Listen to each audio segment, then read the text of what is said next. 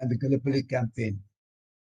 Yesterday's exposition of various facts of the campaign were brilliant and enlightening.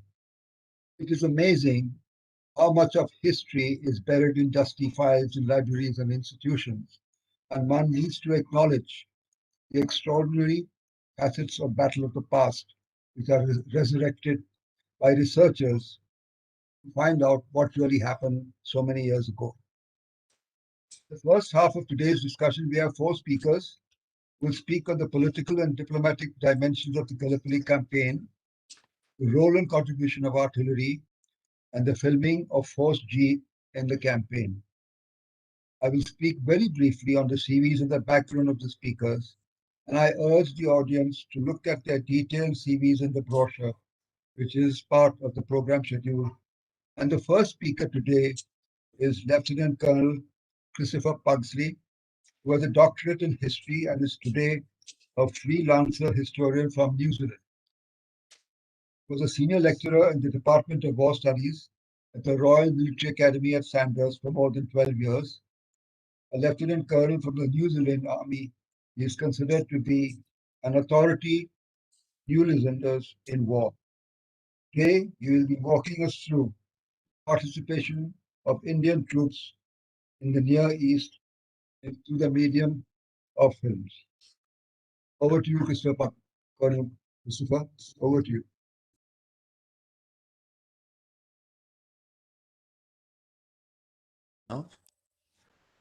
General, thank you. Ladies and gentlemen, thank you very much. It's an honor to be part of this group, and I will now share my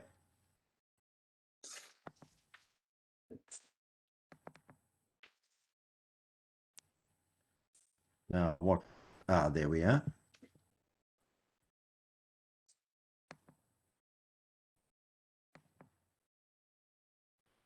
As you see, the title is taken from a newsreel that was shown throughout the world and also released with a French version in France with the Indian troops in the Near East. And I've added to that by drawing on Peter Stanley's marvelous book, Filming Force G at Gallipoli in 1915. And as we know, Gallipoli was one campaign where the prohibition on having a camera was totally ignored. And up until now, we've assumed that that's how we see images of Indian troops and followers in that campaign. And that's just a random selection that I've taken from various New Zealand related albums. And up until now, we have taken the publicity for Ashmead Bartlett's film with the Dardanelles expedition at its word. And when it was first released by the Moss Empire with the Dardanelles expedition, if you look down, you will see absolutely the statement, absolutely the first and only pictures taken at the Dardanelles. Well, that's not quite as what it seems. Already in March 1915, the film magazines were asking, what if? And I'll read it. The statement is out of the Bioscope on March the 11th, 1915. What if the bombardment of the Dardanelles, if you were to advertise that you had a film coming showing the Allied fleets bombarding the Dardanelles, you would be certain of packed houses. And then they go and advertise a fictional film, but it's a clever piece of advertising.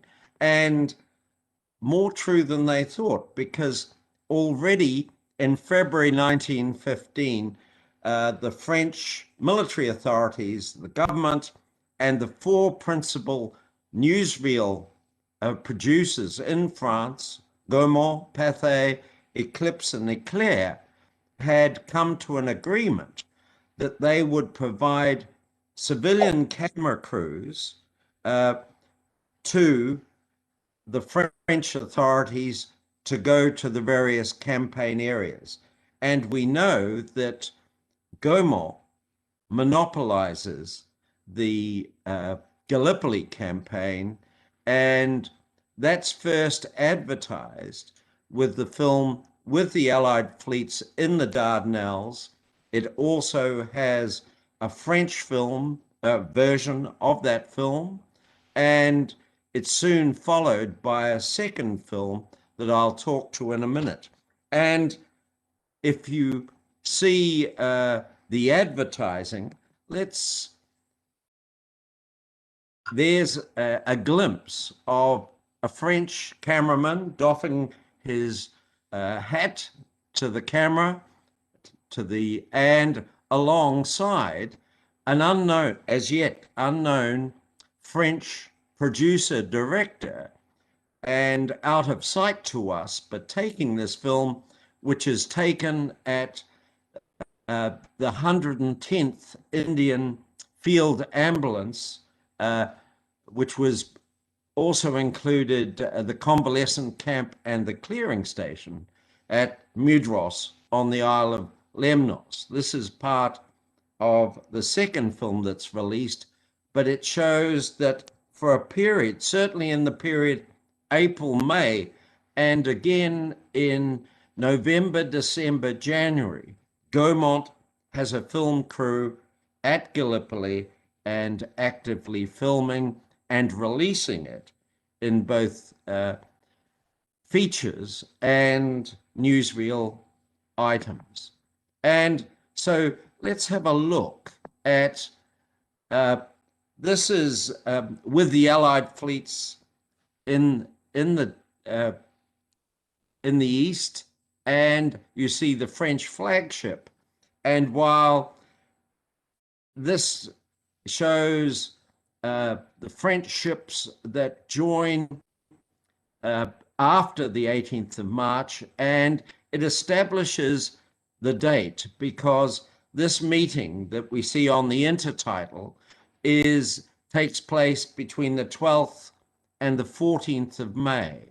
And so we know that it is likely that the camera team came out with General Gouraud, and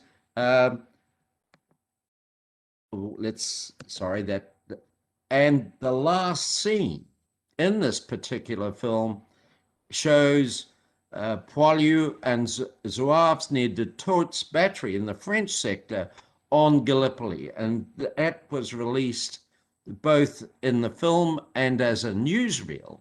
And it's our first film very early in the campaign of soldiers ashore on the Gallipoli Peninsula. And that's then followed up. Let's go.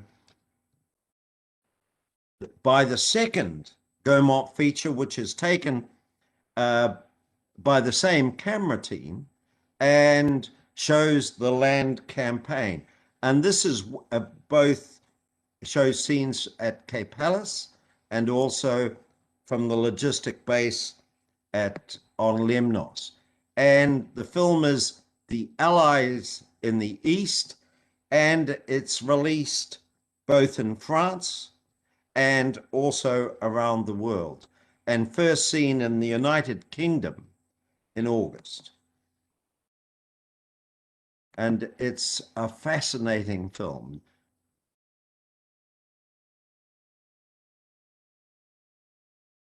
And this is mid-May. It says disembarking at Gallipoli, but in fact, it's French wounded and Turkish prisoners being taken on board And looking at that scene, it's good enough for a Hollywood epic in the 1920s and 1930s. But what's interesting to us is the scenes from Cape Helles, where we see the supply and transport units on the ridges above V Beach. And these scenes, as part of this August film, is the first film of Indian troops and followers at Gallipoli, and must be some of the first images of Indian soldiers in the First World War. And of course, the transport, the hundreds of mules and donkeys, glimpses. This one, in fact, is taken at Mudros on Lemnos.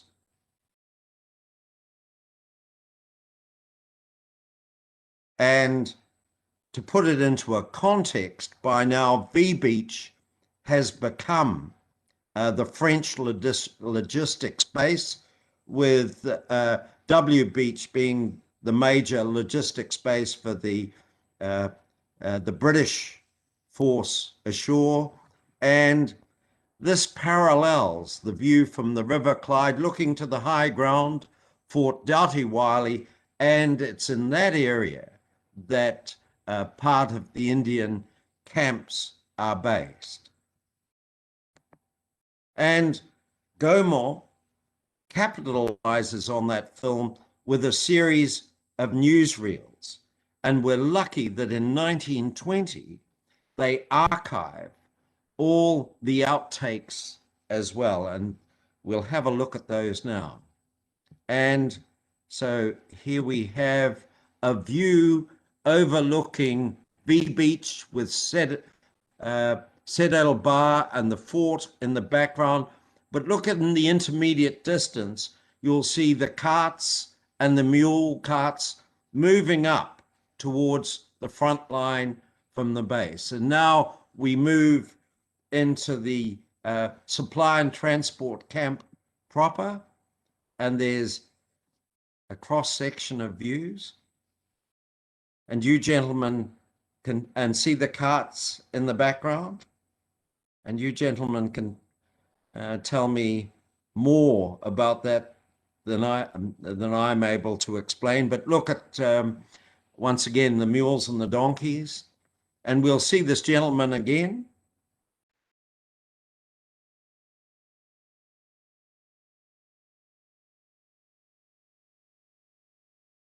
And then we shift to the 110th Field Ambulance, Indian Field Ambulance. And even though the cameraman's taking his head off, we'll come back to them shortly. There's a pause while we see this frenetic signal center in operation. And as you see, it's not staged. But once again, we can date it because here are Australian troops of the 2nd Australian Brigade before they return to Anzac. And on another clip that we saw there, I'll come back to it because this is the last scene, once again, from the Indian camp looking out over V Beach on an evening scene, and we just get a glimpse of the mule lines before it finishes. And it's a mix of units and individuals that we see there. And we don't want to see that again, but we will look at the cooking scene again because of what follows. This again is taken on Mudros at the 110th Indian Field Ambulance. And a group including the wounded and an impromptu dance. and a mix of wounded Gurkhas from the May fighting and a mix of followers. And let's have a look at the camera crew in action.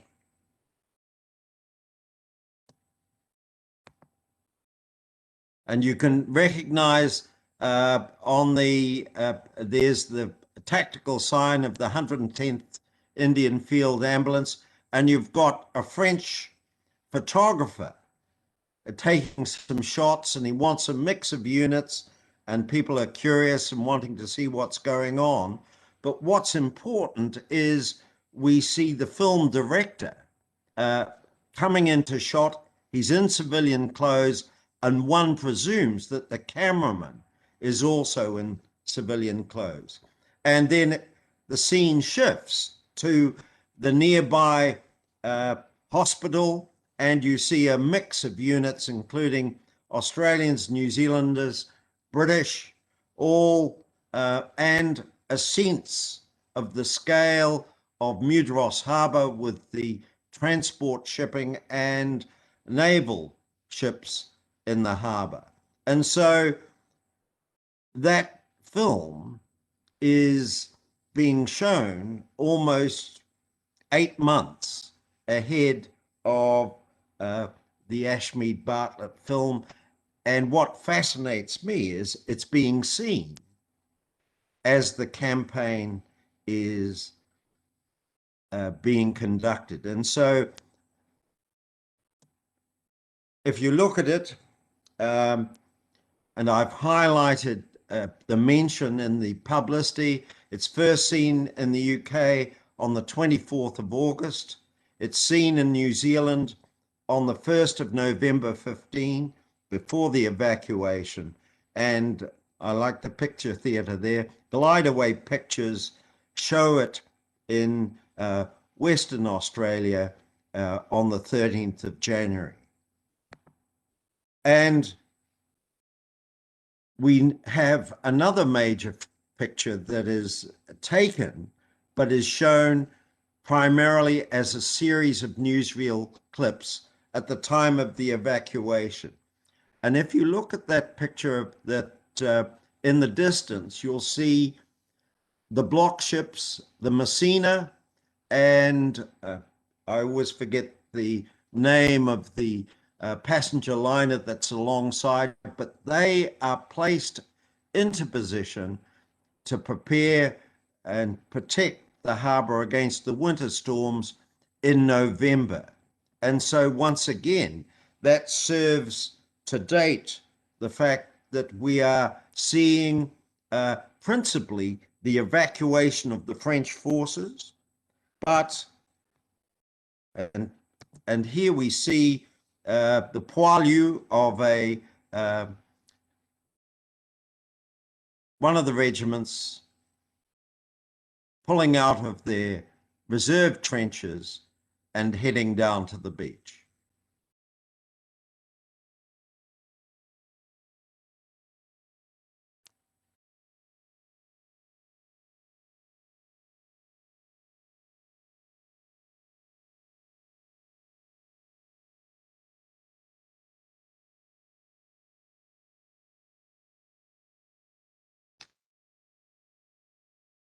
And we shift back to the River Clyde, a far more battered River Clyde, and we see the crew performing basically for the camera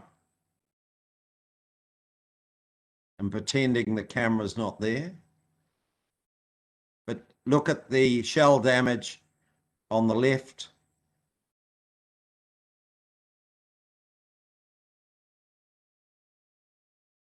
And a view from the River Clyde down to, if you compare the activity we saw, and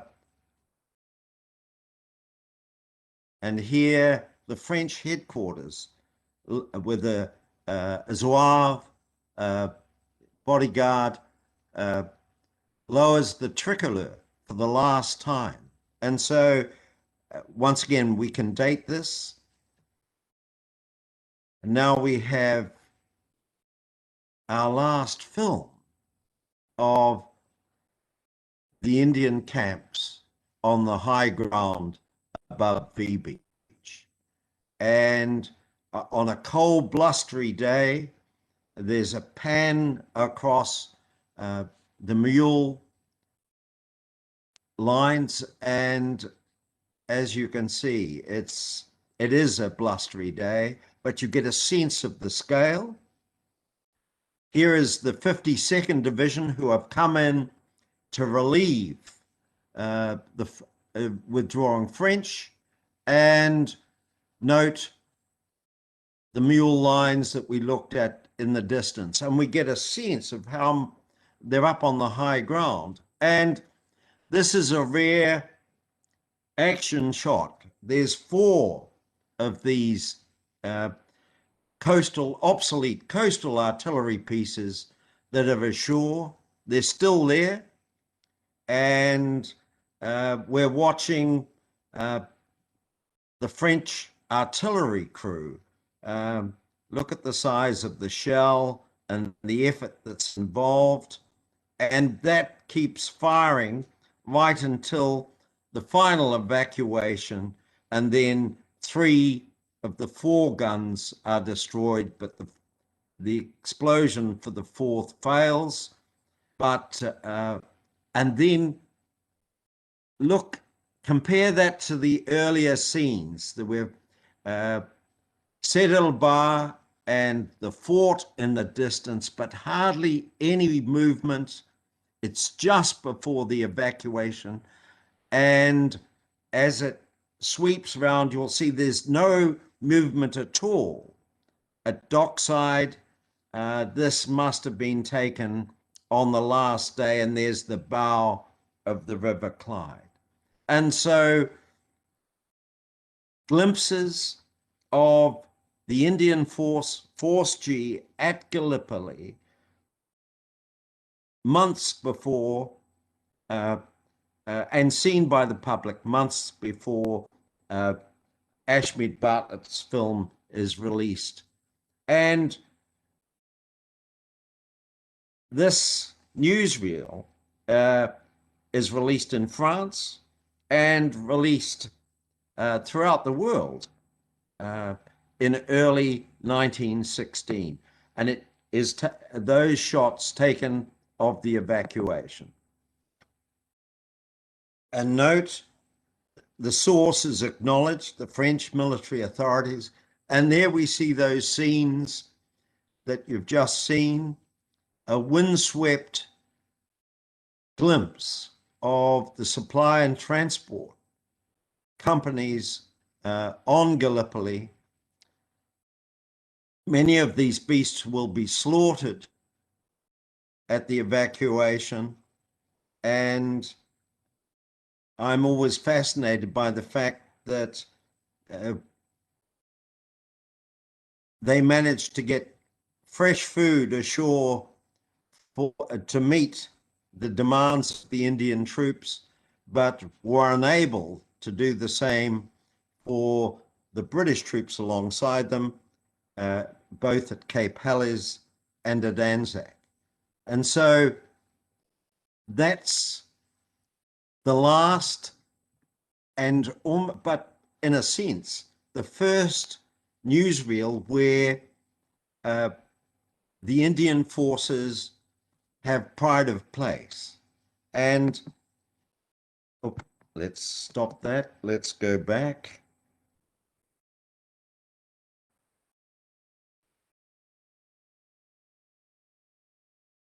And of course, all this has been overshadowed by Ashmead Bartlett's film that comes out in England in February 1916, and then in April in Australia and New Zealand.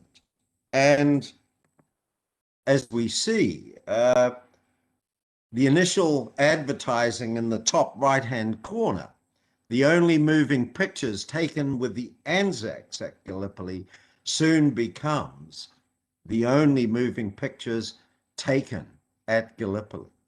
And I always enjoy the fact that what we're looking at is the 5th Irish Fusilier regiments in the trenches at Suvla, and depending on where this film is being shown, that becomes a regiment appropriate to either Australia, New Zealand, or wherever. And looking at this historic film, why has it been forgotten? And I think it tells something about us as historians and how we treat the visual image, and also how we treat film. And it seems to me that we military historians become preoccupied with the written word. If we're looking at a campaign, too often the ground and images showing us soldiers on the ground are forgotten. And in this case, as we see, important visual evidence has been hidden in plain sight. And particularly now with the digitization of the Gaumont-Pathé archives in France and the British Pathé and Reuters archives in the United Kingdom, it's interesting that the last film that I showed, showing the newsreel of the Indians in the East, if you go into the British Pathé archive, the researcher who catalogued that film said it was Indian troops in Egypt. And it's quite plainly not. But once again, we've taken a researcher who is trying to research newsreels in the Broads word for it. And in this case, I think both with film and the visual image, a researcher can become a barrier to the history we're searching for. And in the same way, we are stovepiped into our national preoccupations. And it was only by chance that in searching for something else about Gallipoli and having found one of these Gaumont films, I found that there were 3 others, and all had been dated 1920. And so researchers looking for film immediately ignored them, and yet they are an invaluable historical source for an 8 to 9 month campaign, and gives us an overview of all aspects of the campaign, which Ashmead Bartlett's film conveniently fills in the middle ground, particularly at Suva and at Anzac. And so, because of the limitations of the camera, these are not images of men in battle, but faces of those of the Supply and Transport Corps and of the Indian Medical Services, but also those wounded who confirmed their reputation as fighting soldiers in the May battles. It's interesting to think that these were seen by the public around the world through the offices of Gaumont, with its worldwide distribution network, and are very rare films indeed for 1915, but have been forgotten until stumbled upon. Ladies and gentlemen, thank you very much.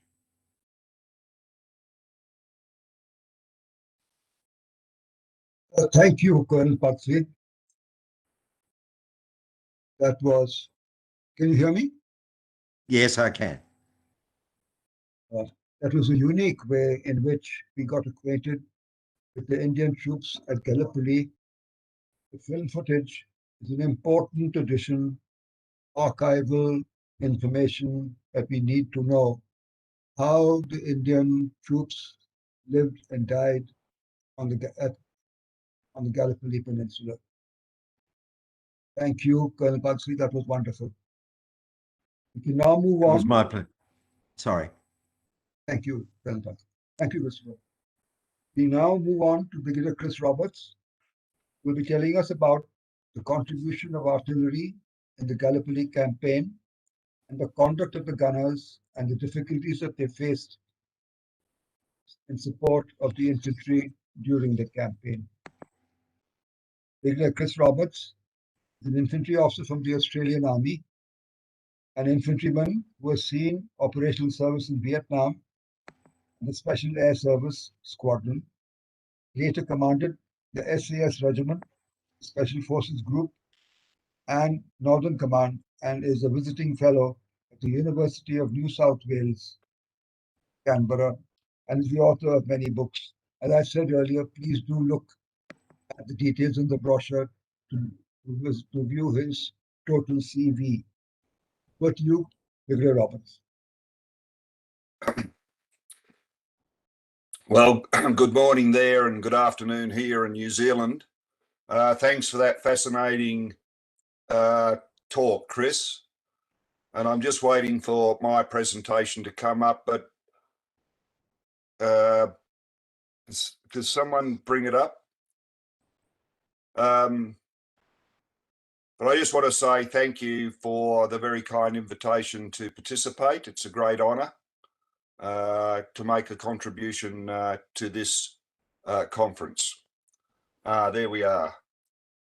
Is there a chance to bring it up full screen?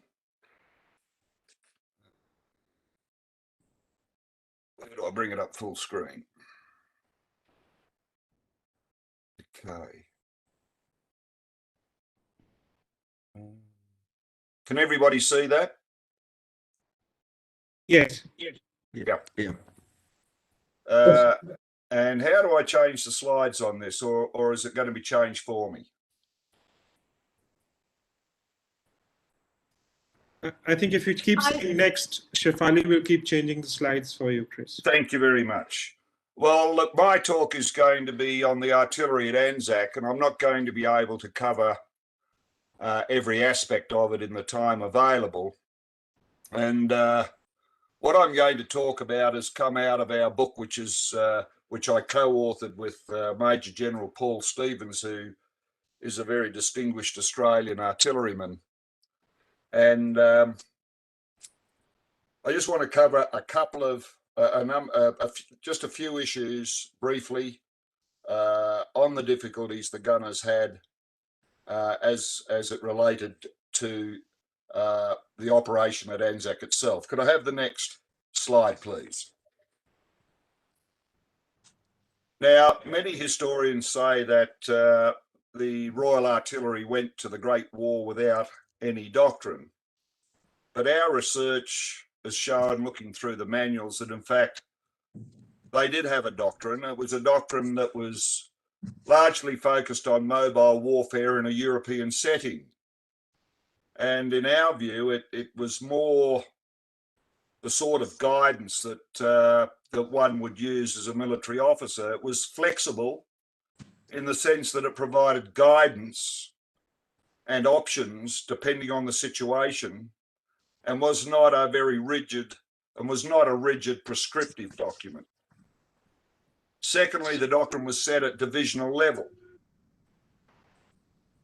But as it was related to mobile warfare, it had some deficiencies when it came to static trench warfare. And two of those, which I'm going to address in the presentation, were the command and control of the guns. and more particularly the control of the artillery fire on the battlefield. And the second issue that I'll cover a little later on is counter battery fire. And in the command and control, part of the problem was that there was no doctrine above divisional level, and the role of the Commander Royal Artillery of the division, the CRA, not clearly defined. And essentially, in planning battles, the artillery were left out of the planning of the battle. The infantry plan was made, and then the artillery were expected to support that particular plan. Now, in relation to counter battery fire, I'll get onto later, there were no techniques in locating hidden guns. They just didn't have the capabilities in those days. But before I get into that, next slide, please.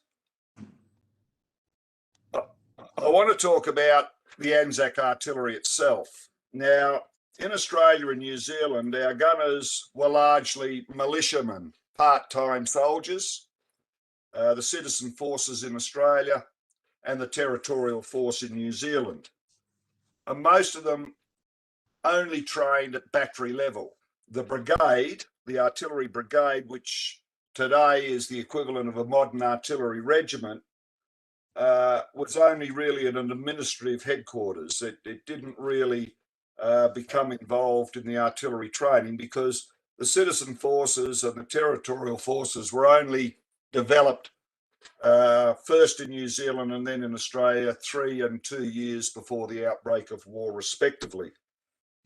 Now, looking at the Australian divisional artillery, they only had 3 brigades of field guns, totaling 9 batteries of 18-pounder guns.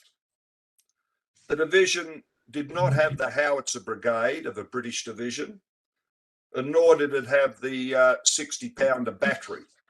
So it was quite deficient in artillery, and the guns they had were quite light in terms of the weight of shell they could send out. Next slide, please. The New Zealand and Australian divisional artillery was even lighter and consisted only of the New Zealand Field Artillery Brigade.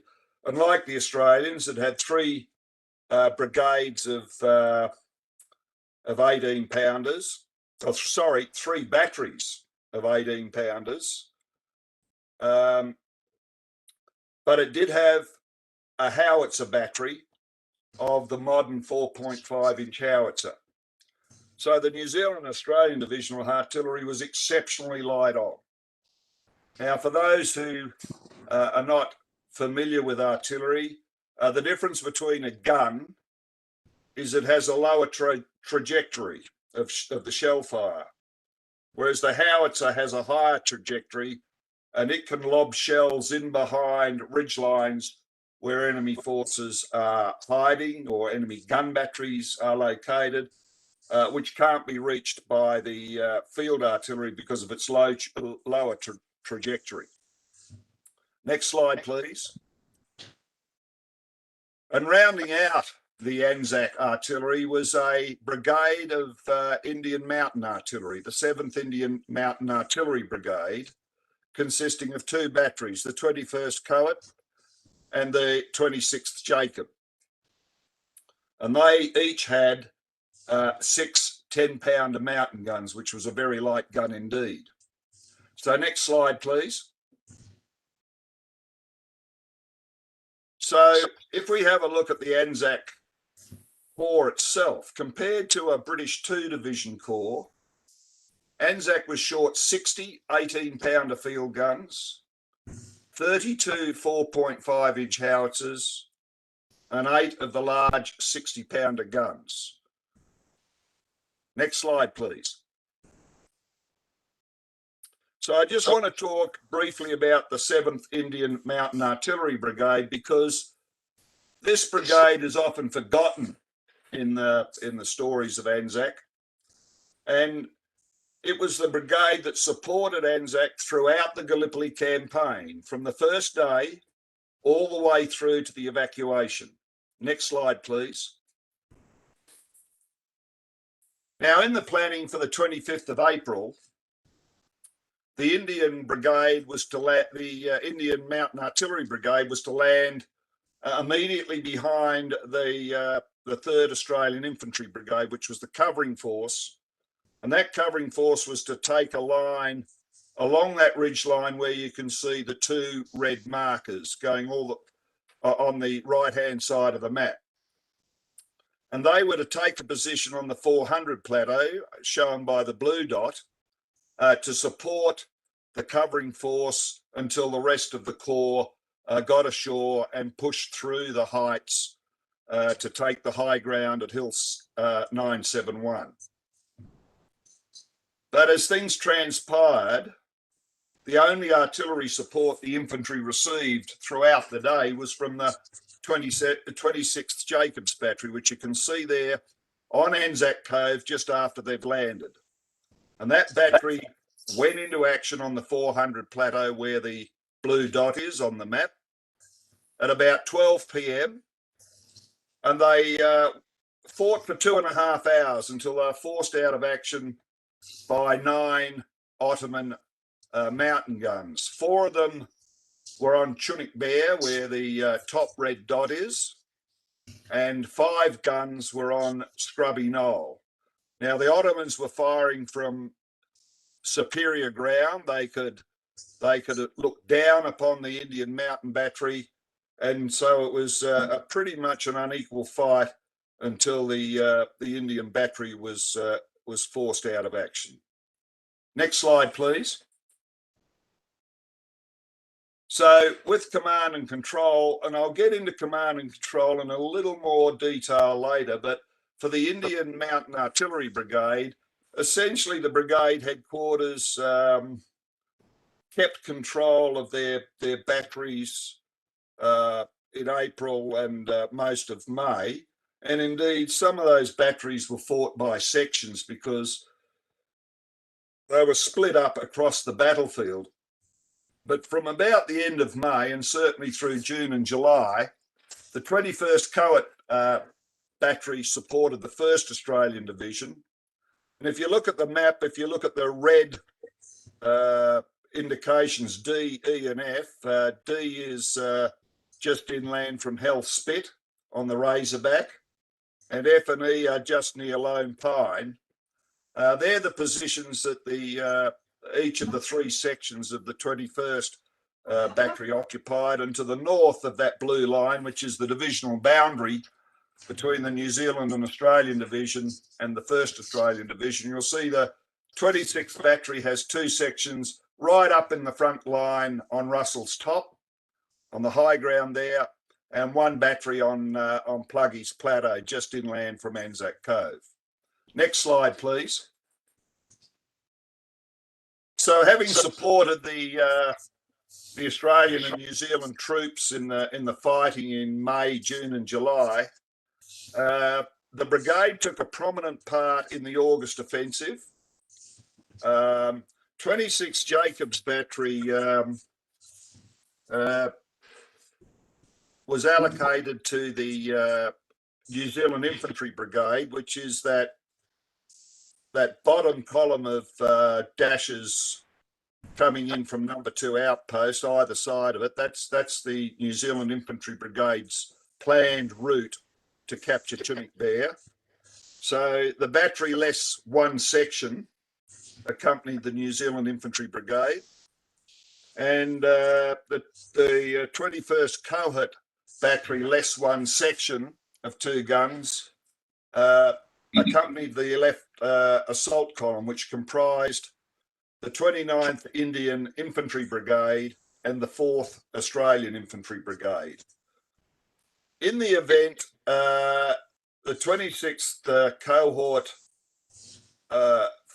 26 Jacobs Battery found that they were too far right up in the line. If you see where those 2 bottom dashed lines join on Rhododendron Ridge, that's the area of the apex, which as far as the New Zealanders got on the first day. And they were too far up into the line there to be able to support the New Zealanders trying to attack Chunick Bear, so they provided fire support across to the 29th Indian Infantry Brigade attempting to get to Hill 60. And as we know, that we never got Hill 60 or Hill 971, and we only held Chunuk Bair through the incredible bravery of New Zealand, principally the New Zealanders, but also some British battalions that got up there. And throughout the 4 days of that battle, the 26th and 21st Battery supported the fighting to try and achieve the heights. And later on in August, if you look at the top of the map, you'll see Hill 60 stuck up there by itself, where the New Zealanders, Australians and British attempted to seize the height of Hill 60. And throughout that fighting for about 6 days, the Indian mountain gunners helped support the Australians and New Zealanders in that area. Next slide, please. So from September, most of the Indian Mountain Artillery Brigade supported the New Zealand and Australian Division and the 54th East Anglican Division, who took over the expanded Anzac bridgehead. And I've circled in blue the locations of where those the sections of those batteries were. So way up there in the north, you've got I think it's the 21st Battery. No, it's the 26th Battery. No, it is the 21st, sorry. C is probably four of the guns of the 26th Battery, and D is 2 of the guns of the 26th Battery, leaving only one section of the 21st Battery back with the 1st and 2nd Australian Divisions, and their location, as you can see, is by that red dot that I've got there down in the bottom of the map. And they virtually they basically occupied those positions until the evacuation. And the Indian gunners were some of the last gunners to be evacuated from Anzac. They took 8 guns off on the night of the 16th and 17th of December. And the last 4 guns were withdrawn from the peninsula on the last night of the evacuation. And I want to say that, you know, they're really one of the few batteries that supported Anzac throughout the campaign. Next slide, please. So I want to look at 3 challenges that faced the gunners on Gallipoli, or particularly at Anzac. First was trying to locate gun positions. Second were issues of command and control, and specifically the control of fire support. And the third issue I'd like to address would be counter battery fire. Next slide, please. One of the problems of the Anzac bridgehead was that it was completely unsuitable for field guns. All those hills there, and you see are narrow ridge lines with very narrow valleys, and anybody who's visited the Anzac area will know just how steep and difficult the terrain is in that area. Not only the beachhead had very limited space. It's only about, the original bridgehead was only about 400 acres in size. There was no room for manoeuvre in terms of moving batteries around, and the position had no depth to it, so the guns couldn't get back far enough. And more importantly, the whole of the area was overlooked by the Ottoman gunners. And I just want to show you some photos of the terrain. Next slide, please. This shows the northern end of the Anzac position. The blue lines show the Anzac line itself, the red line, the Ottoman lines. And this runs from Russell's Top down to Lone Pine, which can be seen on the horizon. And as you can see, the Australian line is clinging, literally clinging to the seaward edge of what is known as Second Ridge. And you can see there are just no gun positions available in that area. Next slide, please. This shows the line further down behind Lone Pine. And while it looks to be quite a flat area, you'll notice that White's Valley sits between Mackay's Hill and the Razorback. So it's not a flat area where you can deploy guns. There's actually a series of ridge lines running down to the sea, interspersed with narrow valleys. And again, you can see the difficulty of finding gun positions. Next slide, please. And this shows just the shallowness of the Anzac position. Now, this is taken from the rear of Lone Pine, Johnson's Jolly, about, I would think, about 100 yards behind the front line. Anzac Cove is immediately below Plugg's Plateau, and the distance between the front line and Anzac Cove is about 900 metres. In the end, the gunners had to position guns on McLagan's Ridge there to the left. The New Zealanders and Indian Mountain Gunners were on, some of the Indian Mountain Gunners were on Pluggy's Plateau, and the New Zealanders had to drag their guns all the way up to Russell's Top. Next slide, please.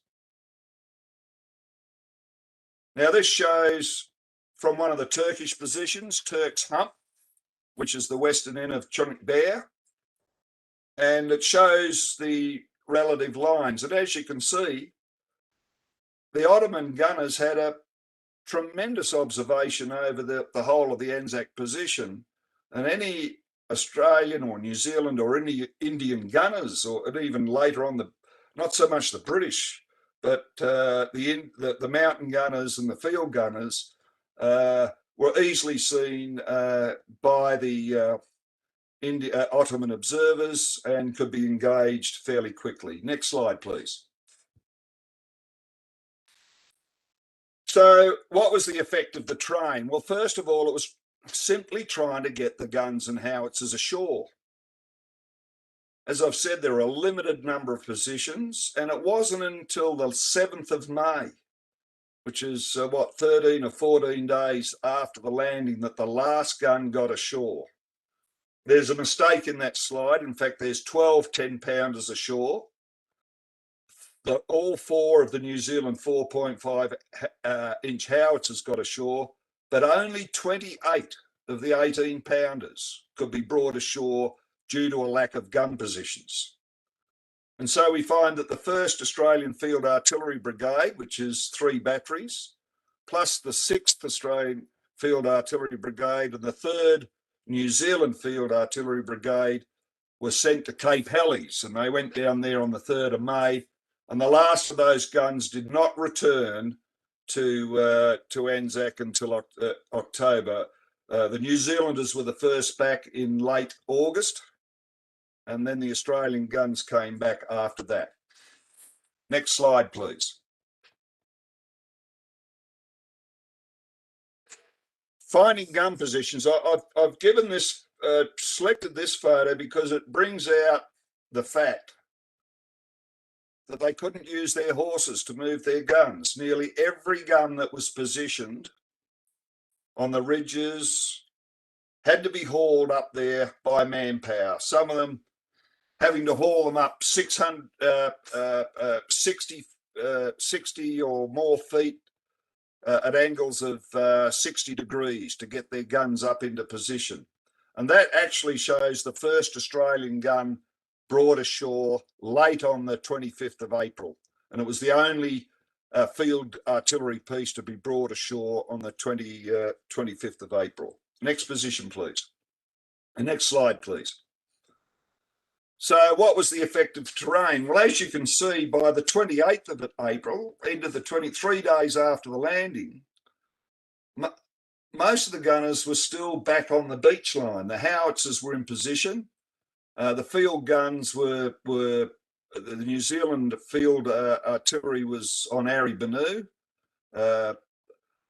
We've been able to get some guns up onto McLagan's Ridge, and down in the south there, beside the photograph, you can see a battery of guns was able to get into position on Bolton's Ridge, and that photo is actually taken on the 28th of April, showing the battery in that position. So the effect of the terrain meant that getting the guns into action was a very, very difficult experience for the gunners. Next slide, please.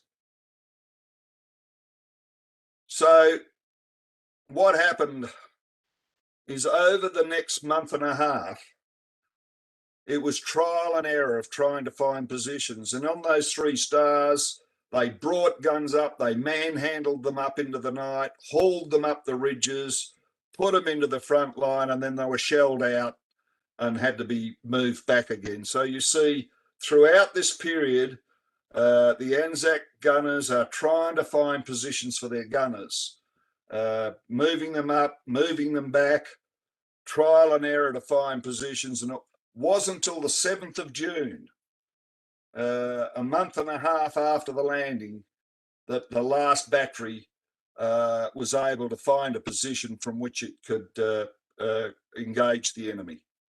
Next slide, please. So the effect of this is that we had split batteries. And I apologise for the slide. It was I put it in Keynote and it's come out in PowerPoint and hasn't quite worked in terms of show. The 5th AFA battery, you can see, is split over 2 positions. And the 9th AF battery, the 3 pink dots, it's over 3 positions. And of course, this has a tremendous impact on controlling the fire even within the battery, because they're considerable distances and on different hills that these guns are positioned. Next slide, please. Now, when they're finally positioned, and this slide shows them by about the beginning of June, where the batteries are located, and you can see that they've got limited arcs of fire, and that's because they have to be dug into positions. They can't swing the guns round like you do on relatively flat or rolling terrain, and they're all split over areas. You can see that the 7th battery in the south there's in 2 positions.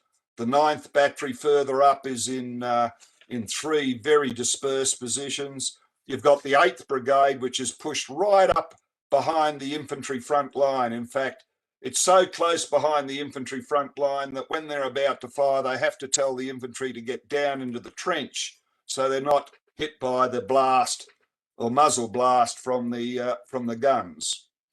That limited arcs of fire has got some real problems, because they're not able to mass the fire of the divisional artillery. So instead of having all the batteries being able to swing onto one target, the problem you've got is only certain guns can engage a particular target.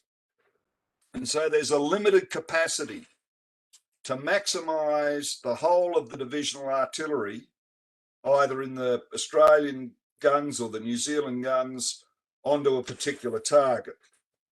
Next slide, please. And this just shows you some of the gun positions they've had to take. They've had to dig their guns in. On the bottom left-hand corner, you can see this gun on a relatively exposed position. It's on a narrow ridge line. You can see the valley immediately behind it. The bottom right-hand corner shows one gun position at the Pimple behind Lone Pine, where it's had to be dug in right behind the infantry.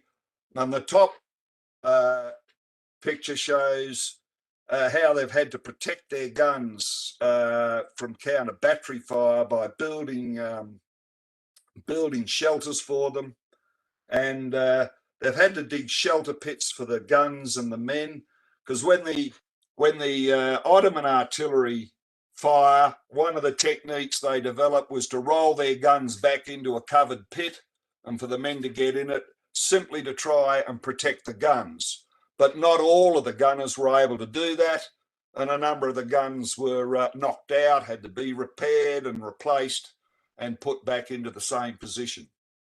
Next slide, please. I want to get on to command and control now, and particularly the control of fire support. I've mentioned that there was the pre-war doctrine was around mobile warfare, and that there was no doctrine above divisional level. So there was no 4 artillery organisation to command or control the guns. And command was clear. Command was clear, but who controlled the fire of the guns was less so. And the role of the Commander Royal Artillery in the division was not well defined, or he was either ignored in practice by the infantry brigade commanders, because the artillery brigades were generally allocated out.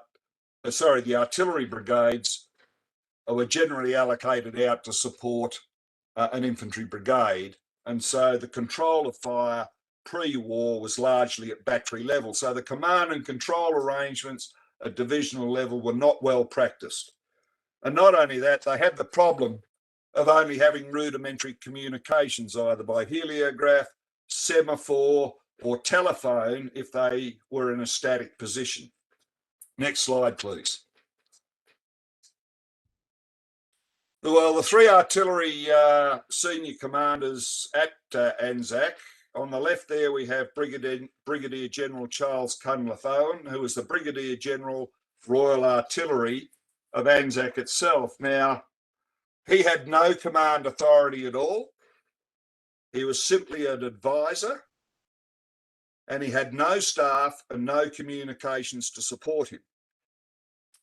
In the centre there is Colonel Talbot Hobbs, who was the CRA of the 1st Australian Division. He was born in England, served in the Cinque Ports artillery in England before he emigrated to Australia as a young man, and he joined the militia, commanded a Western Australian battery early in 20th century, and he took his military training seriously. He took 2 courses in the United Kingdom, but again, he was a part-time soldier, being an architect, being his profession. On the right is Lieutenant Colonel Napier Johnson.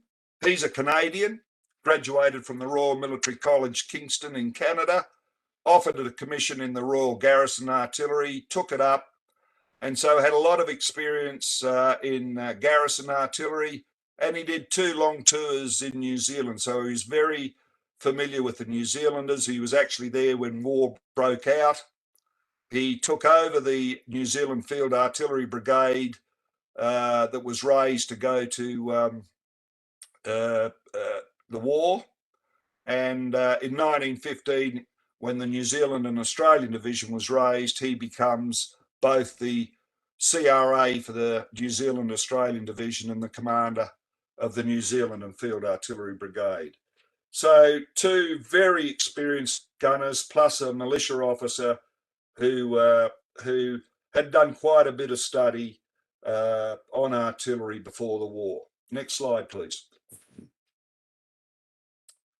So, because of the difficulties they had at the landing, most of the control of fire from the artillery was either at the battery, section, or subsection. That's gun level. So most of the decisions of what fire will be provided where went right down to the lower levels. And on the 3rd of May, the brigade major of the 1st Divisional Artillery lamented the fact that there was a lack of coordination and control. And he advocated that really we should be allocating fire units to different defensive sections. And his intent was that the guns in one defensive section couldn't fire at targets in another section without permission, because there just wasn't sufficient control of fire in support of the infantry. Next slide, please. And so he's talking about those defensive sections. If you look at the blue lines on the map there, what happened is General Birdwood decided to divide the Anzac beachhead into 4 defensive sections. ranging from number 1 in the south to number 4 in the north. And the 1st Australian Division took over the 1st and 2nd defensive sections, and the New Zealand and Australian Division took over the top 2 sections, 3 and 4. And so what happened, we saw the 3rd Australian Artillery Field Artillery Brigade became responsible for providing fire support in number 1 defensive section, the 2nd Field Artillery Brigade in number 2 defensive section, and the New Zealanders split their guns so that a battery of field guns, sections of howitzers and 3 mountain guns supported section 3, and the same sort of allocation supported section 4. Next slide, please. But there were problems with this. First of all, the control of fire was given to the defensive section commander, i.e. the infantry brigade commander, and the artillery commander worked in support of him, but they could only fire within their own defensive section without getting permission to fire from division. It also, as I've mentioned, restricted the capacity to concentrate the available guns from both divisional artilleries on one target. And thirdly, the batteries of one division were better able to support the infantry of another division simply because of where they were located and the arcs of fire that those guns had. Next slide, please. So we can see that the 1st NZFA battery, which is up there on Russell's top, was better able to support the Australian infantry down on the 400 plateau, while the 4th Australian Field Artillery battery, which is just to the rear of the 400 plateau, was better able to support the New Zealand and Australian Division in the north, simply because of the restricted arcs of fire they had. So a better system was needed. Next slide, please. So what they needed to do was not only be able to control the fire at divisional level, but be able to control the fire so the guns in one division could support the infantry in the other division. And initially, the way they tried to do this was by holding coordination conferences. So Cunliffe Owen, Hobbs and Napier Johnson would sit down and pre-plan the fire mission for a particular mission coming up. And this arrangement was fine for pre-planned fire, but it was not responsive to an emergency if an emergency arose. And so better arrangements were needed. And next slide, please. So by the 25th of May, Napier Hobson issued an instruction where command and coordination remained at the divisional artillery level, but the control of fire was delegated to the field guns in a defensive section where they were authorised to fire on targets in their own section without ammunition restrictions, but the support from guns in another defensive section or another division, the howitzers and the mountain guns, any fire from them, the request had to go up through divisional headquarters, although direct requests could go straight to those brigades or batteries in an emergency. But this was predicated on a sophisticated telephone system, and they did not have that initially. Next slide, please. So if you look up on the top left-hand corner, you can see the very rudimentary telephone communications in the 1st Division that they had in May. And over time, they developed a very comprehensive telephone communication system in August, whereby all batteries, all headquarters were linked up with telephone lines They were laid in triplicate because the lines were easily broken and the signallers were out there repairing the lines all the time. But it was that telephone system and the arrangements that Napier Johnson, Hobbs and Cunliffe Owen were able to develop that enabled the full resources of the artillery from both divisions to be able to support each other and to bring as many guns as possible to fire on a particular target. Not all guns could do it. As I said, they had limited arcs of fire, so not all guns could be brought on fire, but it was a great improvement over what had gone before. And we're seeing here, as we are seeing on the Western Front, the development of higher command and control arrangements for the use of artillery that became the standard later on in the war. And we're seeing these fellows adapting and putting their minds to the problem and relatively quickly, within the resources that they've got available, to come up with a satisfactory and effective system for controlling artillery fire at Anzac. Next slide, please. Naval gunfire support. We must not forget that the Royal Navy was there as well. But because of the low trajectory of naval guns, they were unable to provide close support to the infantry. And so they were used in depth and on the flanks of the Anzac beachhead. And the person who coordinated those arrangements were Cunliffe Owen, and it was based on initially a pre-arranged targets, and he would coordinate the requests for naval gunfire support to fire in depth behind the Ottoman lines and targets on the flanks. And if an infantry unit wanted to engage a particular target by the Navy, it went from the artillery brigade headquarters to the division, to the corps, to the flagship. And in an emergency, a defensive section commander could ask for a request direct to the ship via a wireless station called W6, and this had been established very early in the campaign. But pre-arranged fire went through this hierarchical control line. Later on, they were able to develop, in November, they started to develop a system where the Navy had pre-arranged on-call targets. So if there was an Ottoman attack, the ships that were offshore fired on particular targets according to where the Ottomans were attacking.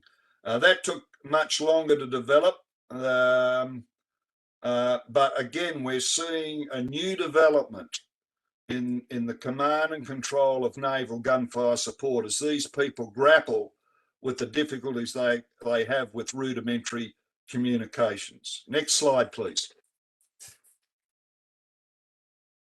I just want to talk briefly about counter battery fire. The pre-war techniques were either, because the guns generally fired in a direct fire role and you could see an enemy battery, they just fired directly at the enemy battery, or if the enemy battery was behind a hill and they could see the dust, they'd just fire into that particular selected area. So counter battery fire was really based on what you could observe from the gun line. Now, I've mentioned the 18-pounder guns had a flat trajectory. The other problem was they only had shrapnel shell, which was an anti-personnel shell. And high explosive shells, which first began to be manufactured for the 18-pounder in late 1914, only became available in sufficient numbers in August 1915, and that was after the August offensive. So the 18-pounders really were very limited in their ability to counter the Ottoman artillery that was firing on them. And very early in the piece, Hobbs and Napier Johnston put out pleas for more howitzers. They said, we need more howitzers. We just don't have the capability to effectively counter the Ottoman artillery. Next slide, please. So initially, three 6-inch howitzers came out and a 4.1-inch naval gun. And one of the 6-inch howitzers went to support the New Zealanders, and the other two 6-inch howitzers and the 4.7-inch naval guns went to support the 1st Australian Division. And with that, Hobbs formed an ad hoc Australian heavy battery. And in the bottom left photo, you see a 6-inch howitzer. And in the right-hand photo, you see the manhandling the 4.7-inch naval gun up the hill, and it was placed in a position on that hill, and that Australian heavy battery was largely engaged in trying to suppress the Ottoman batteries at the olive grove around Gavatepe to the south of the beachhead, and they generally were able to be much more effective in countering Ottoman artillery. Next slide, please. But it wasn't only those guns that were brought in. In June and July, the 4th Lowland Howitzer Brigade of the Royal Field Artillery arrived, and in mid-July, the 69th Howitzer Brigade of the Royal Field Artillery arrived, and they had obsolete 5-inch howitzers, and you can see below there is one of the sections of the Lowland Howitzer Brigade on Aribanu at Anzac Cove. And those two brigades, or at least one of the batteries of the Lowland Brigade and the 69th Howitzer Brigade, supported Anzac from June and July through to the end of the campaign. The other battery of the 4th Lowland Brigade went off to help support I-Corps at Suvla in August. And then after the August offensive, we had the heavy battery of the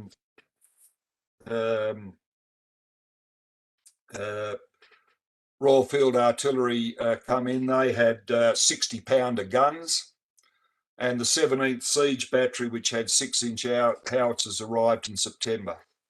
So really on from June and July, the Anzac Artillery were able to build up their counter battery capability with British howitzers and British 60-pounders, and this gave them much more punch than they had with the artillery that was organic to Anzac. Next slide, please. Now, throughout this, the gunners had to learn new techniques by firing on bearings and range. They were building target registers. They were drawing up ranging boards. They were finding where the Ottoman guns were, and they were outnumbered by the Ottoman artillery by at least 2.5 to 1. And once they were picking up these guns, they would take the bearings, they would form these ranging boards, and they were firing on these. And these were brand new techniques that they had to develop. They also had to develop tactics. And one of the tactics that Hobbs advocated and used quite successfully was retaliatory fire.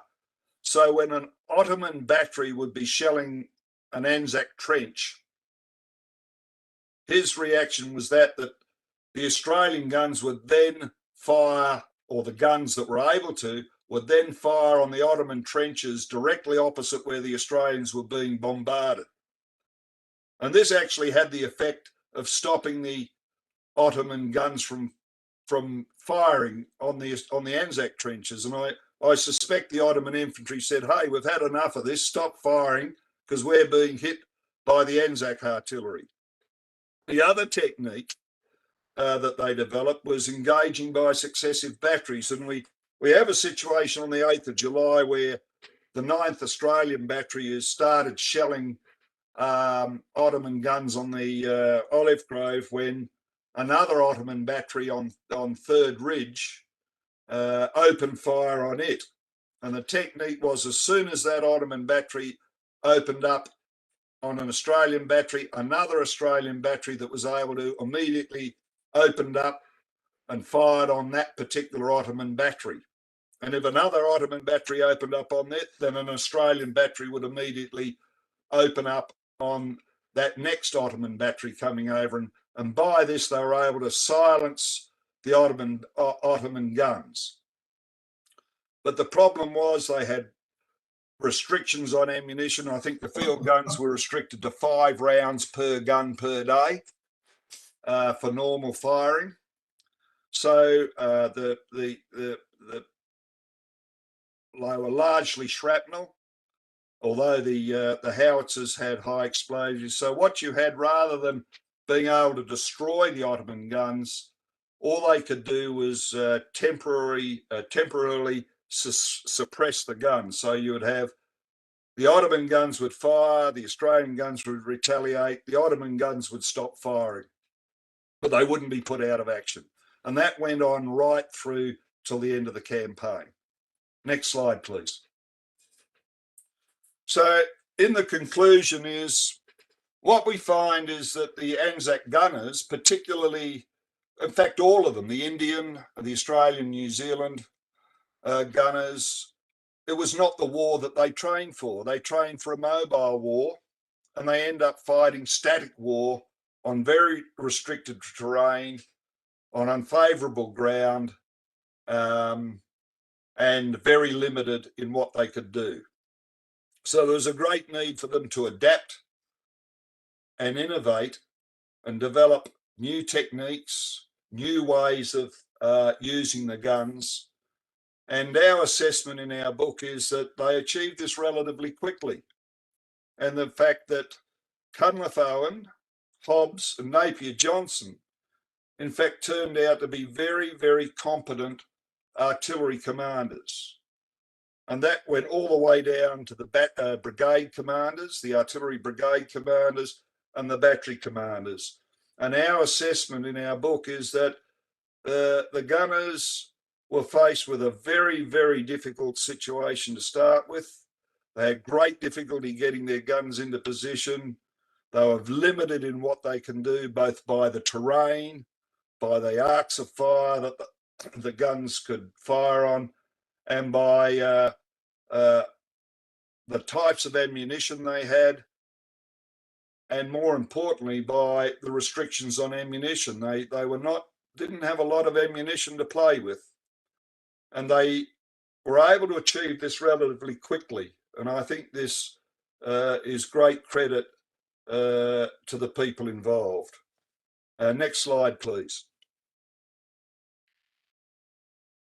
Now, we cover this in much more detail in our book, which was released last week.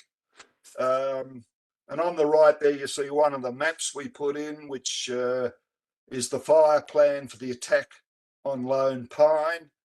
And in our assessment, the only really, one of 2 really successful fire plans that achieved what it set out to achieve, and in fact greatly aided the 1st Australian Infantry Brigade to break into the Turkish trenches at Lone Pine. Other fire plans, unfortunately, were not as successful, and that was largely due to really, in our opinion, a lack of resources.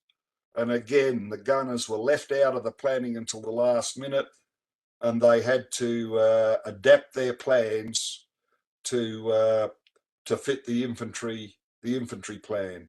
And not until we found another attack was to be made on Hill 60 right towards the end of the campaign in November by the 54th East Anglian Division, and only then do we see the gunners being brought in to the development of the artillery plan. So that's all I've got to say. Thank you very much for listening to me, and I hope it's been useful. Thank you, Brigadier Roberts, for explaining to us the conduct and the manner in which the artillery improvised, innovated to meet the existing problems of arty fire and the Gallipoli campaign. My pleasure. The next speaker is our erudite diplomat Mr. Ashok Mukherjee, who has been India's ambassador and permanent representative to the UN, who will be briefing us on the diplomatic dimension of the war. Mr. Mukherjee has been India's representative in Washington, D.C., Moscow, Geneva, Dubai, Almaty, Tashkent, and Belgrade. Over to you, Ashok. Thank you, General Cardozo. I am probably the odd man out in this galaxy of military historians, but one of the objectives of our conference is also to assess the international and diplomatic dimension of the contribution by the armed forces of the nations that participated in the Gallipoli campaign. I wanted to focus on the link between India's military contribution to the First World War and the emergence of India, while still a British colony, as a legal entity in international affairs, a point which has generally been overlooked both in India as well as abroad. In my presentation today, I will throw some light on this aspect as India seeks to position herself as a major emerging power in international relations in the 21st century. The First World War occurred at a significant juncture of India's history. Several decades of intellectual and political ferment in British India had stoked aspirations for an end to colonial rule in British India. On the very day that Britain declared war on Germany, on the 4th of August 1914, Mahatma Gandhi, who had just completed his epic 21-year struggle in favor of equal rights in South Africa, arrived in London en route to India. Gandhi, Sarojini Naidu, and over 50 other prominent Indian political activists in London conferred and signed what they called, and I quote, a confidential circular, unquote, dated the 13th of August, 1914. This document was sent with an offer to assist the British government during the war, and I quote, for the sake of the motherland and the empire, to place our services unconditionally during this crisis at the disposal of the authorities, unquote. The next day, in a letter to Charles Roberts, the Under Secretary of State for India, Gandhi and his colleagues explained that, and I quote, the one dominant idea guiding us is that of rendering such humble assistance as we may be considered capable of performing as an earnest of our desire to share the responsibilities of membership of this great empire if we share its privileges, unquote. This clear link between support from Indian political activists for the British Empire's war effort in the expectation of receiving dominion or self-rule status at the end of the war provides the political context for the subsequent voluntary participation of over 1 million Indian troops during the First World War. Mahatma Gandhi himself became chairman of the Indian Volunteers Committee in Great Britain, which sought to enlist orderlies and nurses to tend to the wounded Indian soldiers arriving from battlefields in Europe. However, he fell ill with pleurisy and was advised by the British authorities to return to India. Accompanied by his wife Kasturba, Mahatma Gandhi returned to Bombay on the 9th of January 1915 to participate in India's historic freedom movement. In geopolitical terms, the Gallipoli campaign was a response to the request of Grand Duke Nicholas of Russia, the commander-in-chief of the Tsarist Russian army, to Britain for help to relieve pressure on Russia's defenses in the Caucasus from the forces of the Ottoman Empire, a subject which we heard about yesterday in the afternoon.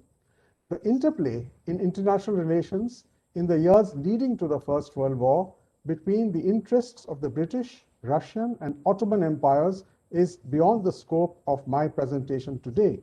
However, the mechanism of using alliances to prevent the emergence of one of the three empires as a dominant force with the ability to impact on the maritime and land routes to British India appears to have an enduring relevance to geostrategic relations impacting on India even today. The Ottoman Empire had entered the First World War as an ally of Germany and Austro-Hungary and later Bulgaria. Troops from the British Empire, along with a small contingent from France, decided to force the 61-kilometer-long Dardanelles Channel and occupy Constantinople or Istanbul. This campaign in the Dardanelles focused on dominating the Gallipoli Peninsula by initially taking two beachheads at Cape Helles and a cove subsequently named the Anzac Cove, about which we have heard so much during this conference so far. Ottoman Turkish forces led by Mustafa Kemal successfully repelled the action at the Anzac Cove and prevented the occupation of the Gallipoli Peninsula. A series of landings on other parts of the Gallipoli Peninsula by other British Empire forces could not succeed in establishing control over the Dardanelles Channel, and the decision to evacuate the troops of the British Empire, including the Anzac, was taken by the British Minister of Defense, Lord Kitchener, in November 1915. I think we need to look a little at Lord Kitchener. He had been Commander-in-Chief of the British Indian Army from 1902 to 1911 and left a deep imprint on the modern structure of the Indian Army before he became British agent in Egypt and the Sudan. He was made the Secretary of State for War in London on the 5th of August 1914. He died when the ship he was traveling in on a mission to Russia was struck by a mine off the coast of Scotland on the 5th of June 1916.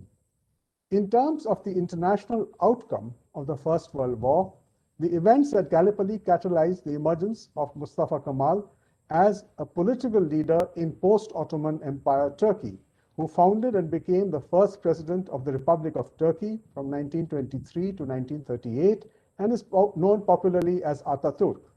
On 18th of September, former Prime Minister Atal Bihari Vajpayee of India recalled the link between Ataturk and India when participating in the ceremony naming a road in Ankara after Rabindranath Tagore, pointing out that the Ankara road, and I quote, mirrors the strategically located Kemal Ataturk Marg in central Delhi, which runs adjacent to the official residence of the Prime Minister of India and guards the sole public access to it, unquote. The failure at Gallipoli also led to the subsequent resignations of both Winston Churchill as First Lord of the Admiralty and later of British Prime Minister Herbert Henry Asquith, who was replaced by Prime Minister David Lloyd George in December 1916. This was a critical event in the history of India's emergence as an international entity, because as Prime Minister, Lloyd George was to play a pivotal role in placing India on the so-called high table of international diplomacy at the Paris Peace Conference of 1919.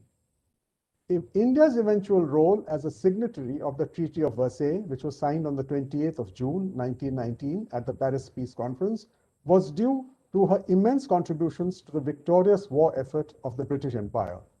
In its 1923 publication, titled India's Contribution to the Great War, the government of British India provided a comprehensive account of India's participation in this war effort. Altogether, more than 1 million volunteer Indian soldiers fought as part of separate expeditionary forces across Europe, Africa, and Asia during the First World War, including from the major Indian princely states. This force was complemented by support from the Kingdom of Nepal and the Dalai Lama in Tibet. The Indian Army, as we have heard, was deployed in 6 separate expeditionary forces. The largest expeditionary force took part in the campaign in Mesopotamia, which is mostly in today's Iraq.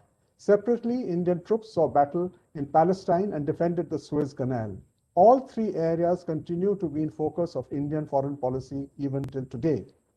The highest number of Indian casualties in the First World War took place in Ottoman territories, especially Mesopotamia, which is in Iraq, where approximately 30,000 died and 32,000 were wounded.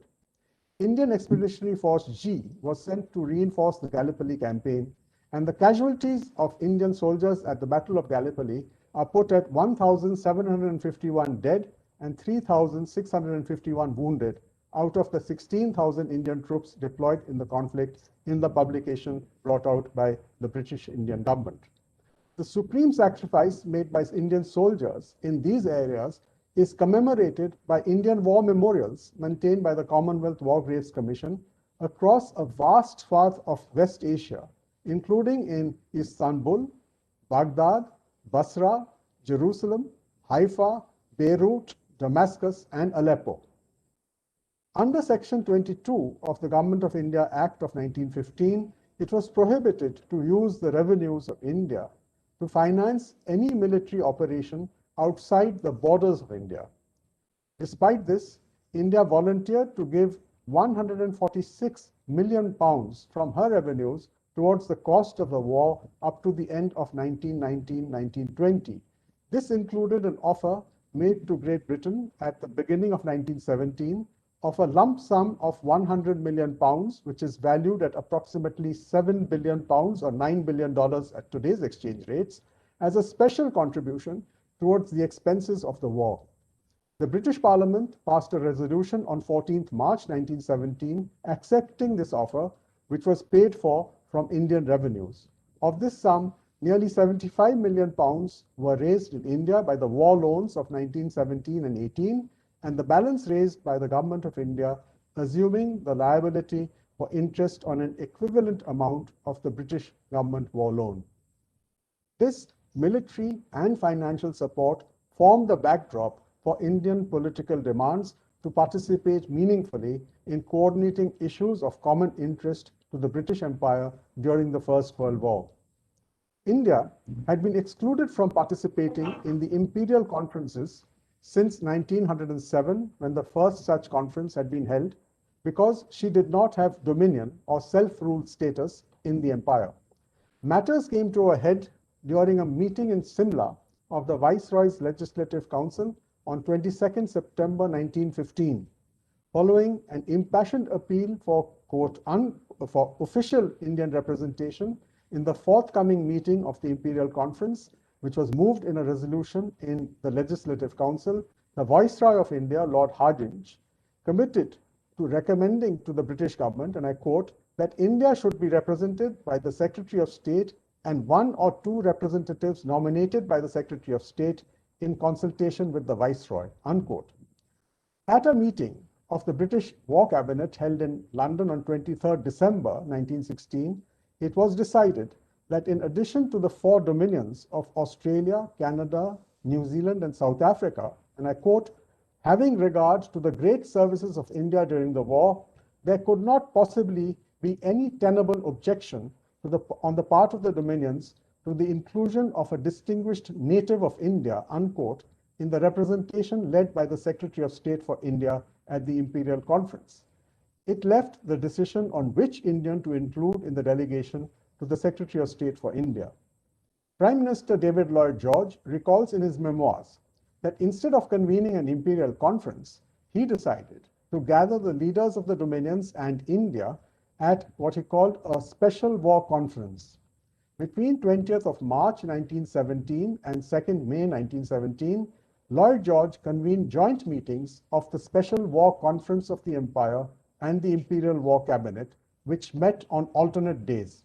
India was represented in these meetings by the Secretary of State for India, Sir Edwin Samuel Montagu, the Maharaja of Bikaner, Sir Ganga Singh Ji, and the Parliamentary Under-Secretary of State for India, Sir Satyendra Prasanna Sinha. The former governor of the United Provinces of Agra and Oudh, Sir James Meston, also participated. Lloyd George gives the rationale for including India in these meetings, which would, and I quote him, consider urgent questions affecting the prosecution of the war, the possible conditions on which, in agreement with our allies, we could assent to its termination, and the problems which will then immediately arise, unquote. Apart from looking at the deployment of Indian troops in the war, these discussions also included the future strategic role of British India in West Asia following the retreat and breakup of the Ottoman Empire. As Lloyd George emphasized, and I quote, the representation of India in the Imperial War Cabinet was the beginning of the open recognition of India's new status, unquote. This was consolidated by a resolution adopted by the Imperial Conference, which placed India at par with the other dominions of the British Empire at subsequent imperial conferences, marking, and I quote, the first imperial recognition of the altered status of India, unquote. The resolution asserted, and I quote, the right of the dominions and India to an adequate voice in foreign policy and in foreign relations, unquote. Consequently, the British Empire delegation at the Paris Peace Conference, which was held in Versailles from 18 January 1919 and led by British Prime Minister David Lloyd George, included 3 members representing India. They were Sir Edwin Montagu, Secretary of State for India, Sir Ganga Singh Ji, Maharaja of Bikaner, and Sir S.P. Sinha, then member of the Governor of Bengal's Executive Council. 2 places each were allotted at the conference table to the British dominions of Australia, Canada, and South Africa, as well as to India. The Treaty of Versailles was signed by Sir Edwin Montagu as Secretary of State for India and Maharaja Sir Ganga Singh Ji of Bikaner. Altogether, 33 signatory states, including India, are recognized by the Treaty of Versailles as the original members of the League of Nations. And this painting by Sir William Orpen, which is displayed at the Imperial War Museum in London, is a reflection of the arrival of India in international relations at the Treaty of Versailles. India's participation in the Paris Peace Conference was her first foray in contemporary international diplomacy. This coincided with the opening of India's first diplomatic representation abroad through the Government of India Act of 1919, which created the position of a High Commissioner for India in the United Kingdom. For the first 2 sessions of the General Assembly of the League of Nations, the Indian delegation was led by the High Commissioner for India in London. A royal proclamation emphasized the intention of the British government to devolve political power in a phased manner to British India as, and I quote, a definite step on the road to responsible government, unquote.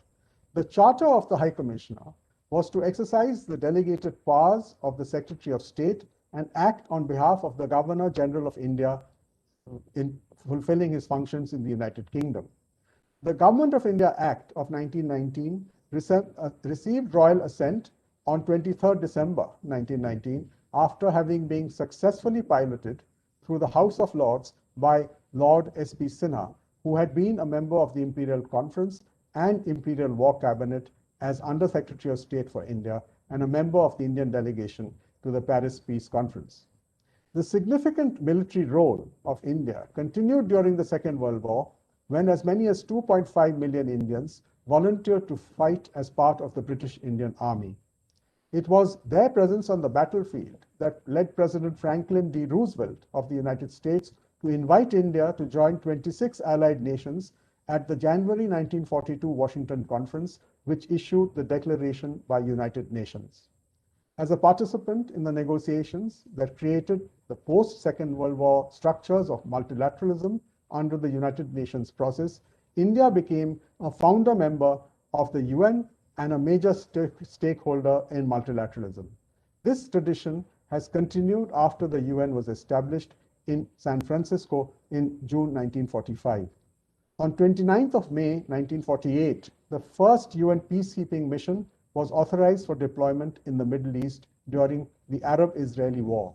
Since then, more than 250,000 Indian troops have served under the UN flag in 50 out of the 71 UN peacekeeping missions across the world, the single largest contribution to efforts to maintain international peace and security on the ground by any member state of the United Nations. Today, Indian troops under the UN flag serve in missions in Lebanon, which is UNMIL, and Syria in UNDOF, where their predecessors had seen military action as members of the British Indian Army units during the First World War. However, in conclusion, it must be noted that the Government of India Act of 1919 did not give dominion status to British India. It proposed a gradual devolution of political power through the system of a diarchy, falling short of the expectations articulated in Mahatma Gandhi's letter of 13 August 1914. This shortfall was compounded by the sequence of political events in India, beginning with the brutal Jallianwala Bagh massacre in April 1919. The killing of innocent Indian civilians triggered the first major non-violent non-cooperation movement against British Indian rule British rule in India led by Mahatma Gandhi. Eventually, this process culminated with India's independence from Britain on the 15th of August 1947. Thank you, General. Thank you, Mr. Mukherjee, Ashok, for your very valuable description of what goes on behind the war zone, particularly in World War I.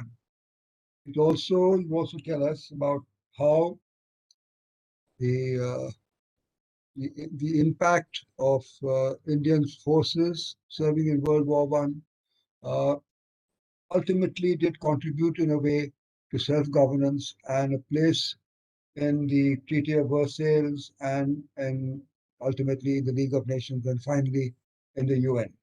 Thank you very much for what you have told us. Now we will move on to the last speaker.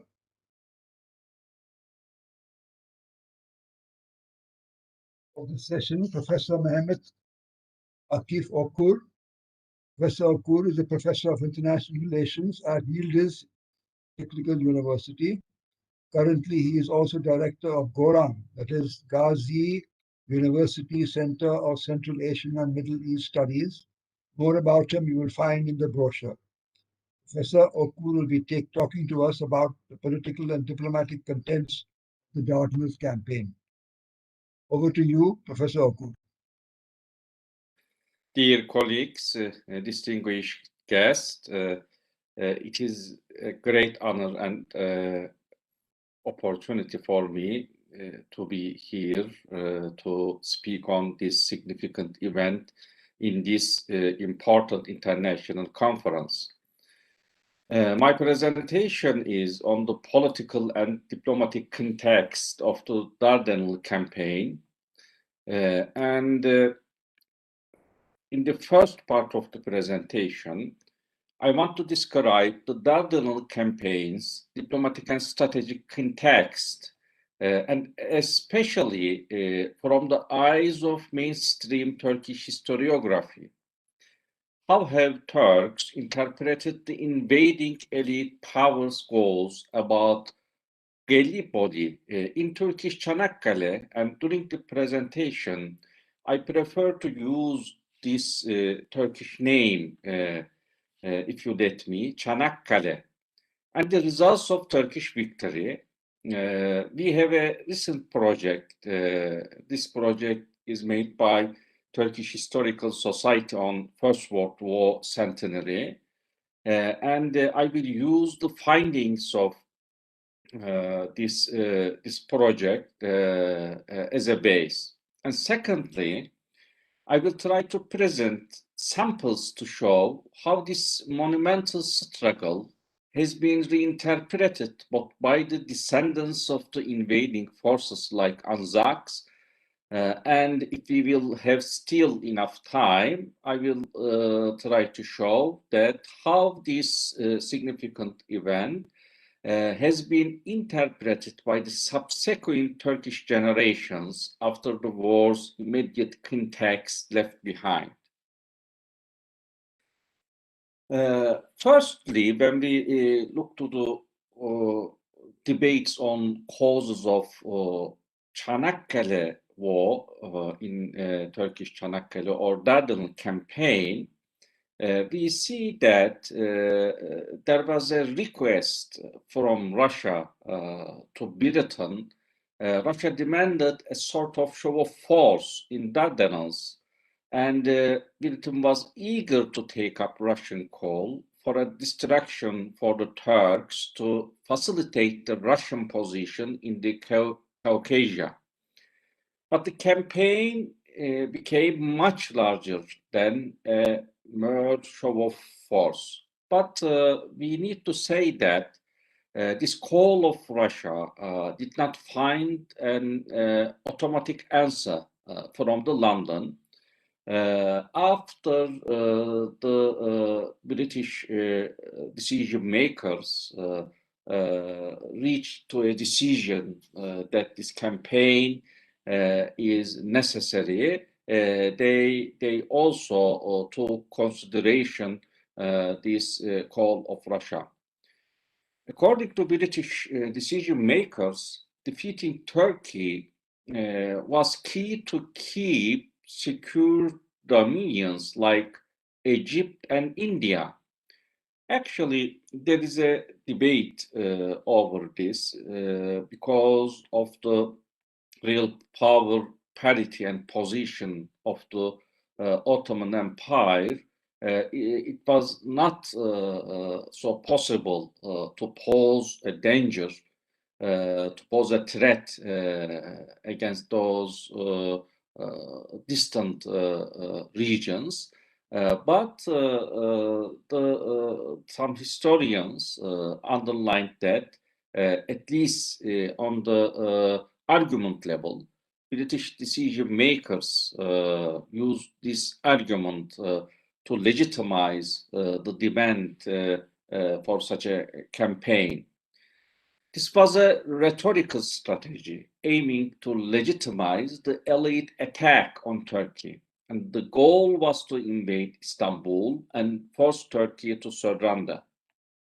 And recent research on British decision makers' way of reasoning claims that attacking the Dardanelles, seemingly Ottoman Empire's most vulnerable position, would have allowed the British Navy to demonstrate its power in the east, protect the Suez Canal, and it would lead directly to Constantinople, which, if captured, might dissuade any pan-Islamic movements in British dominions.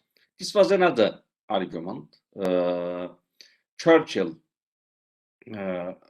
used this argument. And when we look to the writings of him, we see that Churchill was in fear of injuring British Muslim subjects, and his aim was to prevent a pan-Islamic movement supporting Turkish cause. He wrote in early January 1915, those are words of Churchill, "It is an Asia that a natural and appropriate sphere of action will be formed for the unorganized armies of Turkey, where the weight of Islam will be drawn into the struggle on the German side, and the Mohammedan influence in Asia will carry with it all kindred forces along in Egypt and along the North African shore. It is in Asia, through Mesopotamia, Persia, Afghanistan, and ultimately India, that England will be struck at and her crown of acquisitions cancelled out. India is the target, Islam is the propellant, and the Turk is the projectile." So this clearly, those words clearly describes how the attack was legitimized by British decision makers as a sort of self-defense. A victory against Turkey not just would prevent a pro-Turkish pan-Islamic movement, according to Churchill, but also could cause Bulgaria and Romania's participation in war as Britain and France allies of those countries. Another significant cause, the recent historiography underlines, is that helping Russia by opening the logistics supply route and ending the grain shortages by channeling the Russian wheat to Britain and other wartime markets. The researchers underline that the original goals of the Dardanelles campaign were political, economic, not just strategic causes were important, but also economic and political considerations were also significant, were also at play. It was planned to respond to the fallout from the massive disruption of the international grain trade caused by the war. And by the beginning of 1915, the price of wheat was rising so fast that Britain, the greatest importer of wheat in the world, feared bread riots. And meanwhile, Russia, the greatest exporter of wheat in the world and Britain's ally in the East, faced financial collapse. So the research demonstrates that the warlords authorized the attacks at the Dardanelles to open the states to the flow of Russian wheat, seeking to lower the price of grain on the global market and simultaneously to eliminate the need for huge British loans to support Russia's war effort. And in the planning phase, Britain had optimistic expectations about the possible course of the military campaign. Although unrealistic, this optimism simplified the decision-making process. And Churchill had argued that once the British fleet broke through the defenses of the Dardanelles, a daily shelling of a moderate character at stated intervals, with parleys and burgeoning, would have eventually caused the enemies of the Young Turks to unite, overthrow them, and make peace. So their main aim was to shift the government in Istanbul, and they hoped that after such a kind of shift and after such a kind of maybe a coup, the new administration in Istanbul would become the ally of Britain. And Churchill may have considered that those friendly to the British, such as some politicians maybe, could lead a coup against Enver Pasha and could be convinced to leave the Central Powers Alliance. This was a serious possibility in Churchill's mind, but he was wrong.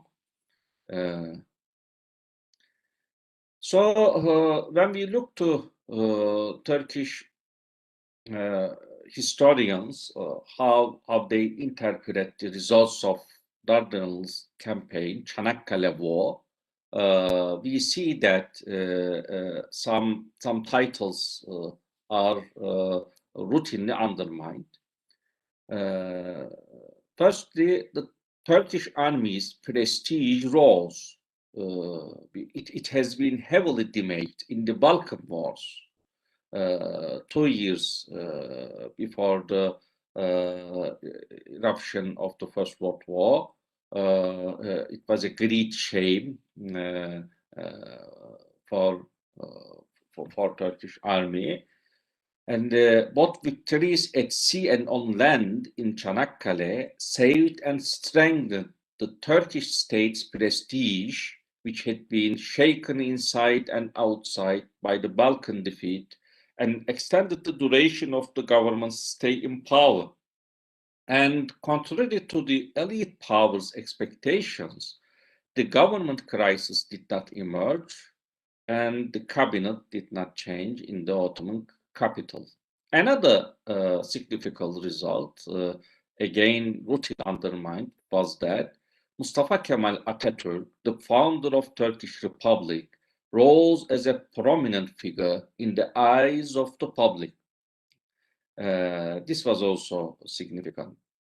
And the Çanakkale victory voided the Treaty State's strategy for leaving the Ottoman Empire out of the war and sieging Germany from the southeast. And this made the war prolonged for at least another 2 years. And this prolongation played at the hands of Turkish independence movement after the end of the First World War. So this is another significant result. At the closure of the Dardanelles Strait and not giving Russia a passage, deprived it of the weapons and supplies of its allies, and kept this force away from German front by attacking more than 500 million British and French soldiers, and facilitated Germany's operation on the Eastern Front. This was another result. The Çanakkale victory did not allow the Westerners to reach their eastern ally, Russia, and the stranded Tsarist Russia collapsed from within and fell into the hands of Bolsheviks. So this was a significant turning point for global history. If the Turkish defense in Çanakkale could be overcome and the Bosphorus opened, the war would have ended in a short time and the Russian Revolution would have not break out, according to Turkish historiography, mainstream Turkish historiography. Or with the intervention of Britain and France, this revolution could have drowned at the beginning.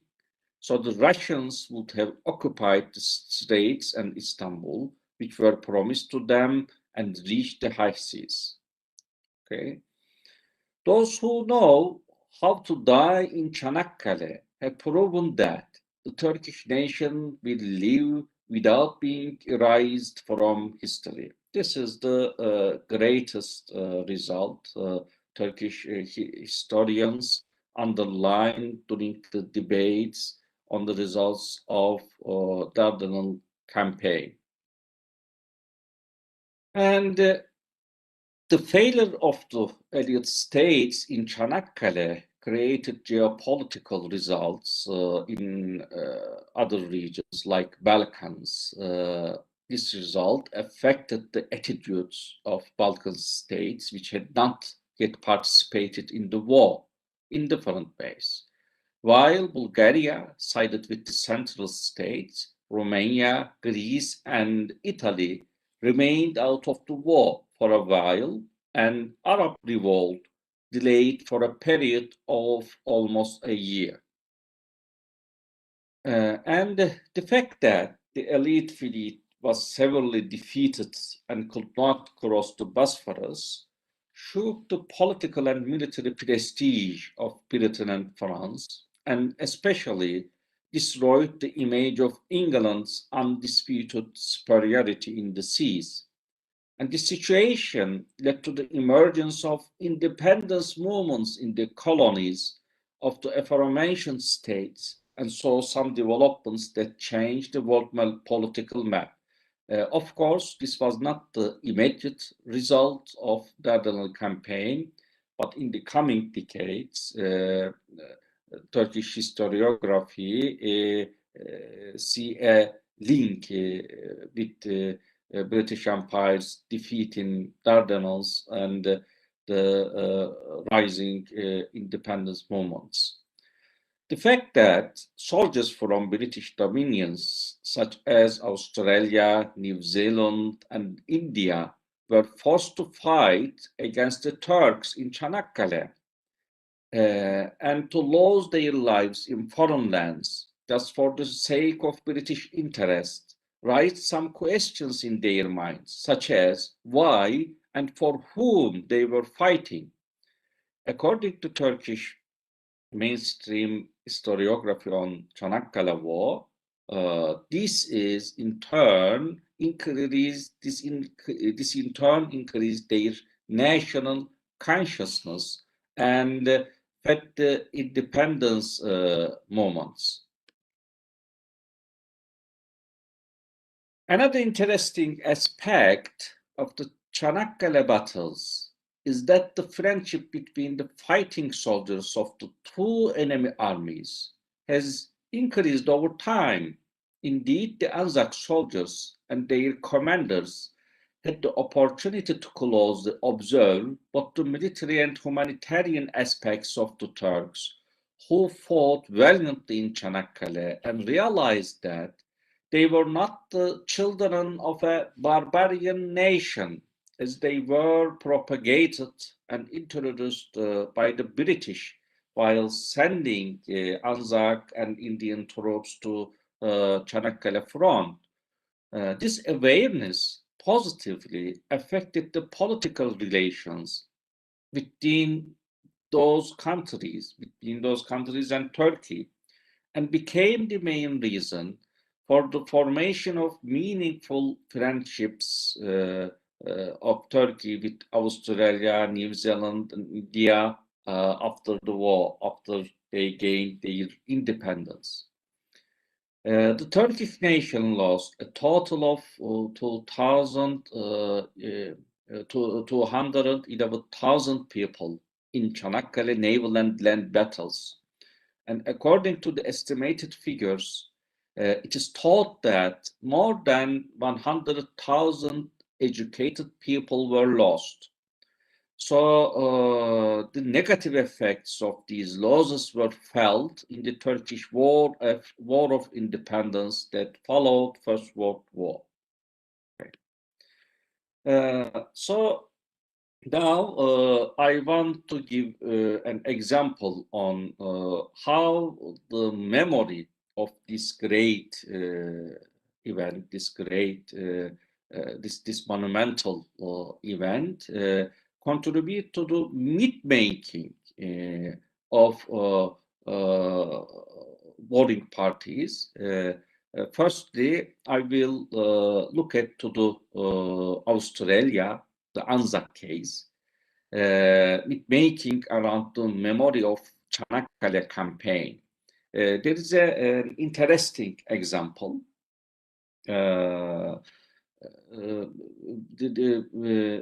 A speech or an allied speech of Atatürk was turned to a monument in Australia, but with additions and change.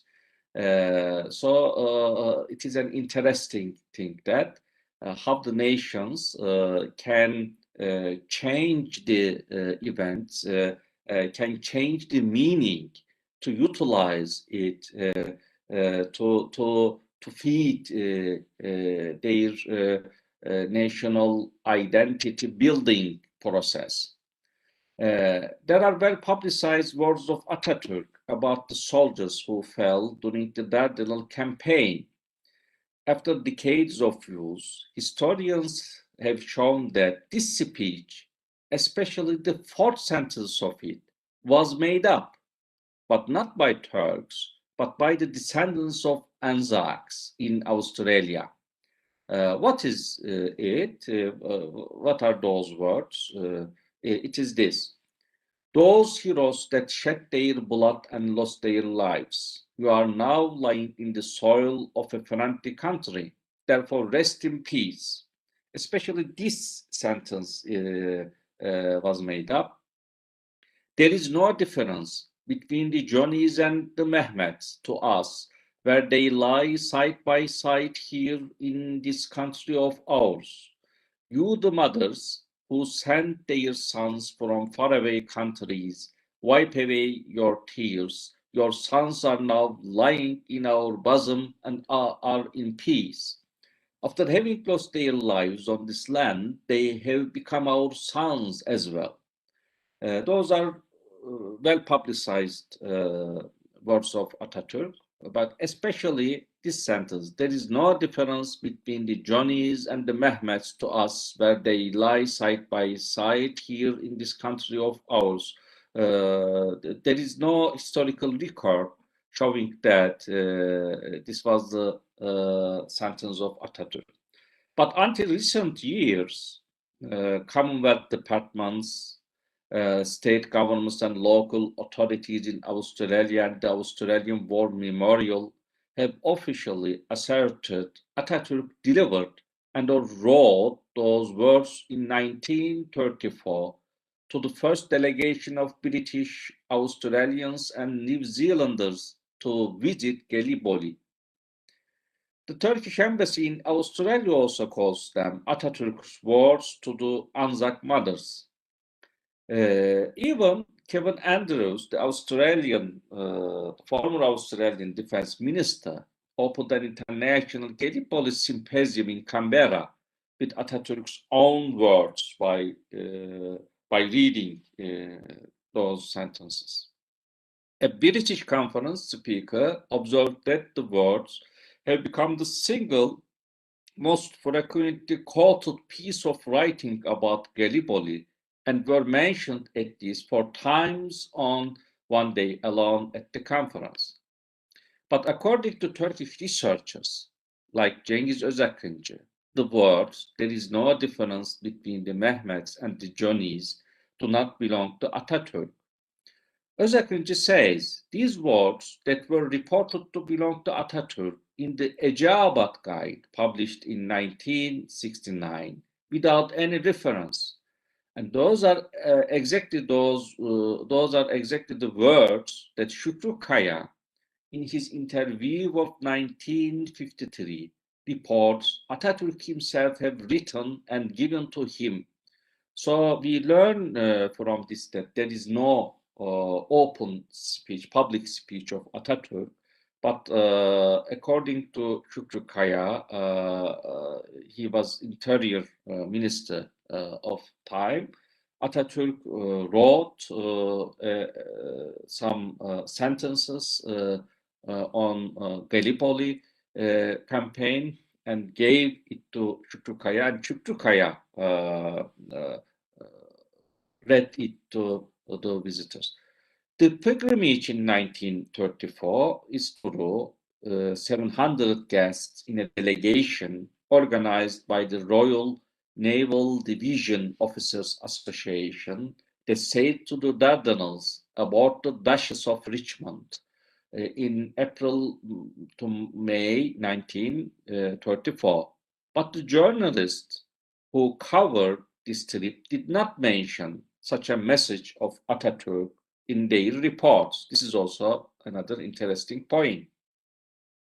So what was the source of those words attributed to the Atatürk? In November 1953, the Turkish newspaper Dünya published an interview with Şükrü Kaya in which he says, just I mentioned, that he delivered a speech at Gallipoli in 1934, drafted by and on behalf of Atatürk, praising the Turkish and enemy troops. And Turkish researcher Özakıncı says, the words Kaya claimed to have spoken are those heroes that shed their blood in this country. You are in the soil of a friendly country. Rest in peace. You are lying side by side, bosom to bosom with Mehmet, your mothers who sent their sons from faraway countries. Wipe away your tears. Your sons are in our bosom. They are in peace. After having lost their lives on this soil, they have become our sons as well. But at this text, Johnny's and Mehmet's sentence does not exist. To learn the real source of Johnny's and Mehmet's statement, we need to look at an interesting encounter. A retired Turkish school teacher, Tahsin Özeken, and an elderly Australian Gallipoli veteran encountered by chance on the Dardanelles on 15 April 1977. Özeken was carrying a Gallipoli Peninsula guidebook, documented guide for Eceabat, published in 1969. Özeken read the Gallipoli veteran, the Australian veteran, a section from the book he attributed to Atatürk. Those heroes that shed their blood in this country, you are in the soil of a friendly country, rest in peace, you are lying side by side, bosom to bosom, this one. But it does not include the words, no difference between the Johnnies and Mehmets. The veteran, the Australian veteran, delighted at Atatürk's purported words, swapped personal details with Özeken. He was Alan J. Campbell of Brisbane, who identified himself as chairman of Gallipoli Fountains of Honor Committee. Campbell informed Özeken that his organization was finalizing a Gallipoli memorial for Australia. Özeken wrote the words down for the veteran to take home, which he did, and read them to Anzac Veterans Meeting in Australia. Meanwhile, Özeken asked Ulu İdemir. Ulu İdemir was head of Turkish Historical Society at that time. Özeken demanded from him to send the statement made by Atatürk concerning the foreign soldiers that had fallen dead in Gallipoli to Mr. Campbell after having it supported with some official confirmation as to the accuracy of its date and the place of its deliverance. The Turkish researcher Cengiz Özakıncı, who has spent a decade researching the purported Atatürk speech and concludes neither Atatürk nor Şükrü Kaya publicly delivered the words in 1934. In his article, Özakıncı says that the words, those words do not belong to Atatürk. They were published in Eceabat guide, and the Turkish Historical Society did not send those words to the Australia. So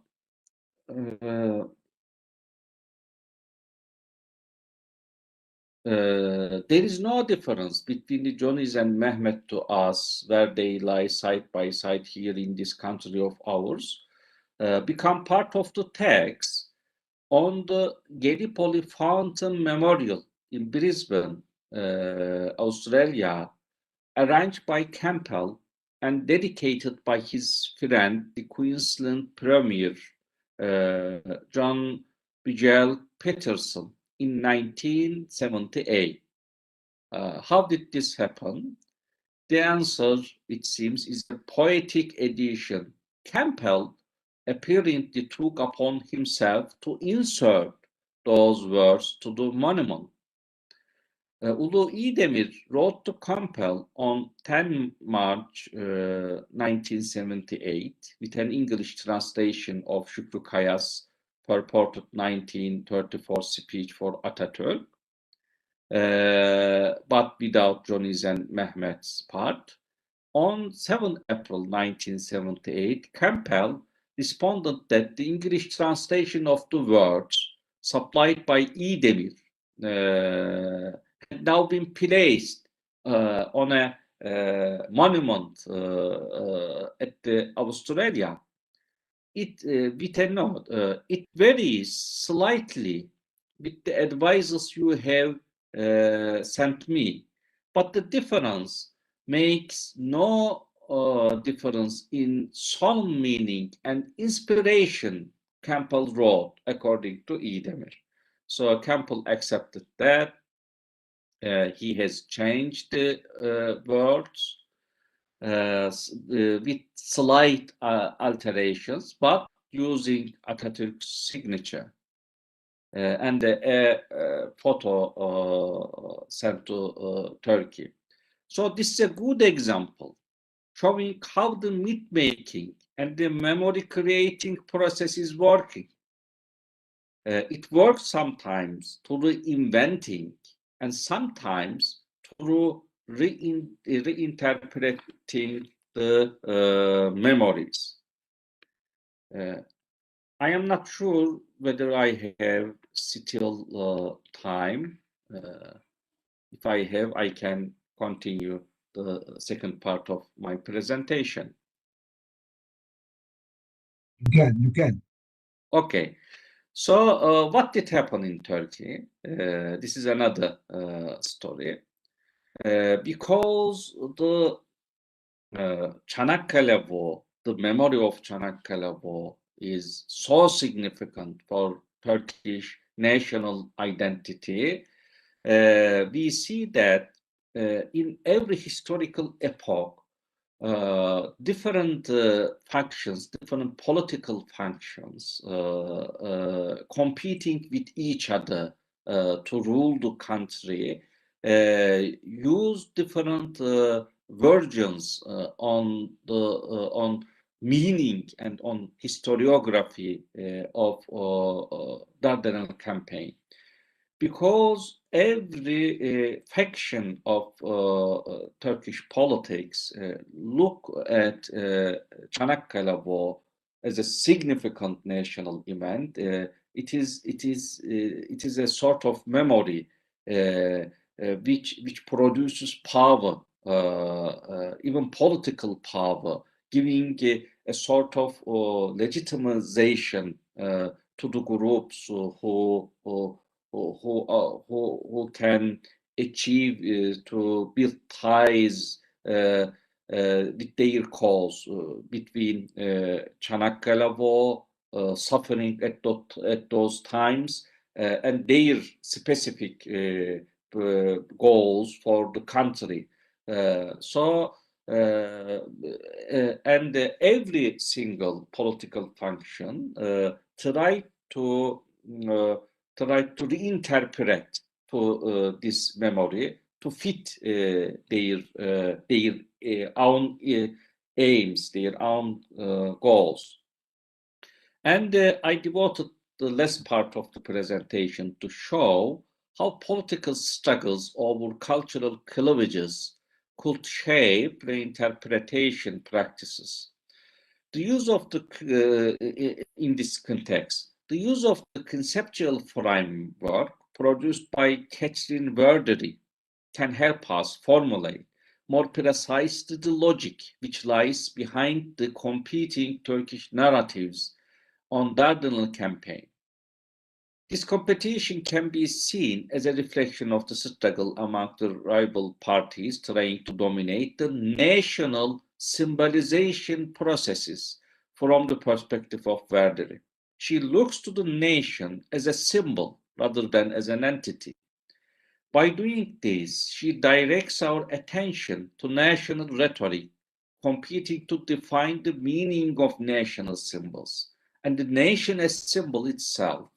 According to Verdery, through the struggles between the rival parties, a single symbol, the nation, takes on multiple meanings. She says, groups orienting to it all take the nation to be the paramount symbol, but they have different intentions for it. Various things enter into their conflicts, contrasting ideas about authenticity, about the nation's true mission, about cultural patrimony or heritage, about national character, and so forth. So, in Çanakkale case, the story of this catastrophic campaign has been rewritten as part of a great power struggles and debates over national identity. The main questions has been those: who was the real architect of this victory? Who should have the biggest share of honor? And the sides of this long debate have been changed in different historical contexts. For example, while the war was going on, not only the Istanbul newspapers, but also the world press declared Enver Pasha, then strongman of the Ottoman Empire, as the individual who was behind the Turkish achievements in Dardanelles.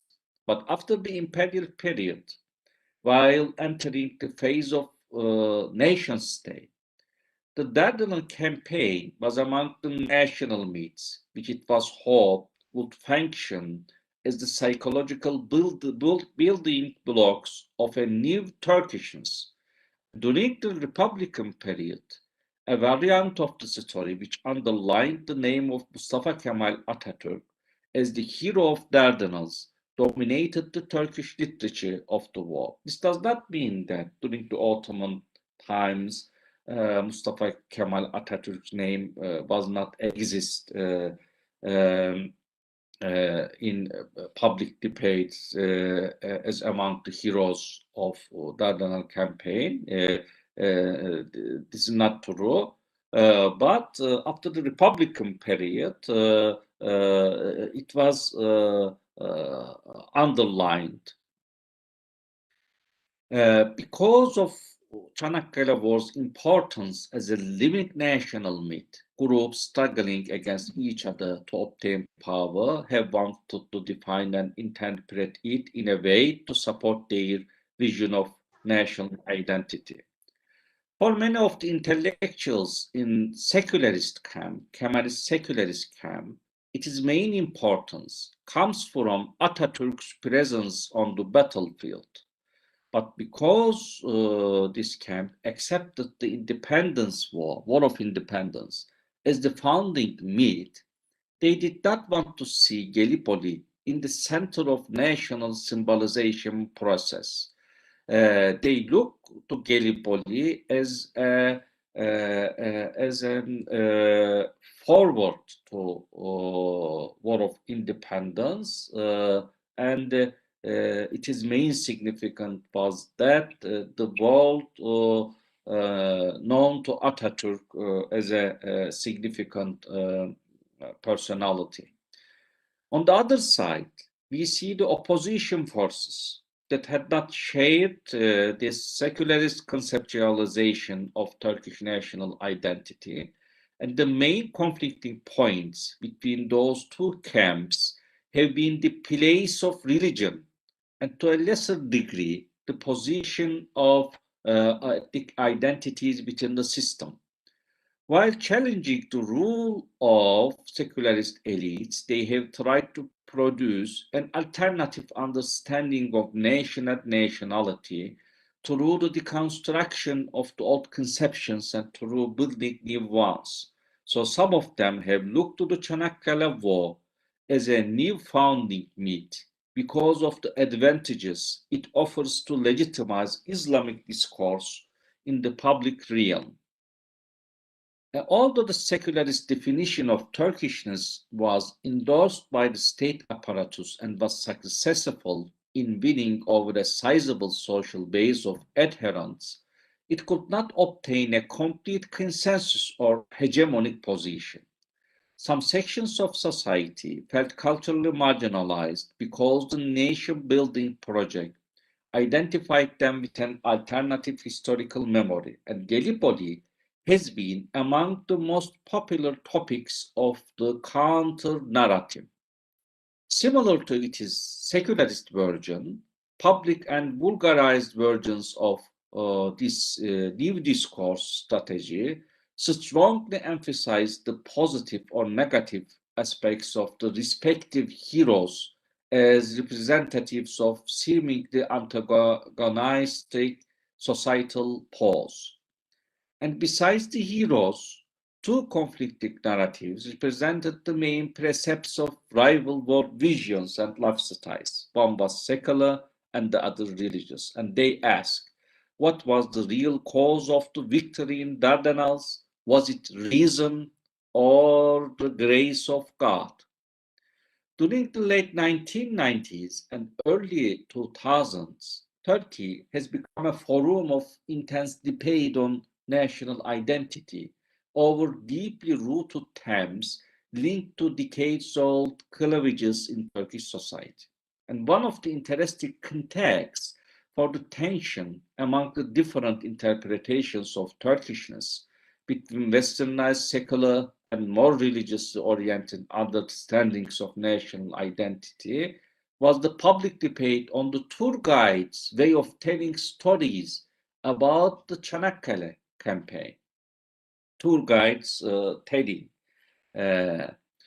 For example, on 29 July 2004, just 4 months after the tense local elections in Turkey, the local elections between the rising ruling party, Justice and Development Party, and the other parties, a secular-leaning daily, Milliyet, published a report entitled Spiritual Rush to Dardanelles. According to journalist Yetkin İşçen, one of the people cited in the report, religious people were settled in the Dardanelles. He wrote that during those tours, developments occurred there in which theists were told that this was the campaign in which Mustafa Kemal deserted. According to same report, Tolga Örnek, who was director of a documentary on Gallipoli, made complaints about the intentions of religious groups. He claimed that the pro-religious sector had been trying to make the Dardanelles an alternative place to Anıtkabir, the monumental grave of Atatürk. A documentary producer, Savaş Karakaş, cited comments were not dissimilar to Örnek. The Mediate report says like this: those reactionary groups wearing skull caps and haram pants were a little further ahead.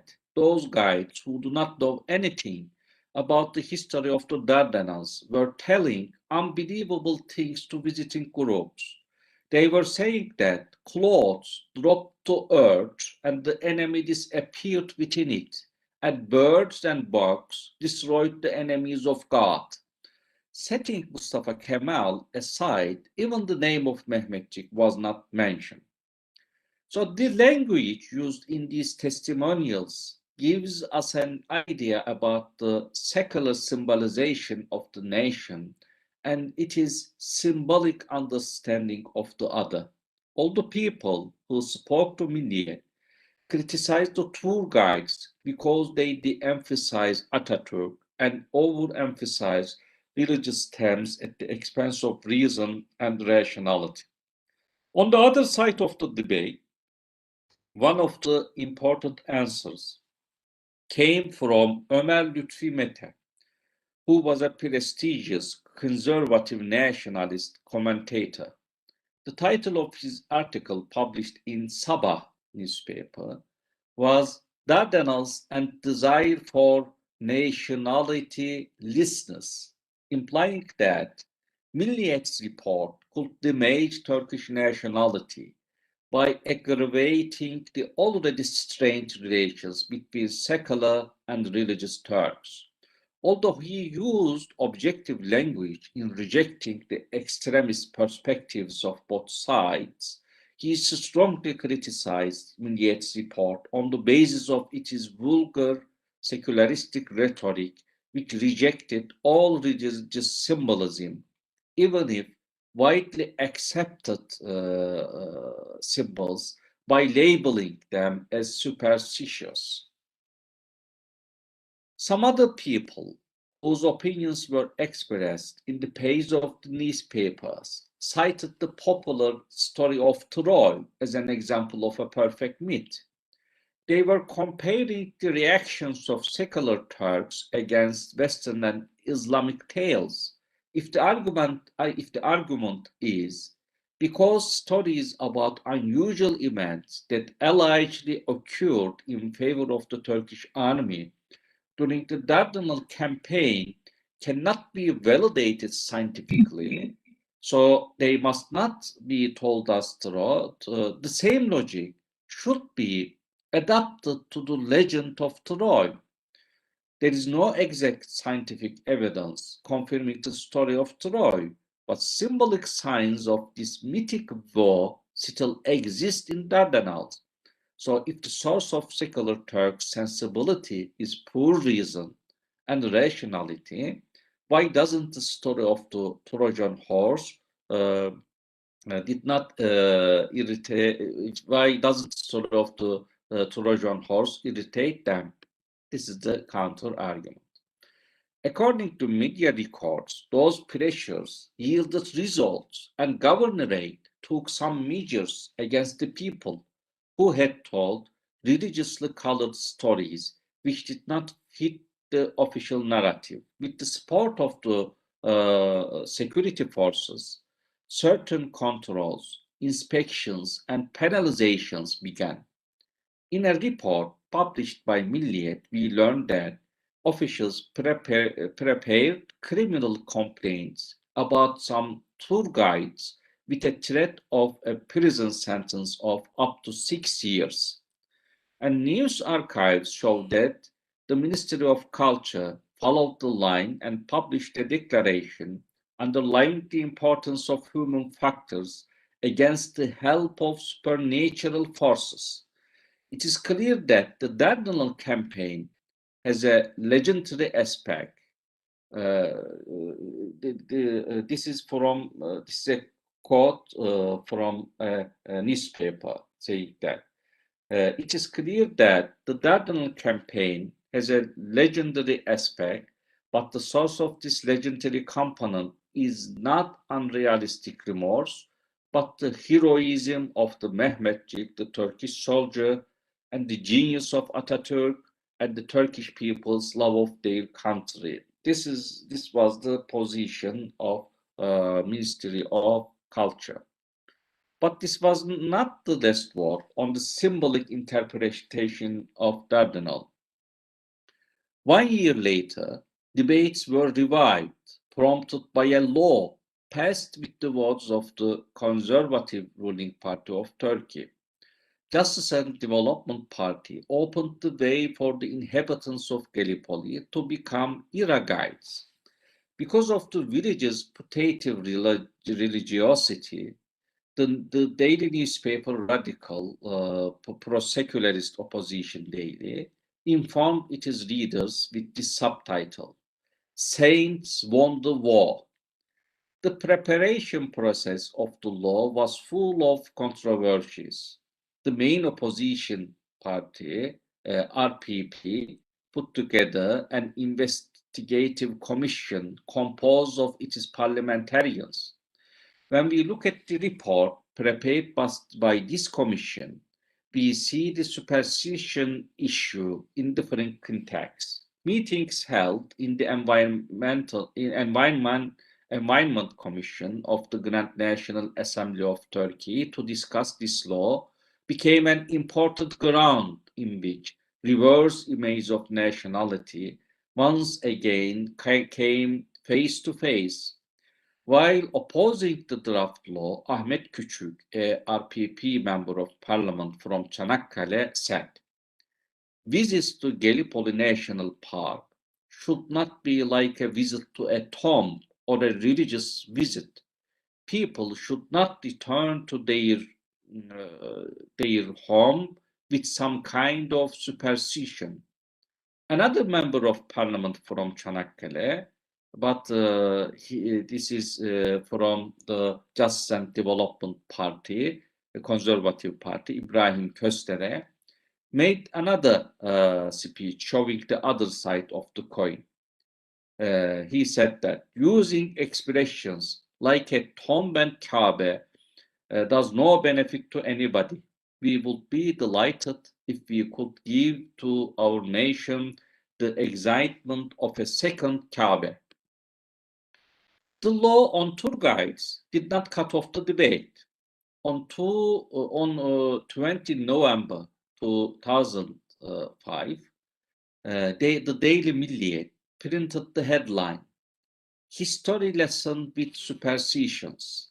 According to the newspaper, this time the Umraniye municipality of Justice and Development Party produced an animation about the Dardanelles campaign to show to nearly 2,000 schools. Milliyet's claim was a familiar one. The animation was propagating the idea that victory in Dardanelles was obtained thanks to divine powers. This claim was also carried into the Grand National Assembly of Turkey. Ahmet Küçük of RPP prepared a parliamentary question asking the Minister of National Education whether he approved of the animation's content and whether he had given permission for it to be shown in the schools. The struggle has continued on different platforms. Secular opposing groups went to court to prevent era guides from working in Gallipoli and other places. In response, the Minister of Environment prepared a regulation to jump over the legal barriers. And in 2008, fines imposed on people for telling the story of Gallipoli unrealistically were again brought up as an issue. Another member of parliament from RPP, USI-ICWA, put forward a parliamentary question similar to previous ones. The answer given by the Minister of Environment is important in terms of its data, showing the number of people punished with a fine. According to Ministry, criminal records were drawn up against 12 of the era guides, and 2 of them were because of hyperbolic and unrealistic retellings of the Gallipoli campaign. Additionally, necessary legal steps were also taken against 52 undocumented era guides. A well-known writer who has written a book on the Dardanelles campaign was also among the people who were subjected to a fine because of their remarks about Gallipoli. While concluding the presentation, I should say that the debates and news relating to the tour guides of Dardanelles lost its momentum in parallel with the consolidation of AK Parti's power. A version of the Turco-Islamic narrative underlying the courage and leadership of Atatürk in the battles about Gallipoli has gained the status of hegemony without meaningful opposition. So a synthesis of both secular feelings, secular interpretation of Çanakkale War and a more religiously colored version of them, a synthesis between both of them is reached, and today there is no debate over this subject. Thank you very much. Thank you, Professor Okur. Professor Okur, you spent a lot of time trying to explain to all of us that the words which were ascribed to bringing conciliation, in the sense that those who have died in Gallipoli, in the Peninsula, Dardanelles, are now lie together side by side, etc. It is difficult to believe that Lieutenant Colonel Kamal Mustafa Atatürk, who was a soldier, a very capable soldier, a tactician and a strategist, would say these words. Well, so to most of us, these words were attributed to poets and to diplomats who wanted to bring to the world to contradict the propaganda by the Allies about the image of Turkey. So, whereas Kamal Mustafa Atatürk may have used these words subsequently, he was certainly not the originator of these words. That is what the other side says. So we have to take this with a pinch of salt. The second thing that you have said is that the question of the Dardanelles. Dardanelles, the victory at Dardanelles was handed over to Turkey by the incompetence of the Allies. In British Parliament, the members of Parliament discussed openly the contradictory views of Kitchener and Churchill with regard to opening the Russian front. And as the result, the media exposed the strategy of the Allies that they were going to attack the Dardanelles. This gave Turkey time and opportunity to mine the straits, the waters of the straits, and to strengthen the artillery batteries on both sides of the straits. And this is what resulted in the victory of the Turks and the disaster of the naval battle. So this was handed over to Turkey. Incompetence of the Allies. We lost surprise. Actually, there are a number of reasons why the campaigns, both in the Dardanelles and the Gallipoli, were disasters. One of them, the first one, And we have actually 10 principles of war. 4 of them were discarded by the Allies. The first one is the selection and maintenance of aim. We had Kitchener and Churchill debating as to which was the correct option to open the Russian front. And this resulted in not a clear vision, not a clear strategy of the Allies as to how to defeat Turkey. So the first principle of war, selection and maintenance of aim, was discarded by the Allies. The second was surprise. Whereas surprise is a very valuable factor in achieving victory in an offensive, it was given away by the open debates in Parliament and the media that Dardanelles is going to be attacked.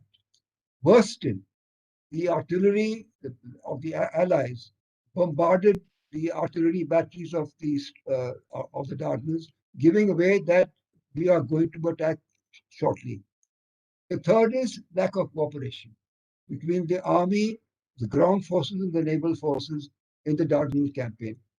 And as a result, Churchill decided to make it a purely naval operation, and as you know, resulted in disaster. One, because Turkey had the time, because surprise was given away, they could mine the straits and they could strengthen the batteries on artillery batteries on both sides of the Dardanelles.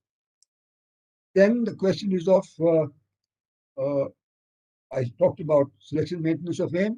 I talked about surprise. Surprise again. The Allies did not learn the lessons of the loss of surprise in the Dardanelles by again discussing that now we will attack Gallipoli. In this, they allowed Turkey to raise the forces from 1 Turkish division to 4 Turkish divisions. So the Allies had a very difficult time. So, also mentioned, I don't have, none of the speakers have talked about this, but the loading of guns and the loading of artillery ammunition on ships were loaded on different ships. This resulted in Ian Hamilton, who had his initial headquarters in Alexandria. 1 month was given to Turkey to reinforce the Gallipoli Peninsula with 3 more divisions and to strengthen the defenses with barbed wire and mines. And lastly, administration. The administration in the Gallipoli campaign was poor. So if we use one word to sum up the competence of the Allies, it is, I think, great amount of incompetence. So Turkey had the advantage of loss of surprise, loss of national political vision amongst the Allies, lack of surprise, lack of cooperation. So Turkey had the advantage of the shortcomings of the Allies to win these victories. I'm not trying to shortchange Turkey and its courage and the manner in which it fought brilliantly. It used all the advantages given to them by the Allies to fashion brilliant victories both in the Dardanelles as well as on the Gallipoli Peninsula. Thank you, Professor Okur. Now we can, Rana, can we open it to question and answers? Yes, sir, please do so. Would you like to read out the questions from the chat box, sir, or should I? I am looking. Oh, okay. Good. Professor Mehmet, there are what I suggest we could do is I'll take them from the top because it's a combined Q&A for all the speakers on the panel. That includes the others who were there before you as well. So if you don't mind, I'll just go through it and then each individual speaker can please address the questions that were addressed to them. May I proceed, sir? Please go ahead. Please go ahead. Right, sir. Peter Stanley, this is a remark addressed to Chris Pugsley. It says, thank you for finding these films and how informative and moving they are. One scene seems to show Indians of different ethnic groups mixing together. They may have been instructed by the director, perhaps, but it raises the question of how much did, say, for instance, Gurkhas mix with Punjabis?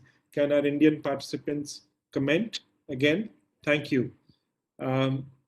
And so the response to that is that, Peter, there are, as I made a remark there, that you actually, there wasn't segregation by class per se, and you find a lot of similar images even on the Western Front, where you have Indians of different classes, as well as soldiers of different nationalities all mixing around and standing and posing together for photographs in rear areas.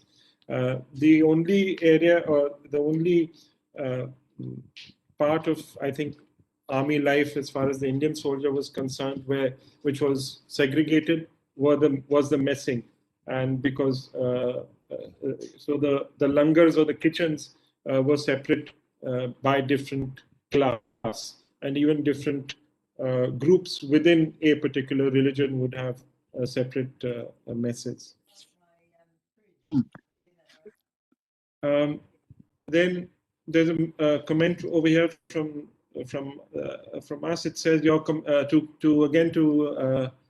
to Chris Pugsley. It says your comment about reliance on researchers for cataloging images that they are unfamiliar with is very relevant, and I second that from experience, because when we were working on the India and the Great War Centenary Commemoration Project, and we visited photo archives in the United Kingdom, we found a number, actually a very considerable number of photographs had been mislabeled. And those incorrect labels had existed and had been used ad nauseum for almost 70, 80, maybe 9, could even be 100 years, because because obviously the photographers who had taken them at that point in time, or in some cases the researchers that had subsequently tried to identify these images and they weren't very familiar with them, they had totally mislabeled them. For instance, there's a very famous photograph of Indian troops moving up to the line in Ypres, and it's for the last at least 80 years, it has said the 129th Baluchi is moving in to the front. But if you actually take a magnifying glass and you look at them, you can see that from the shoulder title that that's the Punjabi Muslim Company of the 57th Wilds Rifles. So your comment about relying on researchers who mislabel things is very relevant. And I'd also like to share, my brother-in-law had actually made a documentary film on another incident which was happening around the same time, well, actually in 1914, and that was the voyage of the Komagata Maru, which took Indian immigrants to Canada, where they were returned back owing to the continuous journey legislation over there. But he also managed to find this incredible footage of the Komagata Maru in Vancouver Harbor, which had been mislabeled for the last 80 or 90 years. And he just found it by sheer luck and chance. So for a historian, looking at these sources and looking in different archives does indeed turn up some very, very useful material. And Peter Stanley says one of the drawbacks of sorry.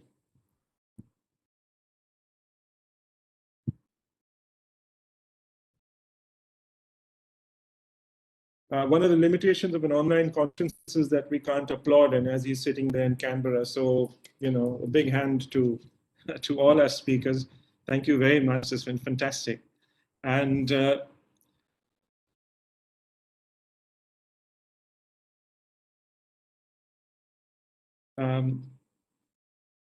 there's another remark for Chris, thanking you, and from Ambassador Mukherjee also. He says that your presentation has helped place the public diplomacy dimension of covering conflicts in perspective. And now on to Brigadier Roberts. It says a tour de force in explaining this vital but technical aspect of the campaign. And this is Peter Stanley again. He says he wished he had your maps while he was working on his book.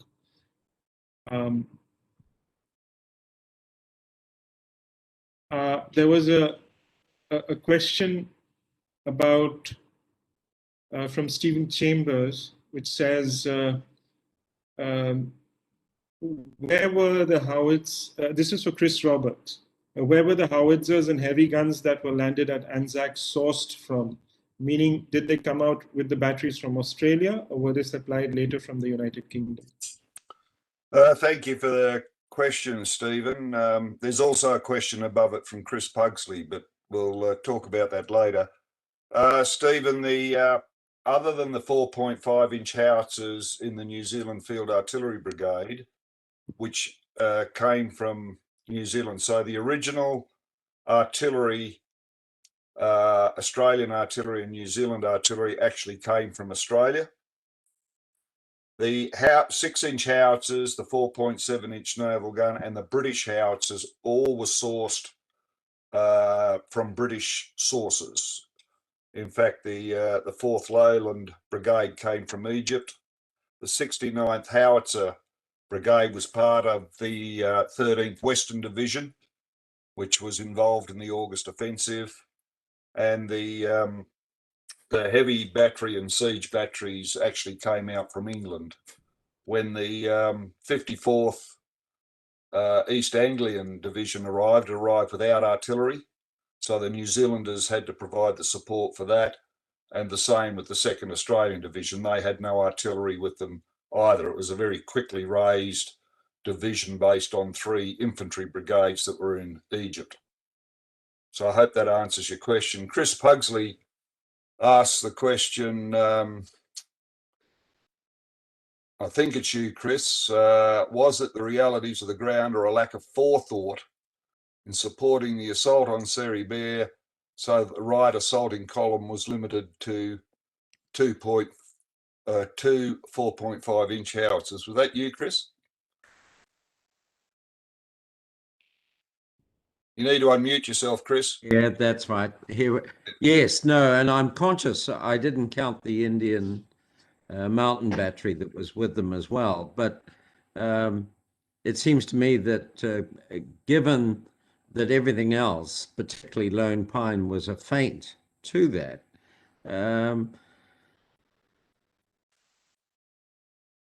other than the supporting naval artillery, it seems very inadequate.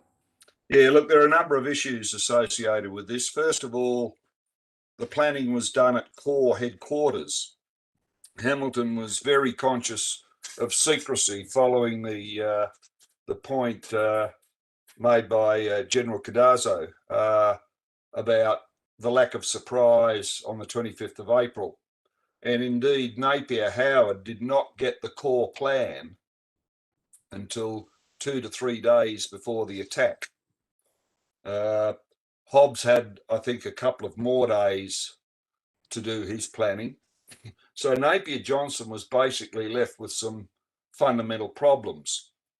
First of all, there was still artillery support required for the fighting at Lone Pine, which went on until the 9th of August.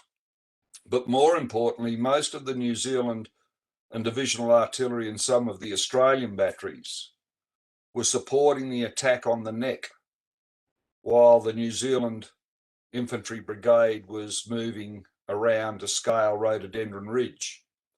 And in fact, the whole of the 4th New Zealand Field Artillery Battery, which is the 4.5-inch howitzers, they were actually firing, just looking at my book, they were actually firing on the Ottoman trenches on Russell's Top to support the light horse attack.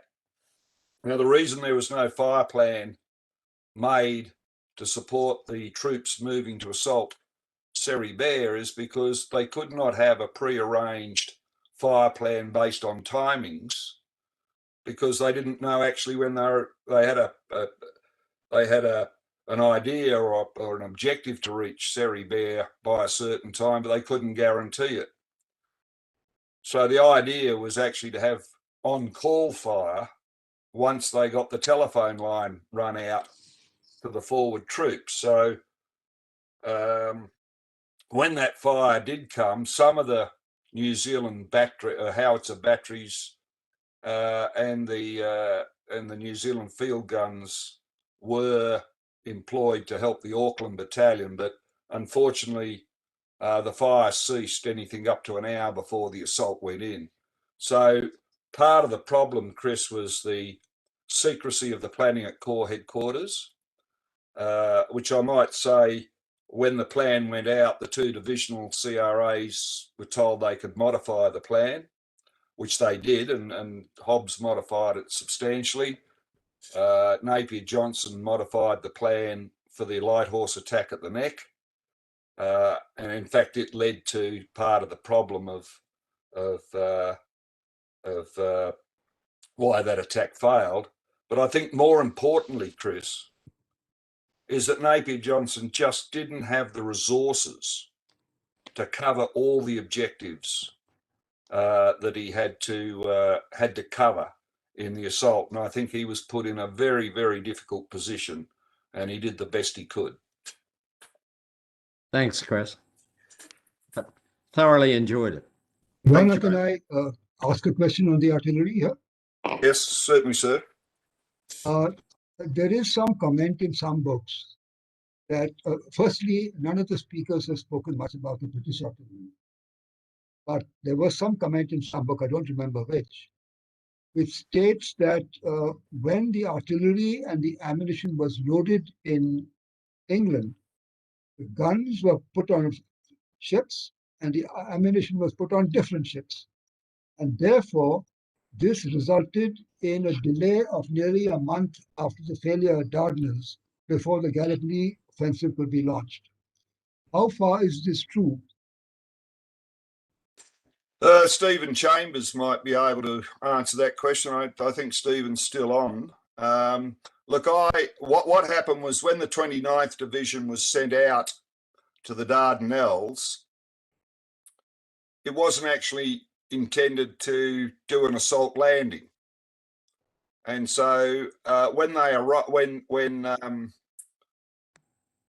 Hamilton arrived and saw the failure of the naval attack on the 18th of March, it was he who then decided that the assault on the Dardanelles would take place. So it was only on the 18th of March that he sent back to England the recommendation that a military amphibious assault took place.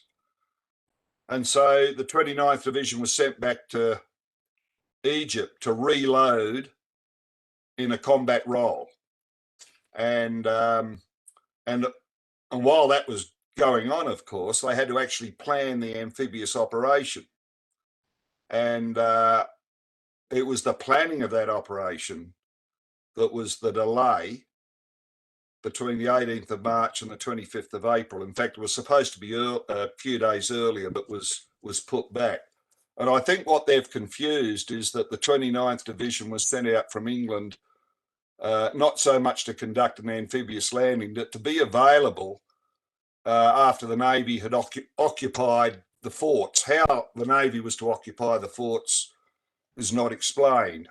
So I think they've misunderstood that the 29th Division was sent out to firstly undertake an amphibious landing, and that's not true. It was only after the 18th of March that Hamilton recommended that occur, and then all the planning had to take place, all the administration put in. And in fact, my study of it, looking on my book at the landing at Anzac, and looking at all the planning that was undertaken, I thought, given the time they had to plan, they did a pretty good job in planning it. And I think that Hamilton was given an impossible task. There were very limited landing sites. And I think given he was told it had to go ahead, and in my opinion, I think they did as best as they could. Chris, would you like to comment on that, given your experience? I'd agree with you. When you look at the speed with which the plan had to change, and you're right, it was something that had to take place. There was a political imperative there. And when you think about the opportunities lost, both at Anzac and at Cape Helles, in terms of decisions made by commanders on the ground, you know, there could have been other consequences. And but what happened happened. Yeah, I think part of the failure, as Chris says, was decisions made on the ground. Now, one of the great myths, and Rhys Crawley covered this yesterday, is the Australians landed under very light opposition at Anzac, and they overran the two platoons facing them, and then stopped short of their objective and sat largely unmolested for at least 6 hours. And then we had 5 Ottoman battalions attacking 14 Anzac battalions, and the 14 Anzac battalions were not on the right. The high ground on the Seribere Range was not as heavily held as the low ground around the 400 plateau. And we have 5 Ottoman battalions attacking 14 Anzac and driving them off the high ground. So, and that results from the inexperience of the Australian commanders on the ground. And at Helles, what we don't understand is the British landed against much stronger opposition and had to fight very hard to get inland. And we have this great Australian myth in Australia that,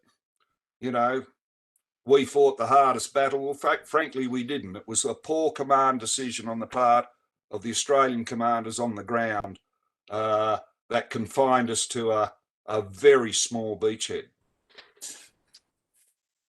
If you let me, I just want to add one point. I read the comments on my presentation. Thank you for all of them. Mr. Stanley wrote a larger comment. My point is that I do not claim that there is no message of Atatürk on foreign soldiers from the invading army. There is a message here because Şükrü Kaya, who delivered it, is a significant figure. He was part of the cabinet. But the point is that a specific part of it, a sentence, does not exist in the message. And from my point, from my perspective, the whole process is significant. Why?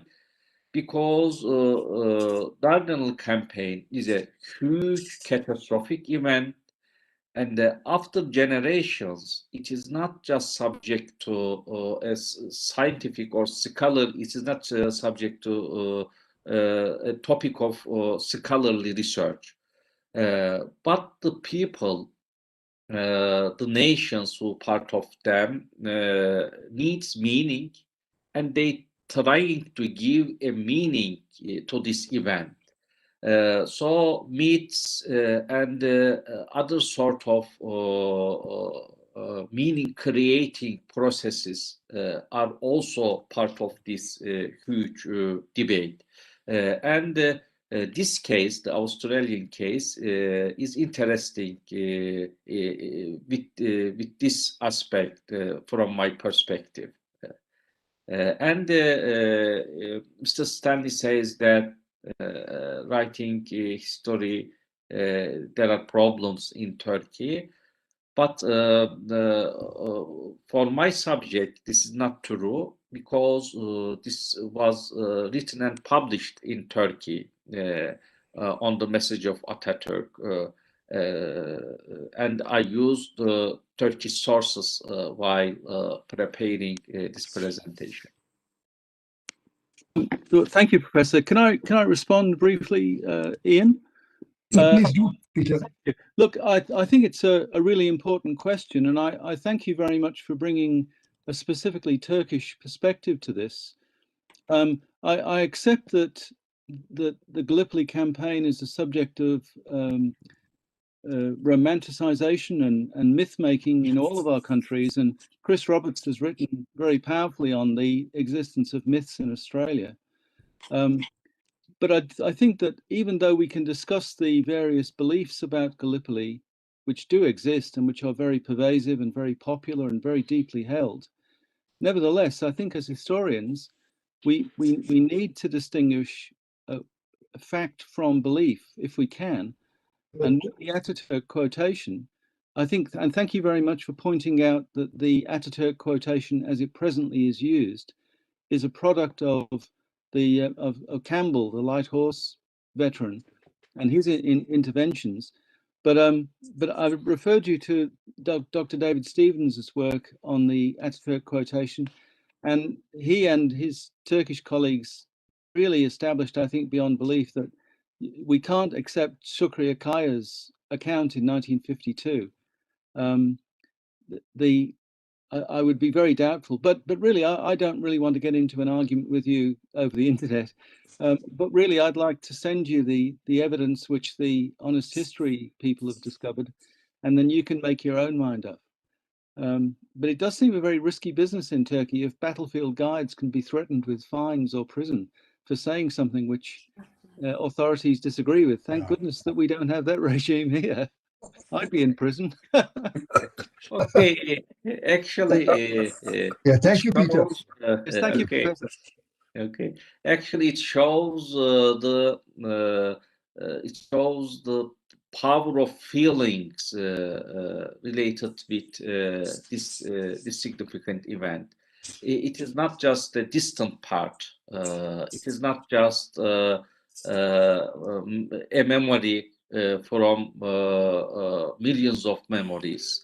It is directly related with the national identity, who we are, and in an atmosphere of tense political debates, it creates importance. It can become the central issue of debate. I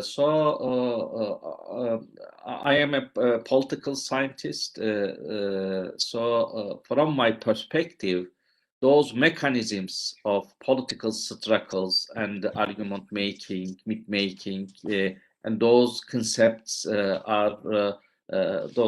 take my attention. Thank you very much. Indeed, thank you. you. I think we can agree on that. Indeed, thank you, Professor. Yes. Thank you. Thank you. Thank you. Any more questions, Rana? Yes, sir, there is. Sorry, just a sec, sir. So, Professor Mehmet, there's a question. There are actually two or three. The initial question was, to what extent was the British fear of a pan-Islamic movement inspired by Ottoman Turkey? To what extent was this fear justified? Tony McLenigan made a comment saying that there was a concern that the influence of the Caliph on Indian Muslims would impact on the willingness of Muslim soldiers to face Ottoman opponents, though much later in the war, the CNC in India dismissed these in a letter to the Secretary of State. And British pressure on the Nizam of Hyderabad at the outset of the war to issue a farman urging support for the Allied cause led, after the war, to the reward of the uniquely princely title of His Exalted Highness. The Nizam of Hyderabad was the only Indian ruler to be given this title. And Professor Arshi Khan from the Aligarh Muslim University, continuing to that, he has responded to me, and he says that Maulana Muhammad Ali Johar and Maulana Abul Kalam Azad had cautioned the Ottomans to avoid confrontation with Britain, but the Indians didn't know that the British were determined to go against the Ottomans, and they were looking for an excuse. And the British promoted Jamaluddin Afghani to spread his idea of pan-Islamism to counter the Caliph's influence in South Asia. Would you like to comment on this aspect? We know that there is a powerful caliphate movement in India during those periods of time.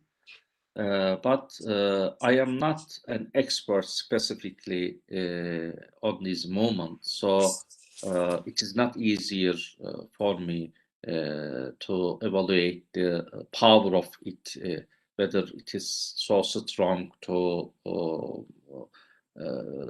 make a difference in British calculations.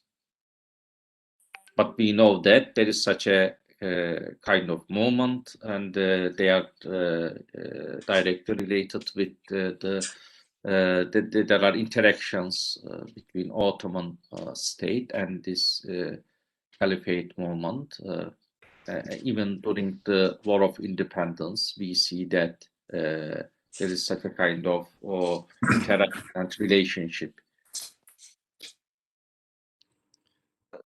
May I say something, Mesut Uyar? Hello, Yes, please. everyone. Yeah, hello. Well, and thank you to Chris for a wonderful presentation. What I would like to say about this issue is the jihadist movement. Hello.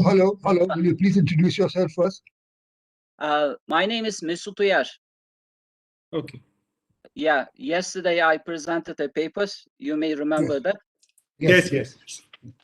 At that time, that was the jihadist movement was very weak, also in India and other parts of the Muslim world.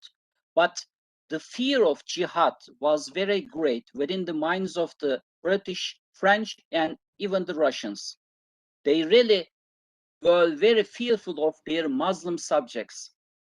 So, in a sense, jihad play more role on the decision makers' mind than in reality.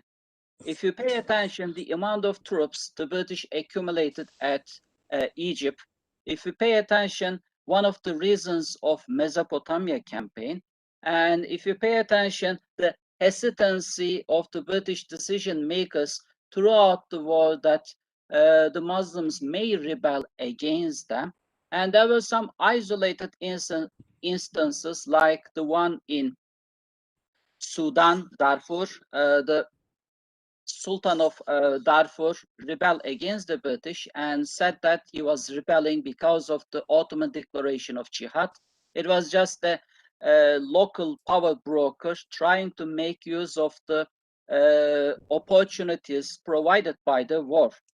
The jihadist movement became very stronger after the end of the war, because one of the things that people pay not enough attention, the soldiers, the Muslim soldiers' experiences during the war transformed their understanding of the empire, their understanding of their positions. And there were lots of intellectuals trying to build up a solidarity group by using Islam as a glue in India. So the jihadist movement that we know right now was born after the First World War, and they did collaborated with Gandhi and others in order to create a powerful political force. And they did play important role during the Turkish War of Independence, putting a political pressure on British decision makers to give Ankara, Turkey, more rights to broken down the Sèvres peace treaty agreement. But like I said, during the First World War, jihad did not play important role, but the fear of jihad played important role within the minds of the leaders. And the Germans, at the beginning of the war, was dreaming of big successes, all the Islam, Muslim nations rising against their colonial masters. They were speculating about hundreds of millions of Muslims attacking in India or other Muslim regions, but that was just a dream. And the funny thing is, none of the Ottoman leaders really believe in the viability of this, but the fear of jihad played important role in decision makers. Thank you. Thank you, Professor Mesut. That's a very interesting comment. And as a matter of fact, you're right, because we find that between the two allies, between Turkey and Germany, it was Germany that was propagating the, the use of, let's say, this pan-Islamic jihadist kind of movement. Squadron much leader, more than. Squadron leader China, Mr. China. Ji. Can I say something very important for here? Yes, please. You remember that, Raja Mahendra Pratap, who was very much devoted also, he gave a lot of land to Aligarh Muslim University. He formed the government of India in exile in 1915 in Kabul, on That's 1st correct. December 1915. And he was the president of the government of India in exile. And most of the members, the home ministers and foreign ministers, they were all Muslims. So Muslims and Hindus, all and Sikhs living together in that. And you will find that the delegation from Germany and delegation from Ottoman Empire, they came to meet them. But there were a lot of, conspirators and informers, made by the British. So they were getting all the informations and they could not succeed, especially with the, Reshmi Rumal Tehreek also, you find that they knew everything what was happening in, because they had very important informants there. And the other important thing is, which I want to mention here, that the Jamaluddin Afghani visit to India, where he propagated about, pan-Islamism.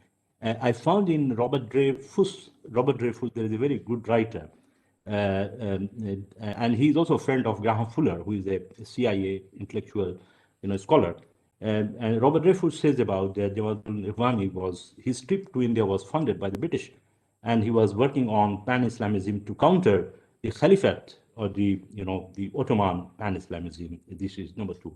Yeah, another important is you'll find that in all these movements, whether you say jihad or something, you will find both the communities, because Indian Muslims were getting all the support from, the other, like especially the Hindu brothers here in India. In 1919, the Khilafat movement is a clear picture of this, because Khilafat movement is the mother and father of non-cooperation movement and civil disobedience movement later on. And that's why you'll find that after 1920, because in 1919 there was the Khilafat movement, but after 1920, the British started a lot of things to divide Hindus and Muslims. And after that, you'll find the partition problem became very important in India. That's all. Thank you, Professor Arshi. That's yes. Thank you for putting that in perspective. My comments were based more on the use of this particular, let's say, issue between Germany and Turkey. How actually Germany starts off initially by when they realized that this was a potential way of subverting their adversaries, and in particular the British Empire. So, but you're absolutely right. That's the way it pans out de facto as far as India is concerned. General Cardozo, sir, I think we're. Can I make a small intervention, Rana? Yes, sir. Please, over to you. I think after that we can then break for lunch and reconvene at 2 o'clock, sir, after an hour. Yeah. I would just like to inform the listeners of my my battalion, 1st Battalion, the 5th Gurkha Rifles, was very much part of the Gallipoli campaign. And we lost all our officers, either killed or wounded. And we had the Gurkha officer, that is the JCOs commanding the battalion, as well as officers from other regiments. As a consequence, the 5th Gurkha Rifle Regiment is the only rifle regiment in the world which used brown leather, whereas all rifle regiments use black leather accoutrements. We used brown leather to commemorate and honor the regiments which used brown leather to command our battalion during a difficult phase. And we used this for quite some time. It's only a few years ago that one of the colonels of the regiment said, that's enough is enough, and now we switched over to black. So this is just a small anecdote to tell people that my battalion lost all its officers, killed and wounded, and this is what happened. Thank you for listening. Over to you, Rana. Wind up. Thank you then. Thank you very much, sir, for chairing the session. And ladies and gentlemen, thank you for being such a a wonderful audience and for being such an engaged audience. We've had a very interesting discussion. There have been lots of exceedingly pertinent points that have been made, and I'm sure we will carry on some of these discussions subsequently, even after this conference is over. Yes, Rana, as chair, I would like to thank all the speakers in today's session for their brilliant expositions and presentations on Ethiopia's campaign. Thank you. Here. We would we'll now take a break for lunch. That's well, lunch over here, at least in India. I'm not sure. Maybe it must be dinner time in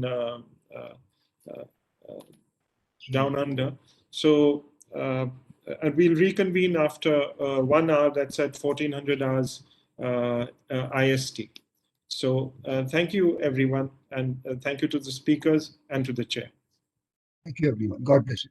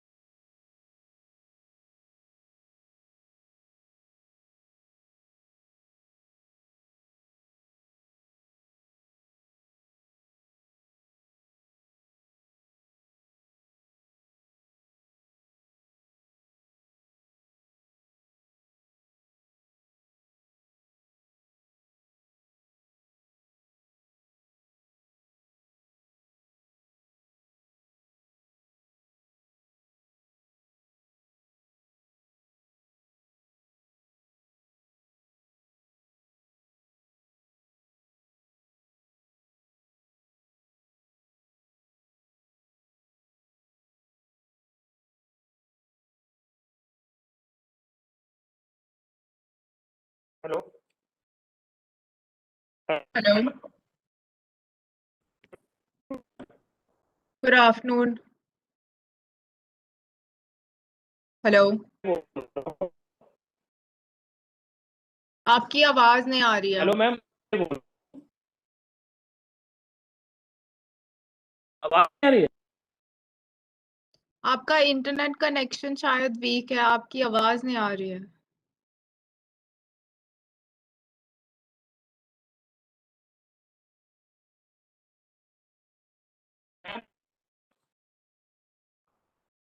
हाँ जी, ma'am अभी Audible है ma'am? हाँ जी, हाँ जी, है ना ma'am? हाँ जी, तो ma'am view भी ठीक है मैम हमारा? हाँ जी, परफेक्ट है ना मैम? हाँ जी। साउंड का तो नहीं है मैम कोई इशू अभी?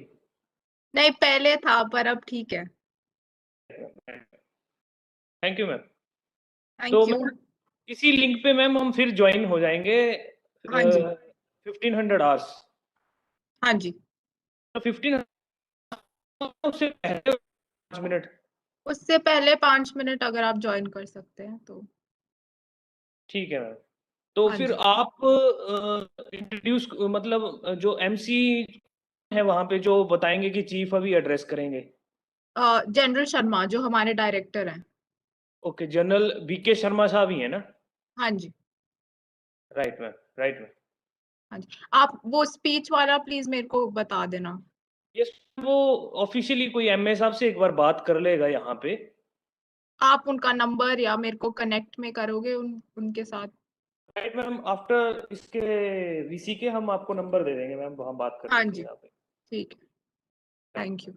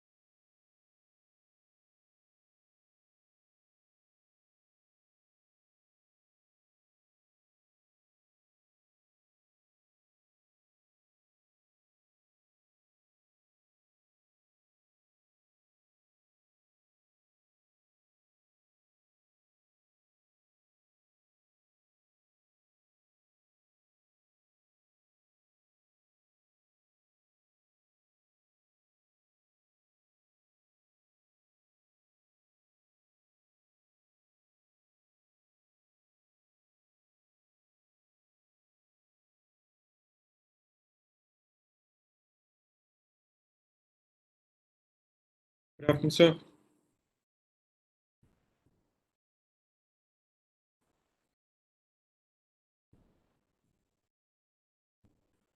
You're muted, I think, sir.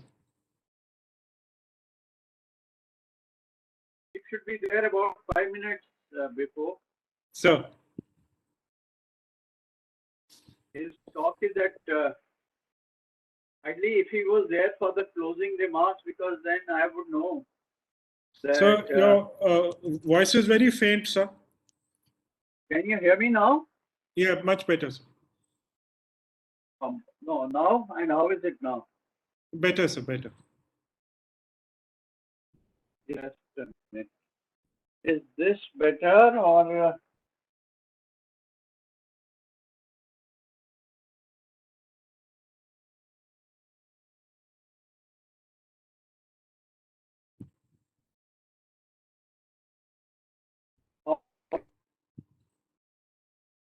How is it now? And now it's clear, sir.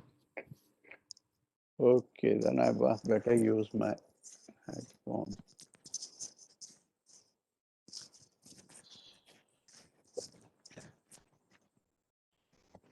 You were saying something, sir?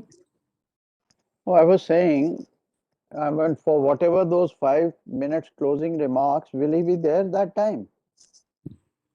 He should be, sir, because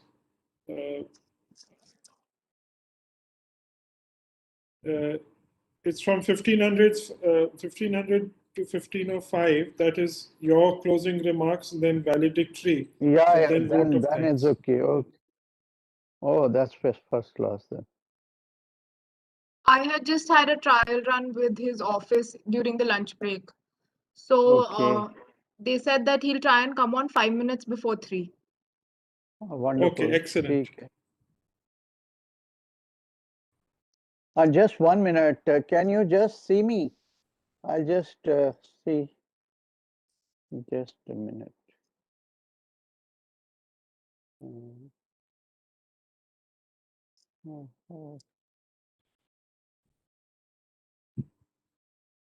I don't know which.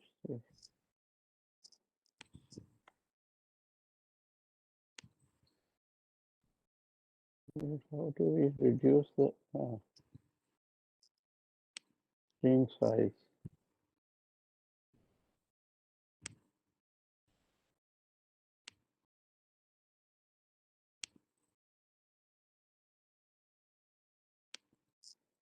Yeah. Okay. Jesse, are you able to see me fully? Yes, sir. No problem in seeing and hearing. Yes, sir, that's fine, sir. Okay, fine.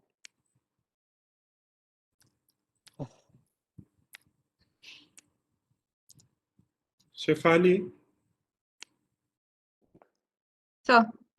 I've just sent you my, it's a 1 page of my vote of thanks, just in case, as a standby, if my internet goes off, then you can just read that out. I'll do that, sir.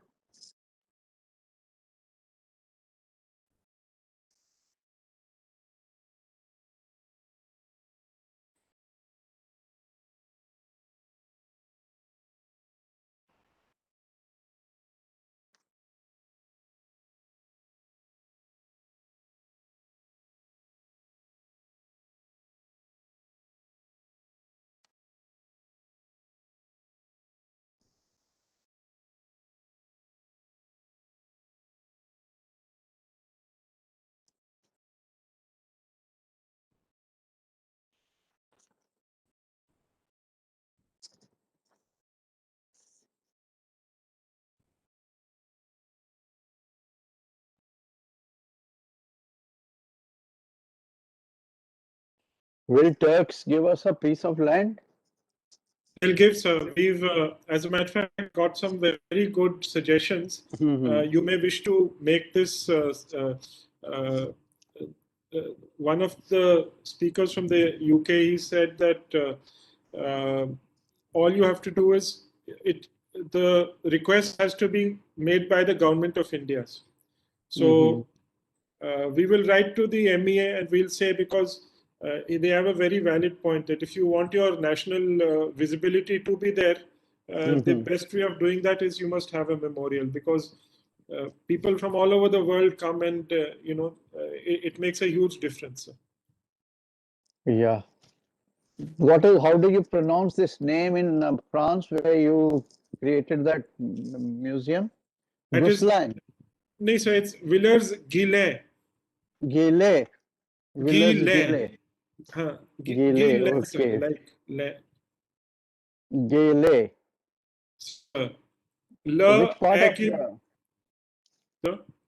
Which part of France is this? It is near a place called Cambrai, sir. Cambrai. Cambrai, okay. Right.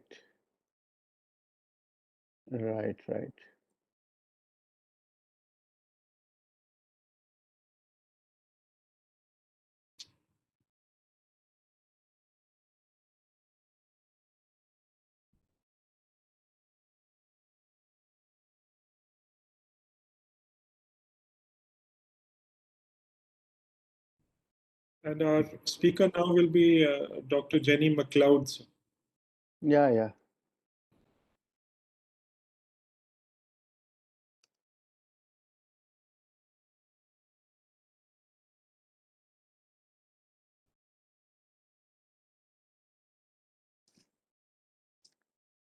Hi, Jenny. Thank you for joining us. Hello. Nice to see you. Thank you for having me.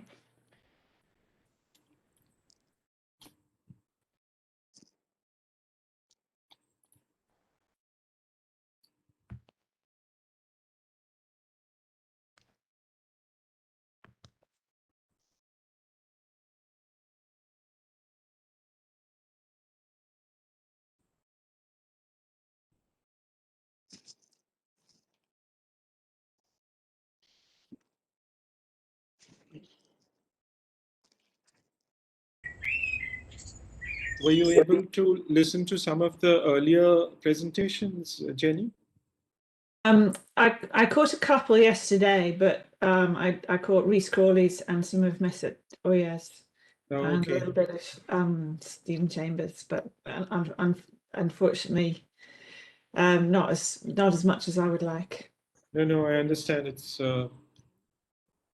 everyone's busy, but I think we had a very interesting session today. Particularly, I really liked Professor Mehmet's talk about how the legacies of Gallipoli are panning out in Turkey today. I'd really like to know more about that. Yeah. It's really interesting.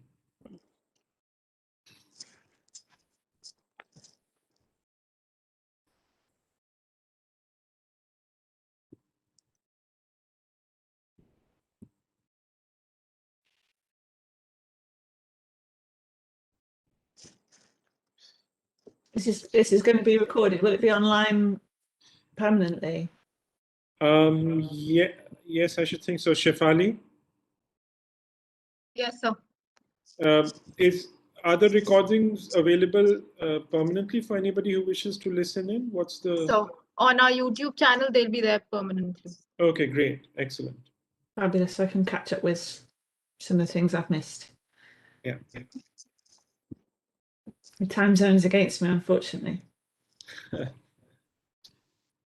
No, I absolutely understand. It's difficult, particularly when you have so many.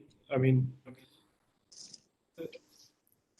there are advantages to doing things online, but at the same time, it actually is a little more tiring to do stuff online as compared to when you're there in person, I think. It's relentless, isn't it? Yeah. And you don't get any of the nice chit chat on the side. No. Which is sometimes the most useful part of a conference. Yes. And the coffee and the sandwiches, those are the best.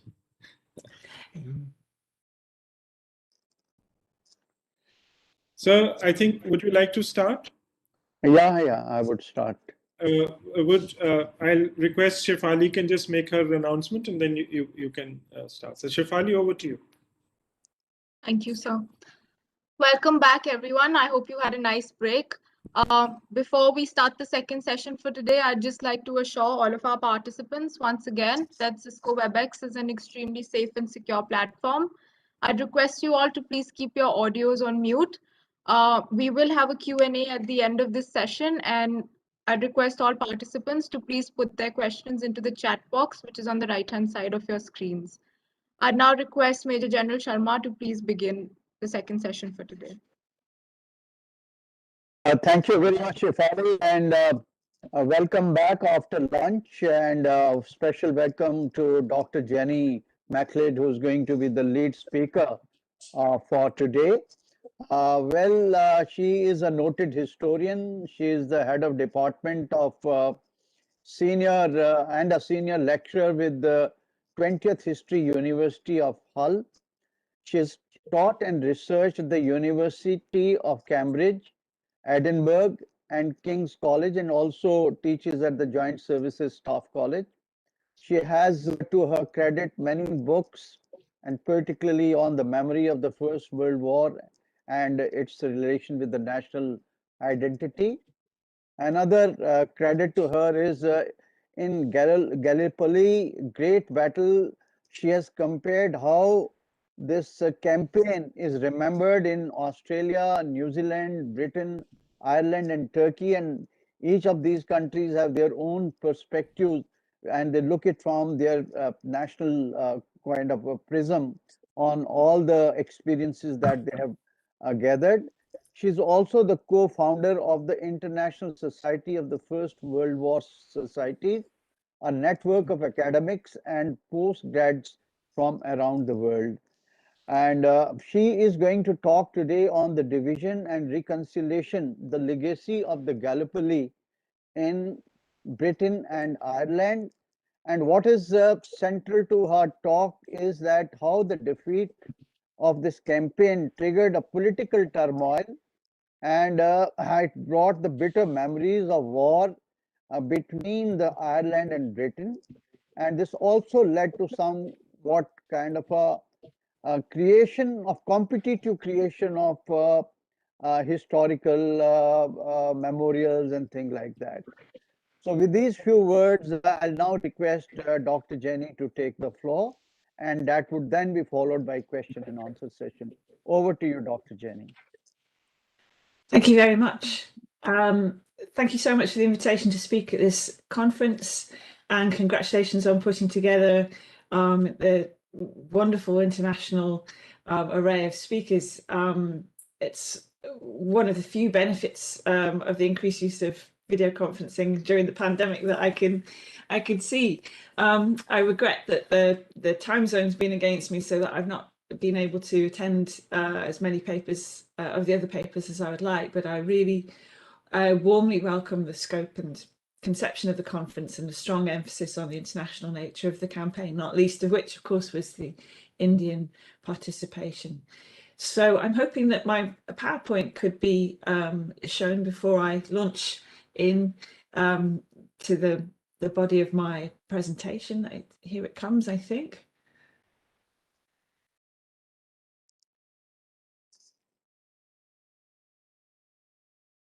There we are. Okay, fab. Could you move on a slide, please? So my paper is about division and reconciliation, the legacy of Gallipoli in Britain and Ireland, and I want to organise my paper into three themes. The first is the political legacy, downfall and division. And what we'll see is that the campaign caused significant political, no, please don't move it forward, Bill. The campaign caused significant political damage twice over, as well as being a mighty destroyer of reputations. My second theme is going to be the cultural legacy from the British perspective. Now, one of my main interests is how the same event can be perceived differently in different places and how its memory changes over time. And sometimes that's about why it's been forgotten. And to some extent, that's the story in Britain and in Ireland. I also see this as an opportunity to explore some facets of how Britishness, a sense of belonging, works at the height of empire. And of course, we also need to examine how Britain deals with a defeat through Gallipoli. My third theme is the diplomatic legacy, looking at how memorials and memorialization can drive reconciliation. And it'll be seen in the 21st century that the commemoration of Gallipoli has been an opportunity for memorial diplomacy. Okay, next slide, please. So I want to make this preliminary point. The campaign, as I'm sure you've gathered from the paper so far, is remembered chiefly in Australia and New Zealand. But the context is the breadth of the personnel and nations involved. And that's the reminder of the curiosities of how memory works. What makes an event in history sufficiently important to be remembered by a nation doesn't necessarily correlate with the numbers involved. So we must start with an acknowledgement of the vast diversity of those involved in the campaign. There are 3 multi-ethnic empires involved. In the Ottoman Empire, the majority of the soldiers were Anatolian Muslim peasants. There's a significant number of Kurdish and Arab Ottomans, especially from Syria. There were Greek and Armenian army doctors. They were German officers. The French forces comprised French Europeans, Senegalese, Zouaves, and men from the Foreign Legion. And then the British Empire's forces, of course, included Australian and New Zealand troops, but that also included a Maori contingent and Aboriginal and Torres Strait Islanders. There were 16,000 Gurkhas, Sikhs, Muslims, and Hindus. There were Newfoundlanders. There were Canadian nurses. But the largest single contingent was from the British Isles, and there's scarcely a corner of the British Isles that did not send men to Gallipoli, from the Highlands of Scotland and the rugged countryside of Northumberland to the flat expanses of Lincolnshire and East Anglia, or the green fields of Ireland, the city centre of Dublin, from the men of the King's Estate at Sandringham in Norfolk, and the mounted yeomen of Berkshire to the industrial heartlands of Glasgow and Lancashire. And these men were given the most important tasks at the outset of the campaign. By far the largest number of casualties from the Mediterranean Expeditionary Force were from Britain and Ireland, and the greatest share of the responsibility for the campaign's failure lies with the British. It was the War Council of the Imperial Government in London that decided on the strategy. It was these same men who made the fatal errors in delaying a joint naval armed forces attack. They also starved the campaign of resources, ensuring its failure. And furthermore, the most important commanders in theatre were from the British Isles. Thus, although men from around the world fought this campaign, its failure was above all British. So I entitle this slide "A Very British Campaign," not with any chauvinist intent at all, but as a fundamental fact to bear in mind when we reflect on how little Britain remembers Gallipoli. Britain is a country that's very adept at forgetting awkward moments in its awkward, embarrassing, negative events in its past. Next slide, please. So to the political legacy of downfall and division. So I've been asked to talk about the political impact of the campaign, and let me begin with a discussion of the impact on British domestic politics. Next slide, please. So the Gallipoli campaign caused the downfall of the last ever Liberal government in the UK. The Liberal government had been in power since 1906 and was in charge at the outbreak of the war. Since 1910, John Redmond's Irish Parliamentary Party had held the balance of power in the House of Commons, and that had brought the issue of Irish Home Rule to the forefront once more. And indeed, Ireland had been in crisis since at least 1912 and was near to civil war as the war broke out. The Liberal government was unsuited in its mode of operations running a modern warfare. It was ponderous. Its laissez-faire modes didn't make for decisive leadership.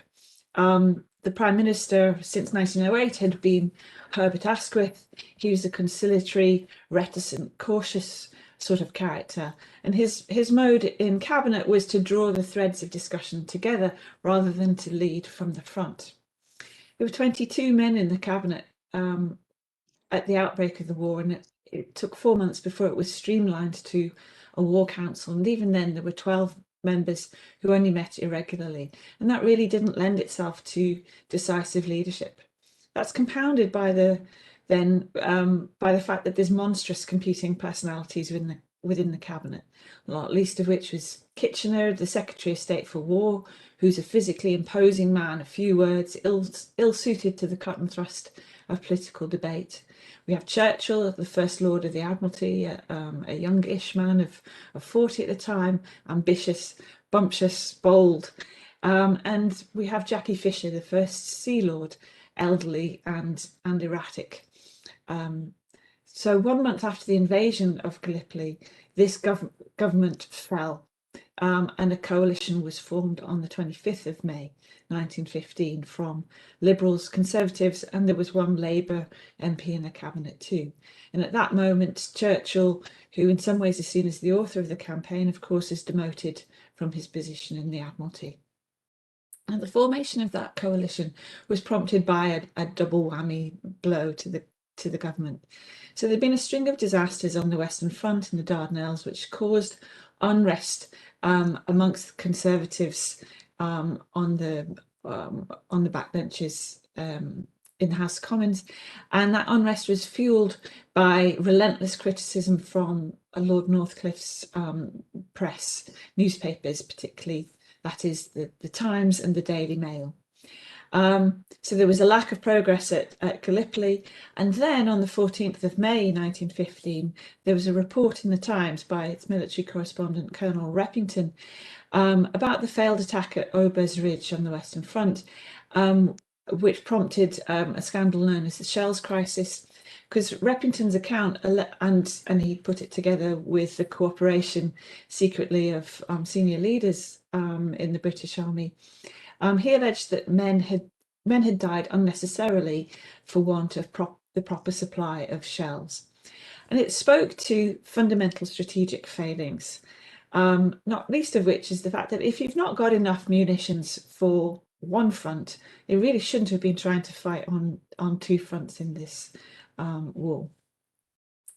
So a coalition is formed at this point in time, and as a side note, that means that the Irish party's influence in the arithmetic of the House of Commons was removed because Redmond's Irish Parliamentary Party no longer held the balance of power.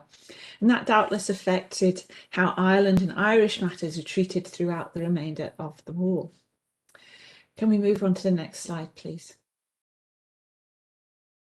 So the next moment of political crisis in relation to the Gallipoli campaign led to the appointment of a Royal Commission, the Dardanelles Commission. But it took a few months for the crisis to come to the boil, 6 months after the final evacuation of Gallipoli in January 1916. What prompts it immediately is a absolutely disastrous sequence of events in April and May 1916. There's armed insurrection in Ireland, which threatened the United Kingdom, which begins on the 24th of April 1916. There's a disastrous end to the Mesopotamia campaign a few days later, with the fall of Kut al-Amara on 29th of April 1916. And then at home, there's two crises of principle raging, and that's between April and July, the issues of conscription and what to do about Ireland. So on the 25th of May 1916, concerns about recruitment and sustaining recruits for the front led to the announcement of conscription. That's the first ever time that military conscription's introduced in Britain. Importantly, we should note that it was not introduced in Ireland. The political situation was such that was simply not possible. But this is for a nation that tells itself that its traditions are rooted in liberty. This is a hugely significant moment. At this point in time, with the introduction of conscription, the Liberal government's still just about holding off the political damage of the criticisms of Gallipoli. But then there's another disastrous month in how the wars unfolded between the end of May and the start of July. On the 31st of May, we finally have the climactic naval battle that the Royal Navy had been preparing for all those years, with the Battle of Jutland, which in the first instance appears to be a defeat, although its longer term impact is not of that ilk. Then the Secretary of State for War, Kitchener, drowned on the 5th of June, and that's the loss of a towering figure who'd glowered from hundreds and thousands of posters beseeching Britons that your country needs you. And then we have the Battle of the Somme. The 1st of July 1916 is the very worst day in the history of the British Army, and some 20,000 men died in one single day. And so this means that whatever political capital the coalition government still has dissipates entirely, and it becomes politically expedient to concede commissions of inquiry into the Dardanelles campaign and also into Mesopotamia on the 20th of July 1916. And we can see the Royal Commissions as a masterclass in damage limitation, in a sense.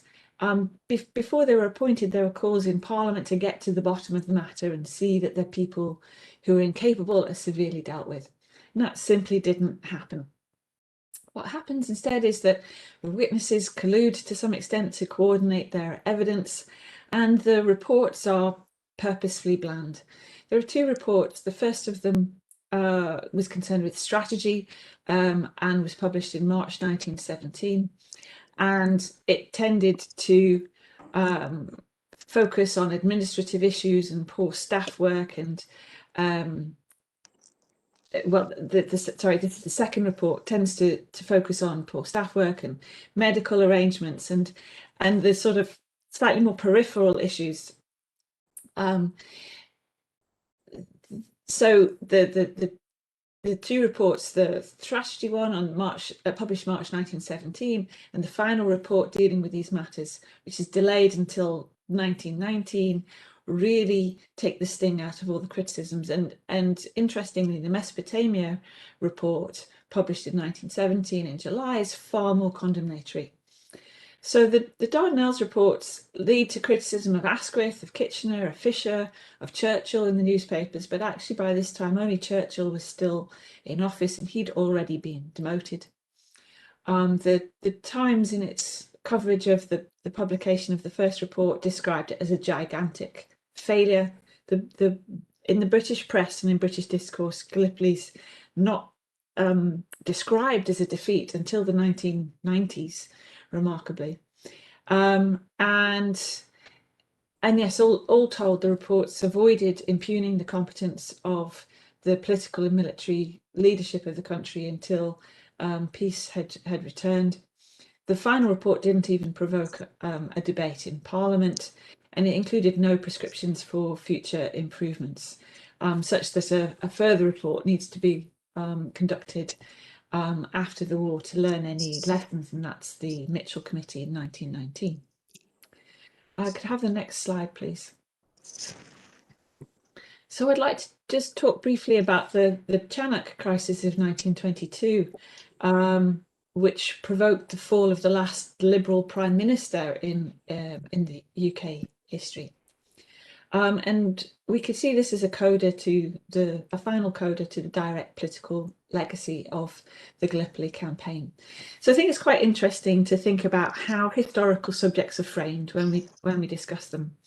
And so, for example, for a long time, Gallipoli and the Armenian genocide are treated as two entirely separate topics, but one triggered the other. And it's been important in writings about 1915 of late that those two issues have been brought together in dialogue to each other. So just as that expanded the way we frame what's relevant to the history of Gallipoli, we can play with the chronology and extend the chronology of the Gallipoli campaign to 1922 as well. So at the end of the war, as part of the Paris Peace Conference, the punitive Treaty of Sèvres was imposed on the Ottoman Empire. And that had huge ramifications in Turkish politics and prompted an irreconcilable split between the Ottoman government and the Mustafa Kemal's Turkish national movement. And he went on to lead the War of Independence and, of course, became the Turkey's first president. In 1922, British and French forces still occupied the neutral zone in the Dardanelles and Constantinople. They had done ever since the end of the war. But in September, Turkish forces under Kemal seemed poised to move against them. And so we have the Çanak crisis in September and October of that year. Now, Kemal's forced disposition was met with a belligerent response from Lloyd George, the British Prime Minister. But the British response received little support, certainly not from France, but also, interestingly, from the Dominions, with the exception of the ever-loyal New Zealand. And it shows that the high-handed assumptions that the UK had made about the Dominions falling into line no longer held. They could not drag the Dominions into war against their will. Critically also, Lloyd George received little support from the Conservatives. Now, a few bits of background are necessary here about British domestic politics. So Lloyd George is a Liberal, and he'd taken over from Asquith as the Prime Minister during the war and was in charge of the coalition from December 1916 onwards. At the end of the war, that coalition continued, and what you effectively have is a Liberal Prime Minister at the head of a Conservative government by 1922. Lloyd George was already in a weakening position politically because of an honours scandal the preceding July. And when Lloyd George and the Conservative leader, Austen Chamberlain, had tried to trigger an early election to continue the coalition, they sparked a backbench revolt amongst Conservative MPs at the Gentlemen's Club in London, the Carlton Club.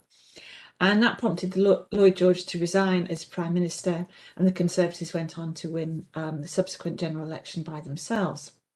So we see that the Çanak crisis, the last last crisis in the Dardanelles from the tail end of the Gallipoli campaign, triggers the fall of the country's last ever Liberal Prime Minister. And it's therefore a turning point in the great political realignment of the 19th century going into the 20th century, where the party of Gladstone is eclipsed by the rise of Labour following the introduction of universal suffrage. And it's the end of the career in power for David Lloyd George, who was one of the most significant British politicians of the 20th century. So those are the domestic consequences. It also has imperial consequences because it's symptomatic of the fragmentation of the empire. There's a rolling crisis of empire between 1918 and 1922, not least of which was in Ireland and in India. And now you have the loyal white dominions, as they were known, their position altering significantly as well. Ultimately, it leads to the Statute of Westminster in 1931, which effectively recognises the independence of the dominions. In terms of the Turkish consequences, this is an important step towards the conclusion of the War of Independence and the securing of Kemal's position within Turkey. As the Çanak crisis closes, new peace treaty negotiations begin almost immediately in Lausanne, and a treaty of that name was signed in July 1923, which makes important alterations to the post-war settlement for the what had been the Ottoman Empire. It removed the war guilt clause, removed financial reparations, it removed the restrictions on the size of the Turkish military, it removed the provision for the for an autonomous Kurdistan and Armenia, and it prompted a brutal population exchange between Greece and Turkey, and it created a demilitarized zone either side of the Dardanelles Straits. Incidentally, the Dardanelles Straits returned to Turkish sovereignty in 1936. So could I have the next slide, please? So having spoken about the political consequences, I'd now like to talk about the cultural legacy from a British perspective. And there are three broad points that I want to make. The first is that the British default to Gallipoli being Anzac business almost from the start. The second is that when the British do remember Gallipoli, it's in local and romanticised ways. And that my third point is that this contrasts with a highly critical Irish perspective. And as a general observation underpinning all of my comments on the remembrance of Gallipoli, I would say that this is a moment where the nature of Britishness was in flux, and an all-encompassing imperial identity began to atomize during and immediately after the Gallipoli campaign.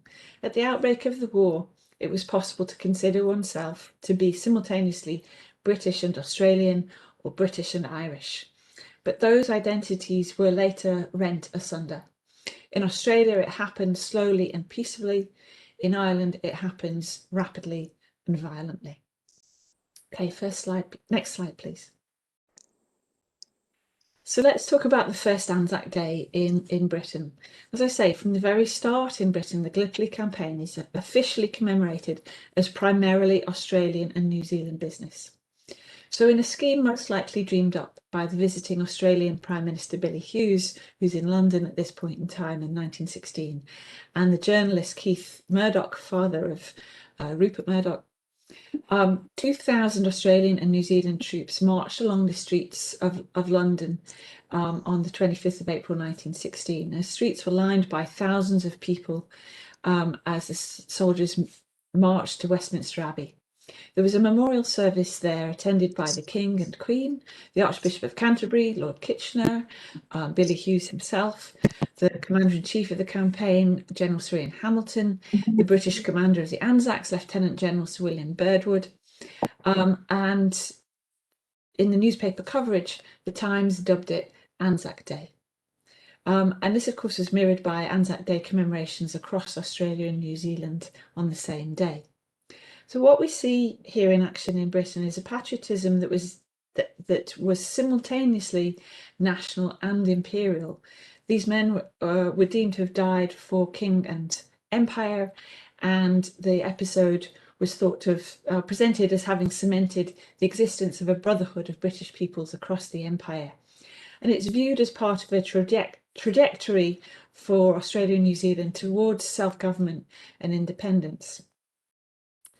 In subsequent years, we see lots of activity relating to Australia and New Zealand, such as pilgrimages to 250 different places in the UK where Australian and New Zealand soldiers were buried. In London, there are commemorative events each year which focus on Australia and New Zealand. And symptomatic of the focus on Australia and New Zealand is that when the Dominion governments planned to award a medal for the campaign to Australian and New Zealand soldiers, but not for British, Irish or Indian soldiers, that plan was initially endorsed by the UK government, and it's only when a fuss was kicked up that those plans were changed. So the British government is very happy for this to be remembered as Australian and New Zealand business. Next slide, please. Now, the emphasis on the Anzacs in London was keenly noted elsewhere in Britain in locations which had cause to expect the brave contribution of their own men to have been more prominently acknowledged by the nation. On the Sunday following Anzac Day in 1916 in Bury, which is the home of the Lancashire Fusiliers, who had won 6 VCs in the landings at W Beach, a commemoration was held. And the rector of Bury, John Hill, noted the recent Westminster Abbey service commemorating the Anzacs in his sermon. And then he continued to to pay honour to the gallantry of the men from the Dominions, but also to pay tribute to the immortal heroism of the men from the Lancashire Fusiliers. And he said, if they did not find mention in the Abbey, at least, meaning Westminster Abbey, at least they shall find it here, for they are ours, our brothers and our flesh, and the record of their deathless deeds in the heritage is the heritage of our country and of our town for all time. And so that began a tradition in Bury of Gallipoli Sunday. And there's also a service and a parade 6 weeks later in Manchester, also known as Gallipoli Day, which commemorated the Battle of Krithia, which is significant for the Manchester Brigade of the 42nd East Lancashire Division, which had played a prominent part there alongside the Lancashire Fusiliers from Salford, Rochdale and Bury, suburbs of Manchester. And by one estimate, at least 2,400 men from Manchester, broadly defined, had become casualties at Gallipoli. The following month, the towns of the Scottish borders marked the 12th of July as a significant day for the men of their locality. So what we see is a pattern emerging immediately of national commemorations which emphasise the Anzacs and local commemorations which mark local regimental, local personnel without making wider national claims about their identity as emerge in Australia and New Zealand. And so there are some distinctive aspects for how the British portray the campaign when they do mark it. I've already mentioned that the British never call it a defeat, it's always a glorious failure. They tend to reflect on strategic judgments of the campaign. Of course, it was a key British responsibility. And they usually claim it would have shortened the terrible war on the Western Front. And they emphasise the things about Gallipoli which make it a contrast with the cold, muddy, industrialised warfare of the Western Front, that there was scope for heroic dash under the blue skies, that this is somehow romantic warfare as it should be, and British authors often make comparisons with the classical warfare and the stories associated with the wider location. So there's references to Homer, to Troy, to Xerxes' bridge of boats across the Hellespont and so forth. And all of these things, I think, serve to take the sting out of the disaster. Could I have the next slide, please? Now, let's compare those British habits with the Irish perspective on Gallipoli. The Irish had very little truck with romanticising British defeats. And we can see this if we compare headlines as the news of the final evacuation was announced. For the British local newspaper in Devon, they were willing to dress up humiliation as a matter of imperishable fame and miracles. For the Irish Independent, it was simply a year's useless campaign. And Irish newspapers always included harsher judgments of London politicians than British ones did. And even the unionist Irish Times commented on the reckless statesmanship exhibited in the campaign when the final commander's dispatch was published in April 1916. And there's a growing feeling in Ireland that they weren't being properly acknowledged.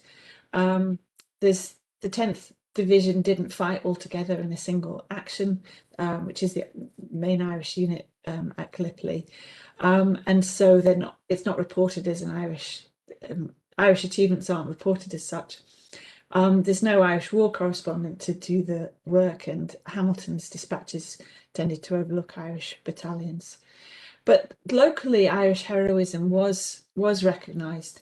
So when a VC winner was awarded, there was a celebration of it locally. But it's never a matter for official commemorations. And if we think back to the slide with the packed London streets for the first anniversary of the landings in 1916, there's no equivalent in Ireland that I've been able to find. And in fact, on the streets of Dublin at the very same moment as the first Anzac Day is being marked, there's armed insurrection with the Easter Rising. So, as I say, there's always a hugely contested relationship between Britishness and Irishness, and this is a moment of a violent break, which ends with a war, the War of Independence fought to establish the Irish Free State in 1922. Nonetheless, there are still many people in Ireland who want to commemorate their connections to Gallipoli, but the institutions to mark it in any national way no longer exist. The Dublin and Munster Fusiliers are disbanded, and the Irish National War Memorial struggles to raise money and is only ever partially completed. And in Northern Ireland, it's overlooked for different reasons, because there the Battle of the Somme comes to the fore, and with the role of the 36th Ulster Division. How am I doing for time? Am I in danger of overrunning, or can I continue? You have another 10 minutes. Oh, that's fine. Good. Yeah. I was starting to worry when the camera came on. Okay, so the commemoration falls away in Ireland in the 1930s and it's not marked during the Second World War because of Irish neutrality, and it really falls away after the Second World War and becomes particularly problematic to acknowledge during the Troubles in Northern Ireland between 1968 and 1998. There are small examples of Australia and New Zealand role in Gallipoli being commemorated in Ireland nonetheless. Could I have the next slide, please? Now, I'd like to talk about the diplomatic legacy in terms of how Gallipoli provides a case study for how to use commemoration for diplomatic purposes. Next slide, please.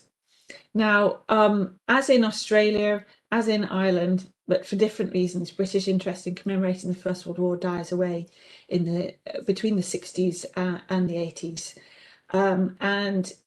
But it does start to revive from 1990 in particular. In the case of Gallipoli, it's driven by an Australian initiative when Bob Hawke's government makes a huge investment in the 75th anniversary. Margaret Thatcher is part of that commemoration. She attends, and she gave short interviews touching on some of the main themes that we've seen. Interestingly, she links Gallipoli to her greatest triumph, the Falkland War, and says that lessons learned at Gallipoli informed the success there. And she also praises Ataturk as a brilliant general and a politician, and quotes his famous words. If you could have the next slide. She says, "Those heroes that shed their blood and lost their lives are now lying in the soil of a friendly country." And oh, sorry, this is the quote from Margaret Thatcher about the Falklands. If we move on, we get Ataturk's words. And Ataturk's words are of dubious provenance. There's actually no proper evidence that he said them in 1934, but they are of absolutely crucial importance to the memorial diplomacy around Gallipoli. It's difficult to commemorate past wars when in times when you've become allied with a former enemy. Britain's never quite managed to figure out how to include Germany in any commemorations of the world wars, but it's slightly less contentious in regards to Gallipoli, and that's as a result of it being less well remembered. The just passions are not as high in Britain in relation to Gallipoli, and therefore it's possible to acknowledge Turkish involvement, and these words are very powerful in facilitating a story of reconciliation, and they've been particularly important for how Australia and Turkey work together. Rather than dwelling on that story, I'd like to look at a different aspect of memorial diplomacy and how it's been used by Britain and Ireland. If you could have the next slide. So relations between Britain and Ireland in the context of commemoration reached their absolute nadir on the 8th of November 1987, when Poppy Day, Remembrance Sunday, a commemorative event in Enniskillen, Northern Ireland, was bombed by the IRA. But since then, there has been steady progress in moving towards acknowledging Irish involvement in the First World War. an important driver of this was the re-establishment of the Royal Dublin Fusiliers Association in 1997, which was obviously interested in its past involvement in wars, but did so by emphasizing genealogical connections and the human experience of war rather than trying to make a political point.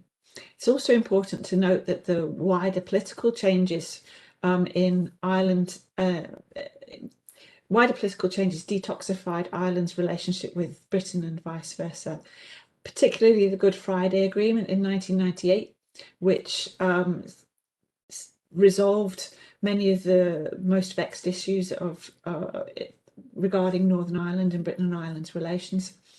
But it's also helped by the confidence and optimism of that period when Ireland's Celtic Tiger era of economic success in the late 90s just helped put Ireland on an equal footing with Britain. It's also part of a story of European integration, and so commemoration of the First World War is a means for Ireland to assert its participation in a key moment of European history. Now, the first time that the Republic of Ireland officially recognised that Irish soldiers had fought in the British Army during the war was at Gallipoli. In 2010, President Mary McAleese unveiled a memorial at Green Hill Cemetery at Suvla. And this steady process of memorial diplomacy culminated in Queen Elizabeth II's first ever state visit to Ireland in 2011.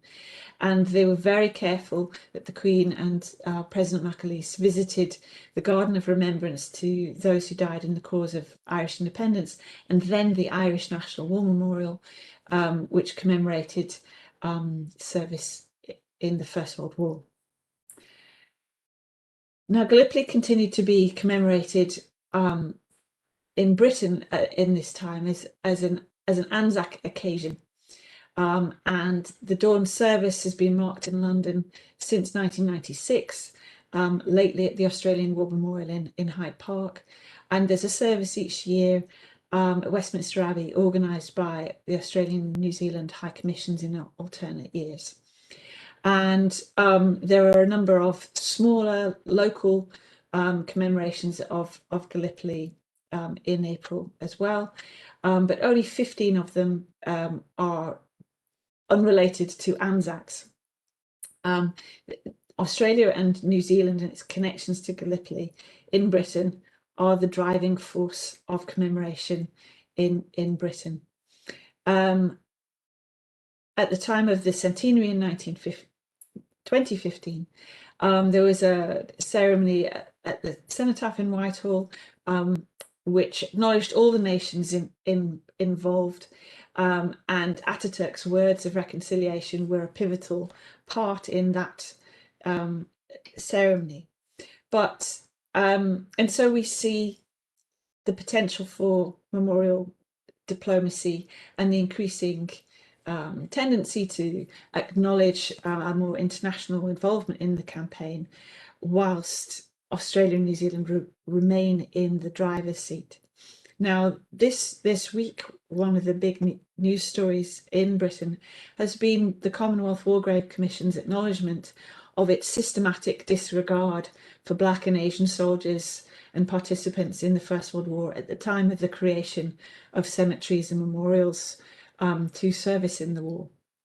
In other research that I've done, I've noticed that British commemoration on Remembrance Sunday has tended to omit Britain's wars of decolonisation in the later part of the 20th century. And this is part of a deliberate amnesia about remembering challenging elements of Britain's national history. It's detrimental to the nation's sense of identity, and it's part of a huge ongoing reckoning that's playing out here. Now, Britain's habit of downplaying its part in the Gallipoli campaign and allowing it to be understood as a mainly Anzac affair, and its consequent public ignorance ignorance of the campaign and of Indian participation in it is part of that. And it therefore, when we look at the commemoration of Gallipoli, it throws light on the workings of empire and on the memory of empire. Memorial diplomacy with Ireland shows the potential for using commemoration as part of addressing the way in which the past reverberates in the present. And I hope that this conference is an important step towards rebalancing our understanding of the campaign. Thank you.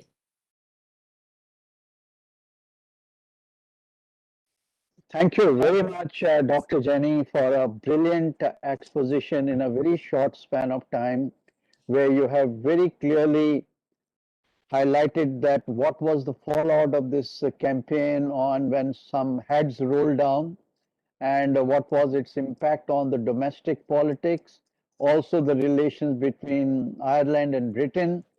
You also talked about its ramifications on the larger geopolitics and the present era of what you call is the reconciliation, and yet the propensity of Britain to sort of disown Gallipoli defeat, and there is a need for this rebalancing. I think with this wonderful sort of exposition, now we'll throw the house open for any interventions or questions. Rana?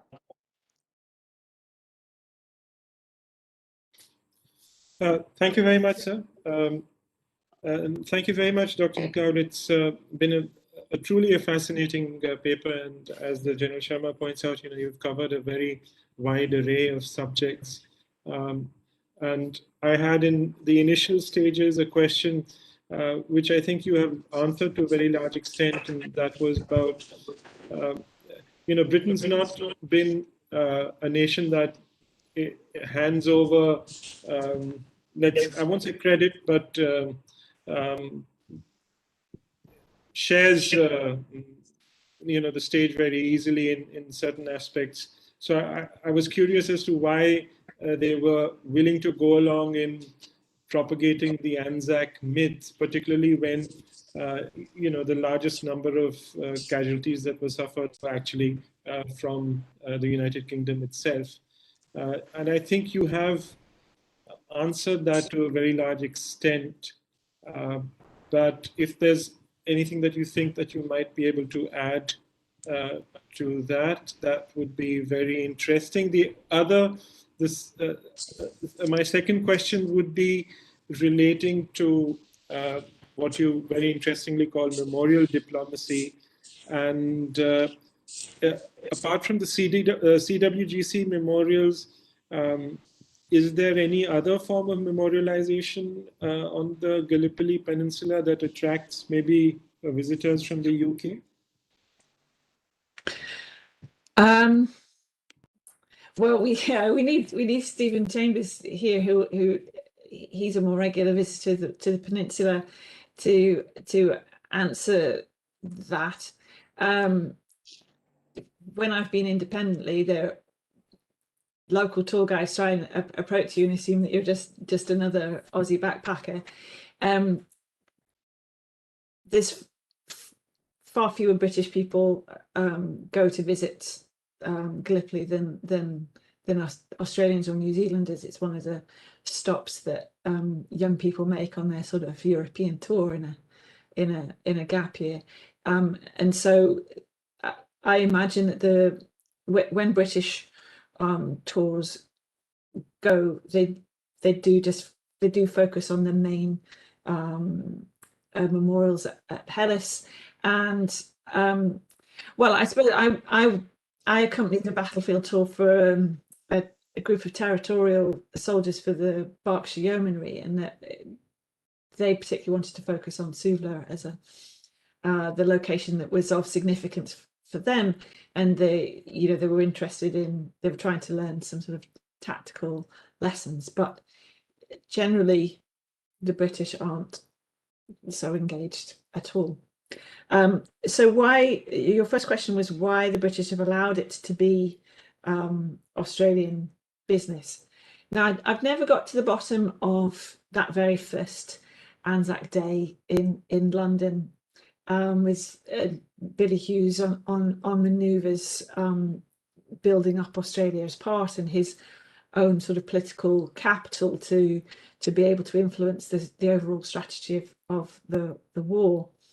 I mean, the story that the British publicly tell themselves about the empire is one of family and of the metropole being the parent and the colonies being the children. And of course, it's natural that children should grow up, and we are, in our infinite wisdom, ushering the children towards maturity and independence, and it's therefore only right to celebrate them and encourage them forward. I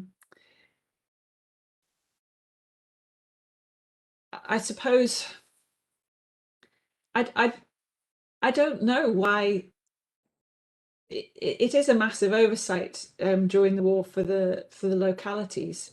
I think probably they just seize upon anything that can be used to sort of oil the wheels of empire and keep good relations with the dominions, and they'll sort the localities at another point in time. And then what happens is that because the Australians and to a lesser extent the New Zealanders tell themselves this very powerful story of a nation being born, that Gallipoli is so very significant for them and for what it means to be an Australian, that Gallipoli and Anzac Day gets its own momentum, and so Australians drive it forward at home in Australia and in Britain, and there's fewer people with that level of emotional investment in Britain. So it is a curiosity, you know, why are some things remembered and some things forgotten, and Gallipoli compared to the Western Front is not so important for Britain. So the Western Front, and particularly the Somme, kind of takes the oxygen, or to use a totally different metaphor, it's as if there's only a certain bandwidth available for remembering the past and commemorating certain events, and the Western Front takes up all the bandwidth in Britain for the First World War. So may I just continue another question? Yeah, please go ahead. Please go ahead. We have another, I think, 2 minutes. Okay, I'll make it quick. So, you know, while you were talking, Dr. McLeod, it just actually struck me, I may actually be able to answer in part my own question. And I think you've hit the nail on the head. And possibly, very possibly, I think the reason for this would lie within imperial politics themselves. One of the reasons for instance, when we were looking at the manner in which memorialization was carried out for the Indian Army, the logical place to make a memorial that would have been accessible to Indians themselves would have been, where, for instance, perhaps the largest Indian contribution was, which was in Mesopotamia. But as you will notice from the recently concluded study, the CWGC in Mesopotamia, in Iraq, actually doesn't even list out all the names of the Indian war dead. It's just a numerical kind of a listing. So you have, so many you have the British officers and the Indian officers, but all the Indian other ranks are just numbers.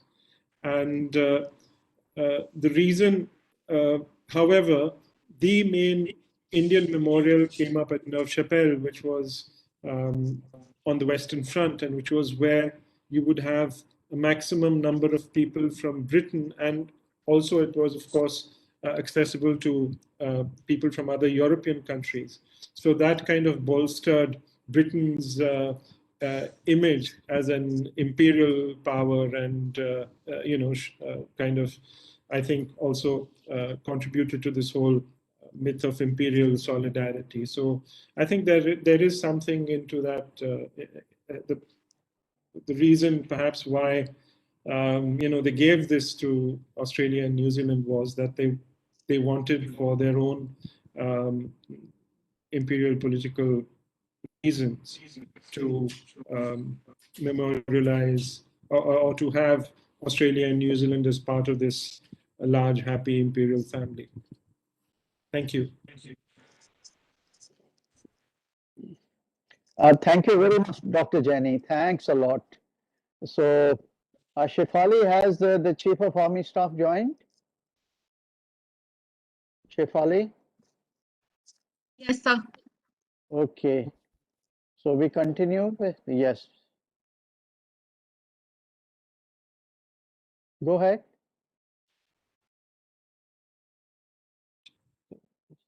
Shefali, has the chief joined? So he has. Okay. Yeah. So should I continue, Rana? Yes, sir. Please, sir.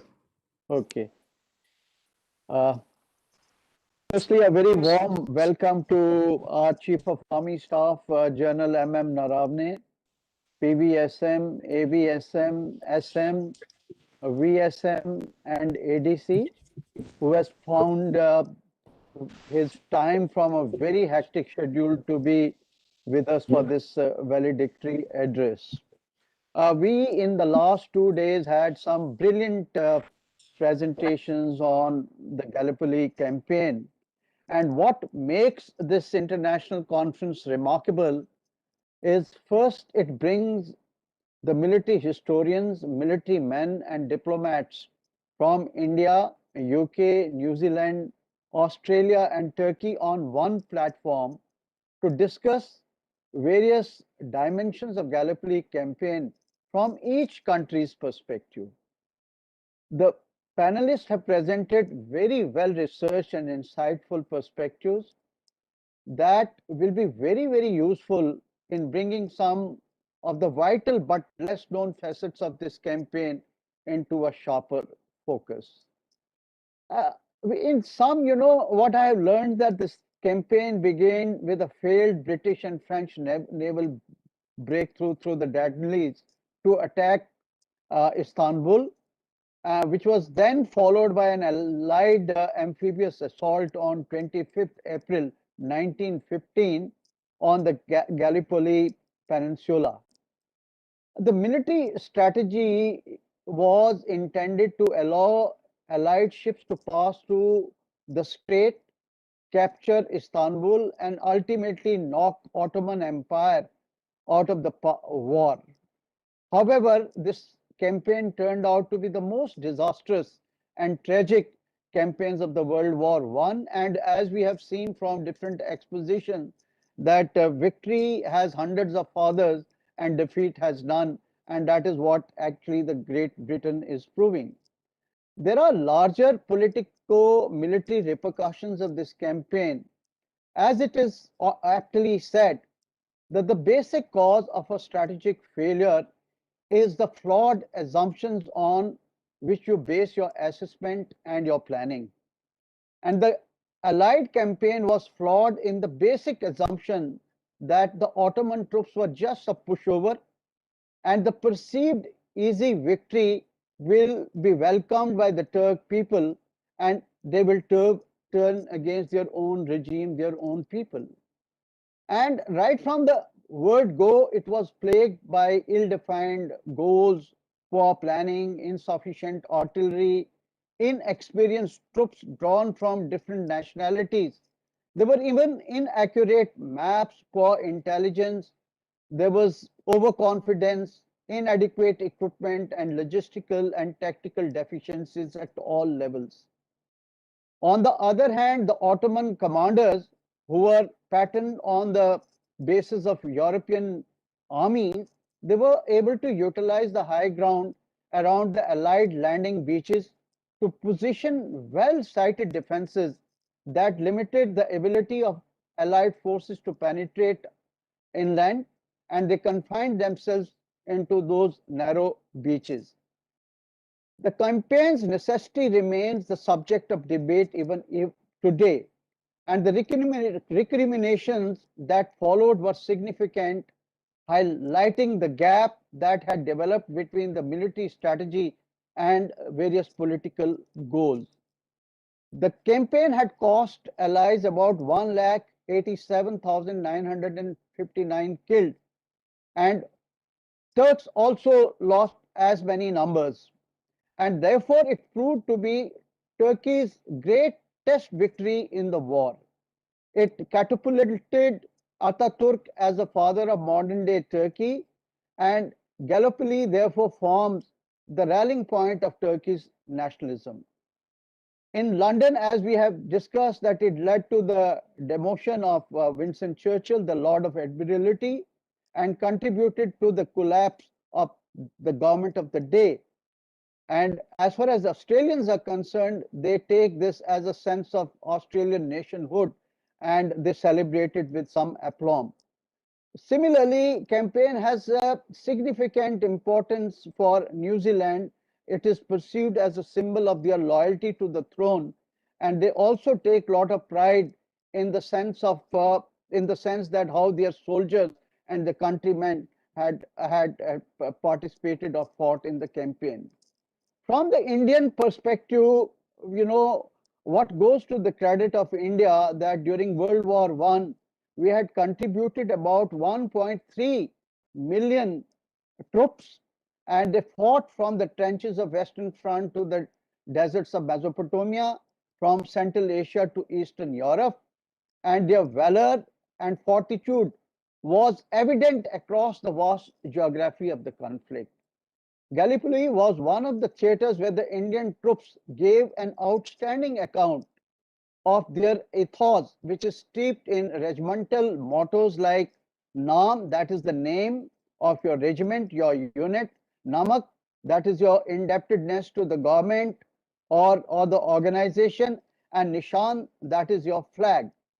Also, mottos like Izzat, that is the prestige, and Iqbal, or soldiering with faith. And from the Indian side, we know that we had the 7th Mountain Artillery Brigade, the 29 Infantry Brigade, which comprised Gurkha, Punjabi, Musalman, and Sikh troops. They gave a very fierce account of their mettle at the battlefield. There was also participation from the state forces. There's from Patiala, some participation was from Gwalior, and this Ferozpur Sikhs, Jat Sikhs also gave an excellent account of their valor and their ability to make supreme sacrifices. There were also mule trains, medical corps, and the postal services as part of Indian participation.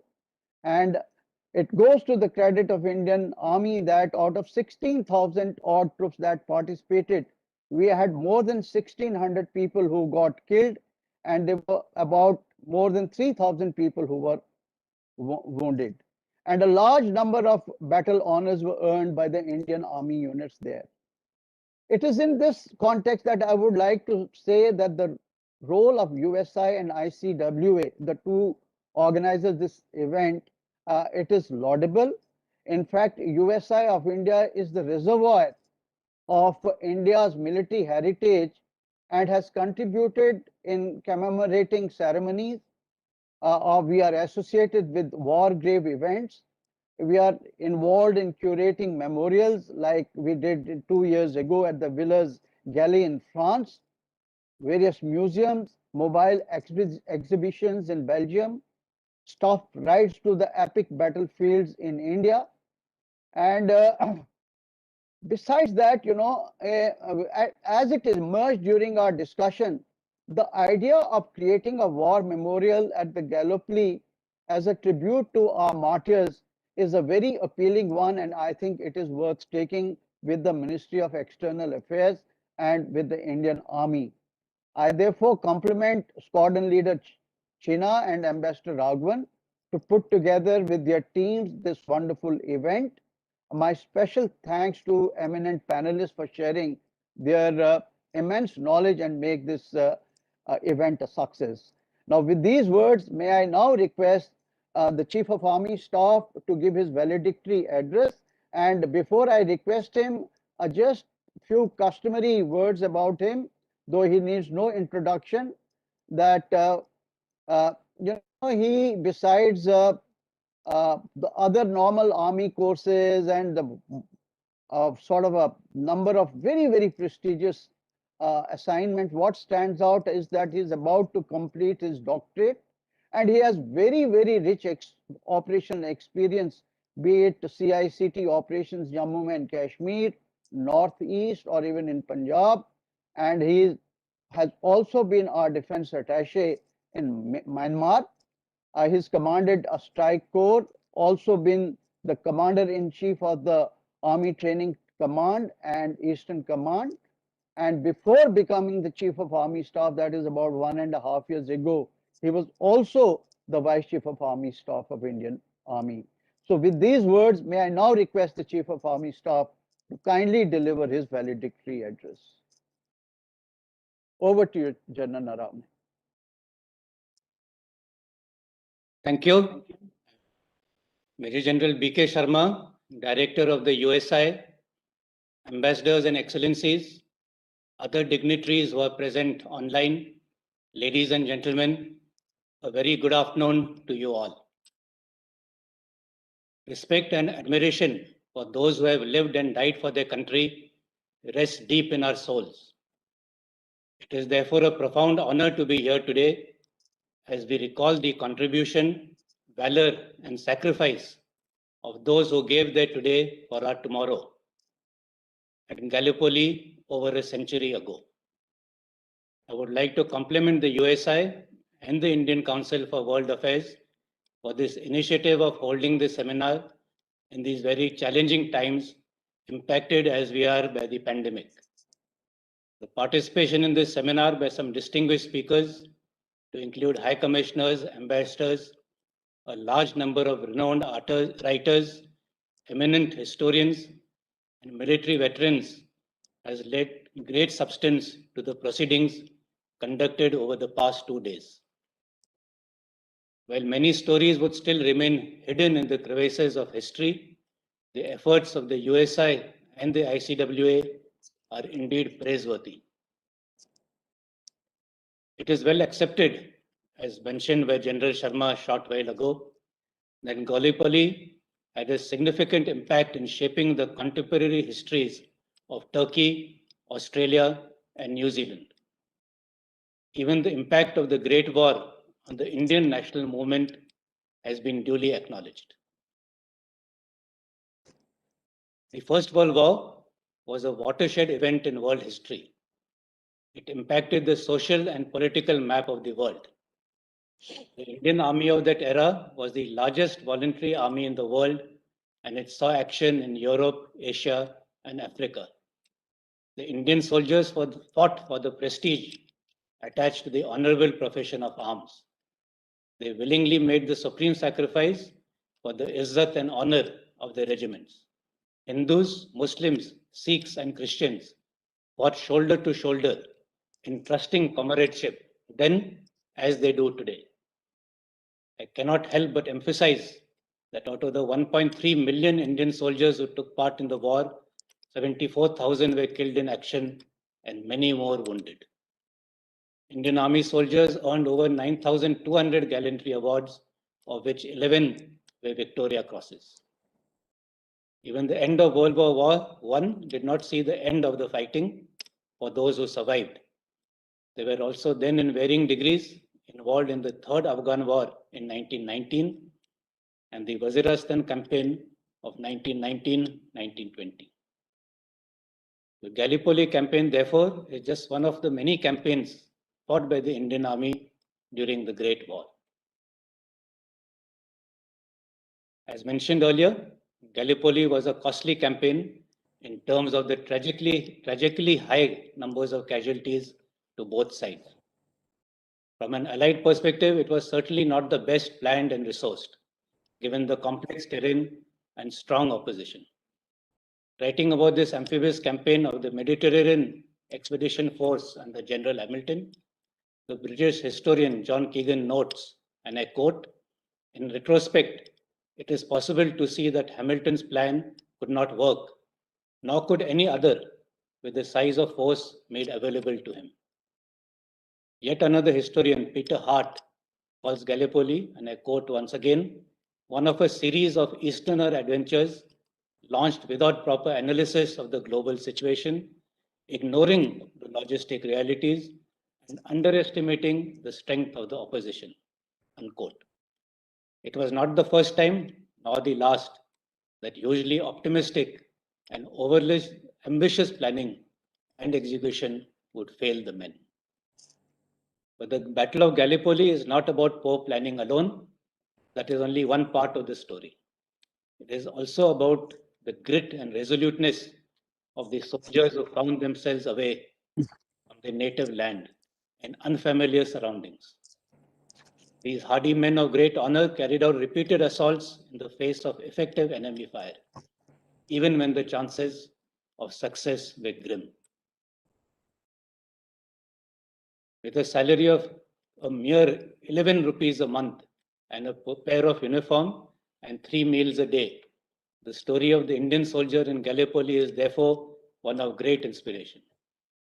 Of the approximately 15,000 Indian soldiers who took part in this campaign, there were 4 Gorkha battalions, 1 Sikh infantry battalion, the 14th Sikh, the hardy gunners of the 7th Indian Artillery Brigade, a number of medical units, and many thousands of mule drivers as part of the Mule Corps. General Hamilton, the commander of the Mediterranean Expeditionary Force, tasked with the campaign at Gallipoli, had earlier in his service seen the Gorkha infantry soldier, and he knew their abilities in the hilly country. It therefore comes as no surprise that before the launch of the campaign, he put in a letter of request to Lord Kitchener for a brigade of the Gorkhas for Gallipoli. He wrote, and I quote, "The scrubby hillsides on the southwest faces of the plateau are just the sort of terrain that these little fellows are at their brilliant best. Each little Gurkh might be worth his full weight in gold at Gallipoli." The Gurkha battalions made a mark for themselves and showed that when in capable hands, they could overcome all challenges.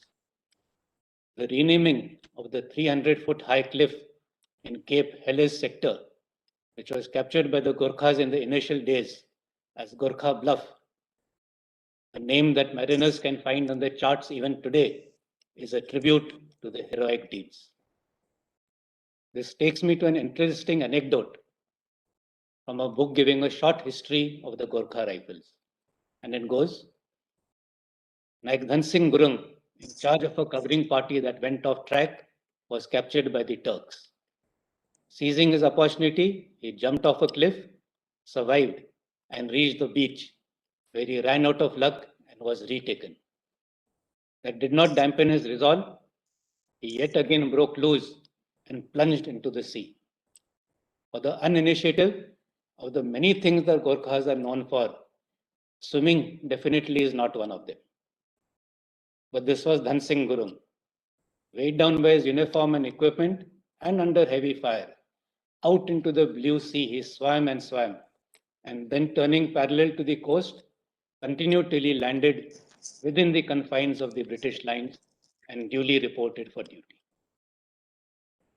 Many such stories never find their way to the official history books, but they are recounted with great pride in the army units by the subaltern to the new rookie, and of course, he adds some flavor of his own. The sturdy 14 Firozpur Sikhs, one of the few single-class battalions in Gallipoli, lost 75% of their men and almost all their officers in a single attack. Such was the intensity of the engagements.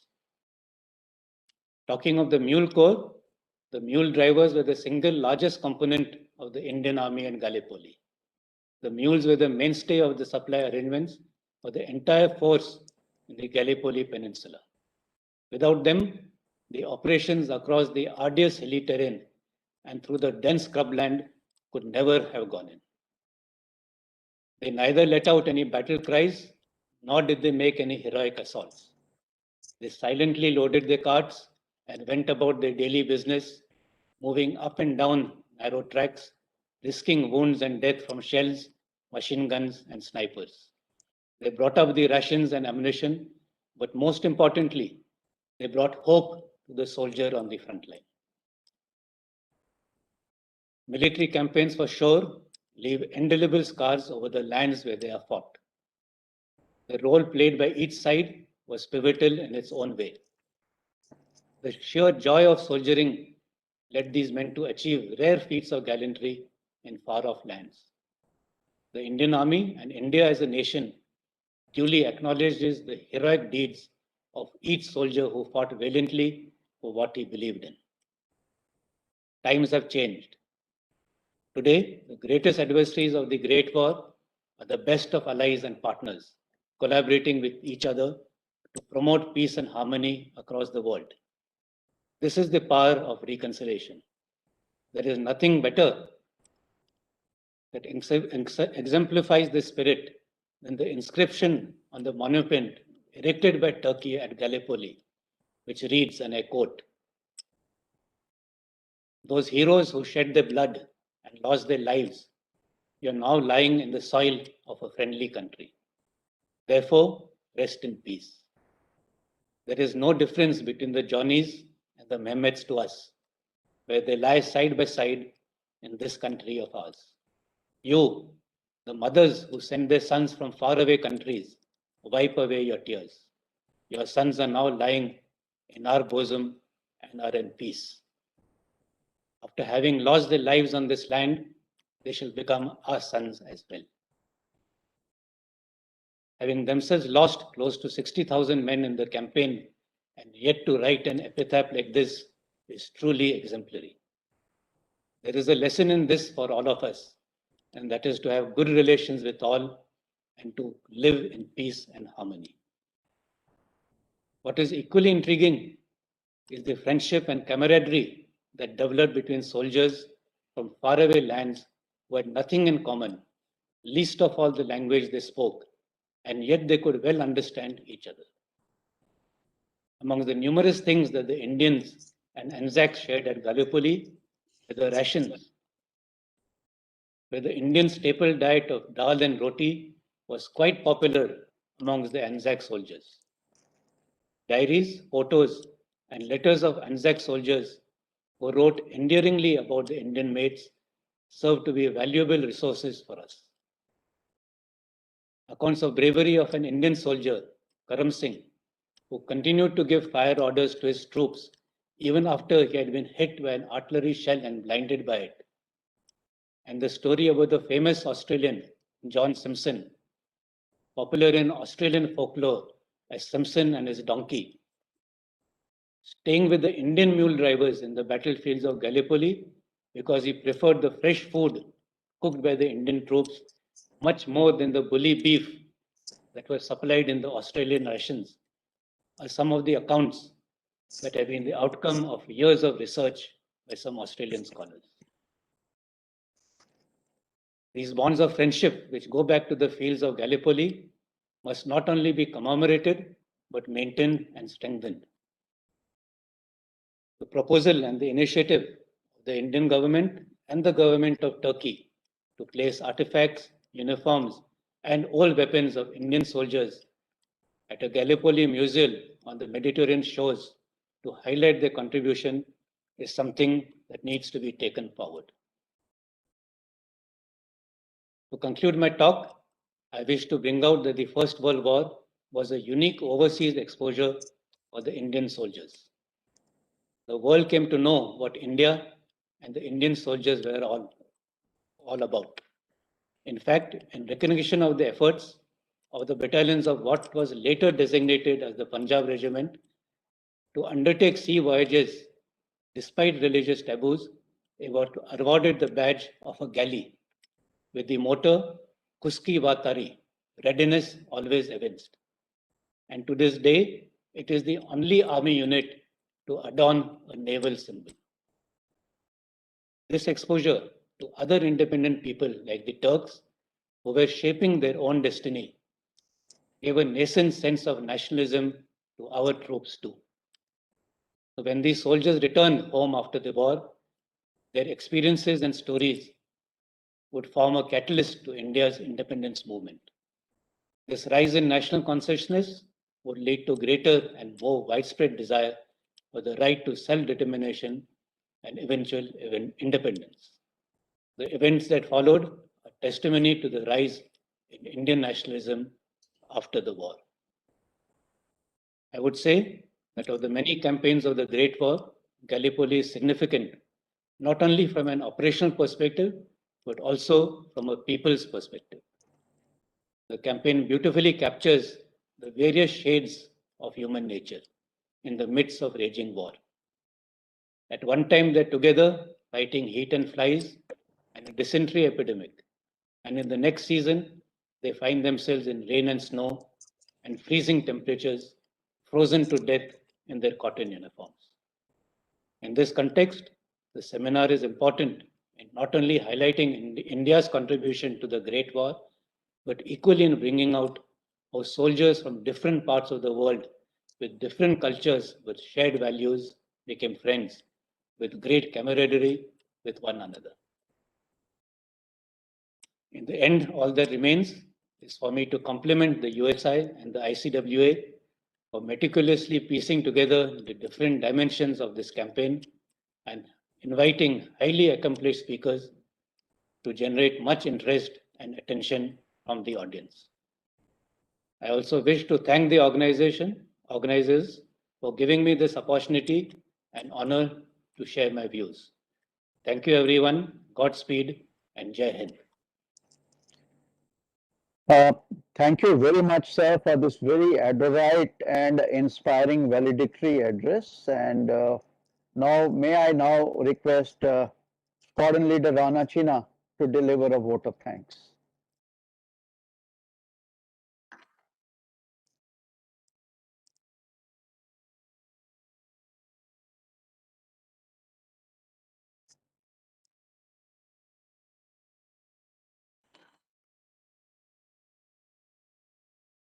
Excuse me, I was on mute. General M.M. Naravne, Chief of the Army Staff, Major General B.K. Sharma, Director, United Service Institution of India, Dr. Jenny MacLeod, Excellencies, distinguished delegates, ladies and gentlemen. This brings us now to the end of our two-day conference, Gallipoli Revisited.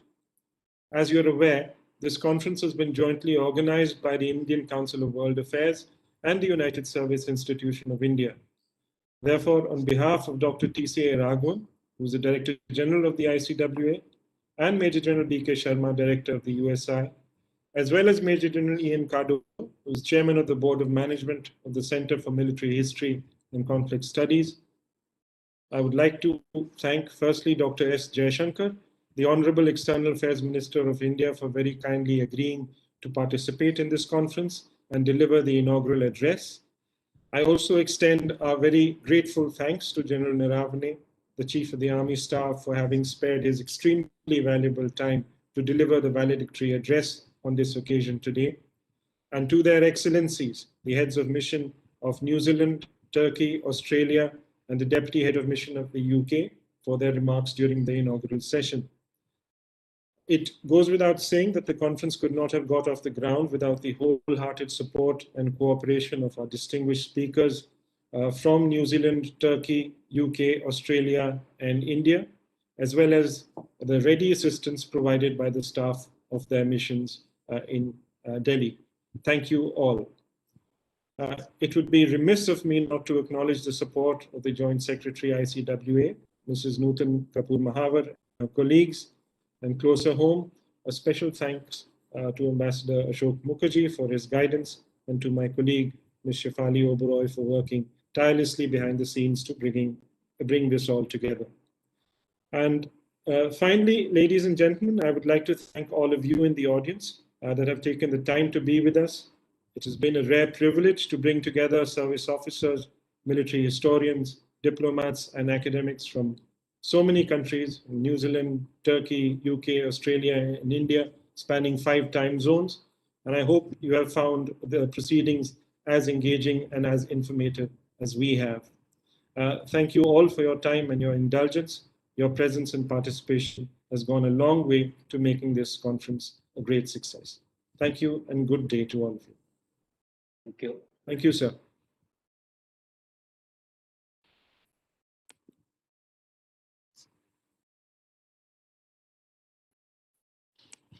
Was this Dr. Jenny MacLeod who was?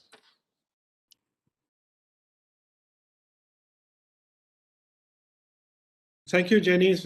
Really enjoyed your talk. It's excellent, and look forward to interacting with you in the future.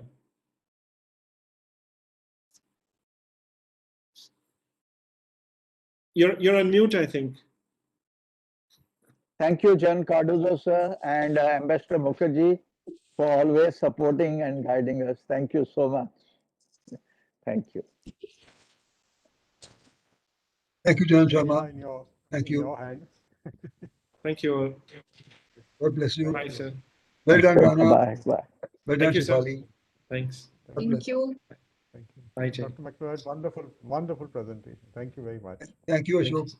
Thank you.